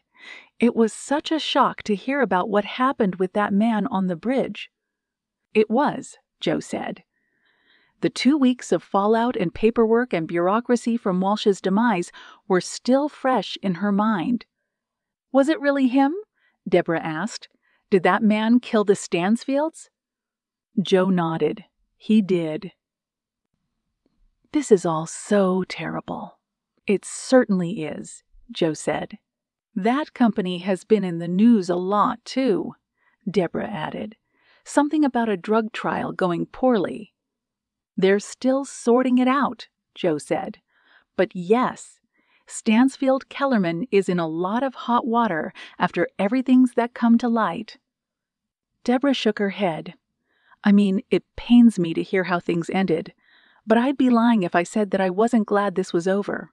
It's taken a toll on our family. I'm not sure how much more we could have taken." "That's actually why I'm here," Joe said. "I wanted to see how all of you were doing. Is your husband around?" Deborah shook her head. "No, Jonathan went to the mall to fetch Tim a backpack. He's leaving tomorrow." "Leaving for where?" Deborah smiled. "He's joining the military." Tim thought long and hard on it. "We're supporting his decision. It'll be good for him to get a start fresh, to get a little discipline in his life. Can I speak to him?" Deborah led Joe to Morris's room. She knocked on the door. Morris told them to come in. Joe entered the bedroom to find a clean-shaven Morris with a crew-cut hairstyle, packing his clothes into neat piles on the bed. He was wounded but healing. Agent Pullinger, Morris said, "I didn't know you were coming by." "I hope that's okay," Joe said. Deborah, moving toward the door, said, "I'll leave you two alone for a moment," before ducking out of the room. Morris continued to pack his clothes. Joe noticed that the kid looked a little more put together than the last time she saw him. He still looked wary, but he was holding his head high. Joe said, "How are you holding up?" "I'm okay," Morris said. "Just taking things one day at a time." "You sound better. You look better." Morris took a deep breath. Spending time in jail kind of shocks your system. It puts things into perspective. He grimaced, rubbing the bandaged area beneath his shirt. "Getting shot does, too." Joe said, "I'm sorry this happened to you, Tim. I really am." "I know," Morris said. "I'm just glad you guys cleared me of all of this. All I can really do now is, well, try to keep moving." "I heard you were joining the military." Morris nodded. "That's right. It was my idea. I figured maybe the military can provide me with something I don't know better. I'm glad to see you're doing okay and not letting your past dictate your future." Morris ceased packing. He sighed. He sat on the edge of the bed, wincing at a twinge of pain and rubbing his chest as he did. "I still think about what happened," he said. "I think about it all day, actually. I think about what would have happened if that guy wasn't there, if Lindsay hadn't been murdered, if I had shown up earlier than I did, or maybe even pulled the trigger myself. But you didn't," Joe said. "This was all Daniel Walsh's fault. Well, it was Renee Stansfield's too. Either way, it had nothing to do with you." "Still," Morris said, "I was there, and what happened happened. I'll never forget it. It will always stay with me." He gestured around the room. "But I can't sit here and dwell on it. I have to try and make something of myself. I know that's what Lindsay would wanted." Joe nodded. "She would be proud of you if she saw you now." He stared at the floor for a moment. "I hope so," he said. He then looked up at her. "Thank you, Agent Pullinger, for what you did for me. And thank your friend, the detective, for me too. Without you guys, I don't think I'd be sitting here or even getting a second chance at life." "I'll let Detective Ford know," Joe replied. "You take care of yourself, Tim." With that, Joe left the room. She took one last glimpse over her shoulder and saw Morris packing his clothes in his suitcase. She felt a renewed hope for him. He'd been through hell, and he'd come out on the other end a changed person. He had a bright future ahead of him, and she had full confidence that he wouldn't waste this new opportunity that was given to him. Chapter 98. Ford's heart raced as he walked up to the house he once shared with his wife and daughter. He knocked on the door and cleared his throat. His palms were sweaty, and he was nervous. A moment later, Kelly answered the door with a smile. Ford beamed as he laid eyes on his wife. She was just as beautiful as the first day they'd met. Her golden hair was silky smooth, her eyes sparkled, and her cheeks dimpled as she smiled. "Hey, Brian." "Hey, Kelly." Kelly gestured for Ford to come inside. He stepped into the foyer. Kelly closed the door behind him. Ford asked, "Where's Hazel?" Kelly said, "She'll be back soon. She's next door playing with the neighbor's kid." "That's great. I can't wait to see her." Kelly moved into the kitchen. "Did you want water or anything?"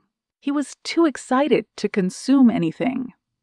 "No, that's okay." "Was it a long drive?" "Just a little," Ford said, playing down that it took a little over 3 hours for him to get to the house from where he'd been staying. Kelly said, "I'm glad you're here." "Me too," Ford said. "I didn't think the day would come." "Well," Kelly bit her lip. "I heard about what happened on the news. I didn't know you were working on such a big case." Ford shrugged. "I didn't want to say anything. I thought it might upset you." Kelly drew a deep breath. "When I heard your name on the news, it got me to thinking about everything that happened that night. The man came to our house. I was scared," Ford said. "You have every right to be. I understand why you needed your space." Kelly took a step toward her husband. "I know your job has its risks. I just worry that it will affect Hazel and me. I thought if I put some distance between us, it would help. It has, in a way. I've been able to think a little more clearly about what I want." Ford felt the moment of truth arriving. "What conclusion did you land on?" Kelly took Ford by the hand. "I miss you, Brian," she said softly. "We miss you. I'm tired of not having you around. I know what you do is dangerous, but I just can't stand the thought of you not being here." Ford gently stroked his wife's cheek. "I don't want you to be scared," he said, "and I don't ever want anything to happen again like it did that night. I'll do whatever I have to so I can make it work." "I've missed you, Brian," Kelly said. "We both have." Ford, his eyes welling with tears, said, "Are you sure?" Kelly nodded, more than anything. Ford embraced his wife. They said nothing for several moments. As soon as they broke their embrace, the front door opened. Ford turned his head. A miniature version of his wife stood in the doorway. Hazel's eyes were wide. She was frozen in place as she looked at Ford as though it was Christmas morning. "Daddy," Hazel said curiously, "is that really you?" Ford, tears streaming down his face, got down on one knee. Hazel rushed into her father's arms. He picked her up and pulled his wife into the huddle. Nothing was said as they held each other. The only thing that mattered was that they were a family once again. Chapter 99. Ford was seated at his desk at the Seattle PD when Lieutenant Griffin showed up. "You got a minute?" Ford furrowed his brow. "Yeah, sure. Why?" Griffin forked a thumb over her shoulder. "You got a visitor." Ford looked over. Standing in the doorway, leading into the detective's bullpen, was Joe. Ford stood from his desk. He walked over, slipped his hands into his pockets, and jutted his chin as he said, "Agent Pullinger." Joe replied, "Detective Ford." "Let me guess," Ford said. "You've got another case you want me to take a look at?" Joe laughed. "No. Not yet, at least. I just wanted to stop by really quick. You left the hospital without me formally thanking you face to face." Ford shrugged. "It's not necessary. I was doing my job. Regardless, thank you for saving my brother's life. If you hadn't been there, well, things might have turned out differently." Ford asked, "How's he doing now?" "He's making a good recovery. Just a bad lingering cough, but nothing serious." "That's good to hear," he said. There was a pause. Ford asked, "How are you sleeping?" Joe recalled the fact that she had been nightmare-free now for close to a week. "Better," she said. "A lot better. And how are things on your end?" "Just got off the phone with my wife and daughter. Things are." He smiled. "Well, they're looking up." "That's good. I'd like to think so." Ford shrugged. "I guess with everything that happened, my wife decided we spent enough time apart." "Listen," Joe said, "I just wanted to tell you that I couldn't have done this without you. Part of me wonders how this all would have turned out if we hadn't been saddled together on this." Ford nodded. "I thought the same thing, too. Part of me thinks that Morris might still be in jail. I just saw him. He's actually joining the military." "Wow." "Yeah, and he wanted me to thank you." Ford rubbed the back of his neck. "I'm not used to all the thank yous." "Get used to it. You've earned them," Joe said. "Well, if you ever need a partner again, you know where to find me." "I do." Joe stuck out her hand. "You take care of yourself, Detective Brian Ford." Ford shook it. "You too, Special Agent Joe Pullinger." Epilogue. After offering Ford her thanks for a job well done, she returned to the field office to drop off the bureau-issued vehicle. She still hadn't purchased her own vehicle. She'd hit the ground running the moment she got to Seattle, but visiting a local dealership was on her to-do list. She fetched a cup of coffee, called a cab, and waited outside the field office. Moments later, the cab arrived, and Joe got inside. And she was thrilled to see that it was Joe, the driver who had picked her up from the airport. "Well, I'll be," Joe said. "Look who it is, Ms. FBI herself." Joe smiled. "Good to see you, my friend. What are the chances I would be picking you up today? Huh?" "I don't know, Joe," she said. "But I'm happy that you did." She gave him the location and sat back for the ride. "So," Joe said, "how's life at the FBI?" Joe shrugged. "It's a grind," she said. "Any big cases recently?" Joe thought about Walsh, about Morris, about Ford, about everything that had transpired in the past few weeks. "You could say that," she said. "Care to talk about it?" "It's a bit of a drive to your destination," Joe smirked. "Maybe some other time." With a thumbs up, he said, "Fair enough." He pointed to the radio. "Anything you want to listen to?" she asked. "Who was that artist you played for me the last time?" Joe snapped his fingers. "I've got just the thing for you, ma'am." He pulled up his phone, punched in a song, and moments later, "I Believe in You" by Johnny Taylor began to play. "Not bad," she said. "Not bad at all." Sometime later, the cab arrived outside the art museum in downtown. Waiting for her out front was Chrissy, Sam, and Kim. They waved to Joe as she got out of the car. Joe, a cup of coffee in hand, approached her family. "Auntie Joe?" Chrissy asked. "Do you have to work today?" Joe shook her head. "Not today, little one." The answer made Chrissy's eyes go wide. "Really? Are you staying with us all day?" "Yes, ma'am. I'm not going anywhere." Chrissy wrapped her arms around Joe's neck and squeezed tighter than she had before. After Chrissy let go, Sam wrapped his arm around Joe's shoulder. "How'd it go?" Sam asked. "Good," Joe replied. "I just stopped by to say thank you to Detective Ford. I'll never forget what he did. He's a good man." "He absolutely is." Joe nudged her brother. "How about you? You holding up okay?" Sam had been struggling for a few days. Nightmares, sweats, and a general sense of malaise. Nonetheless, he was happy to be alive and back home. "I'll be fine," he said. "Just promise me that I'll never be locked in a trunk again, and we're square." Holding up her pinky, Joe said, "Deal," as Sam extended his pinky, wrapped it around hers, and squeezed. "Auntie Joe," Chrissy said, "can I have some of your coffee?" Joe shook her head. "It's spicy. You wouldn't like it." "Yuck," Chrissy said. "No, thank you."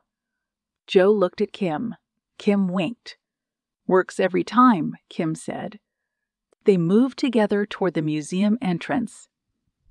They paid for their tickets, walked inside, and spent the day strolling through the museum. Not 1 minute went by during their visit that Joe didn't find herself smiling. This has been A Killer's Heart by Thomas Fincham. Copyright Thomas Fincham, 2023.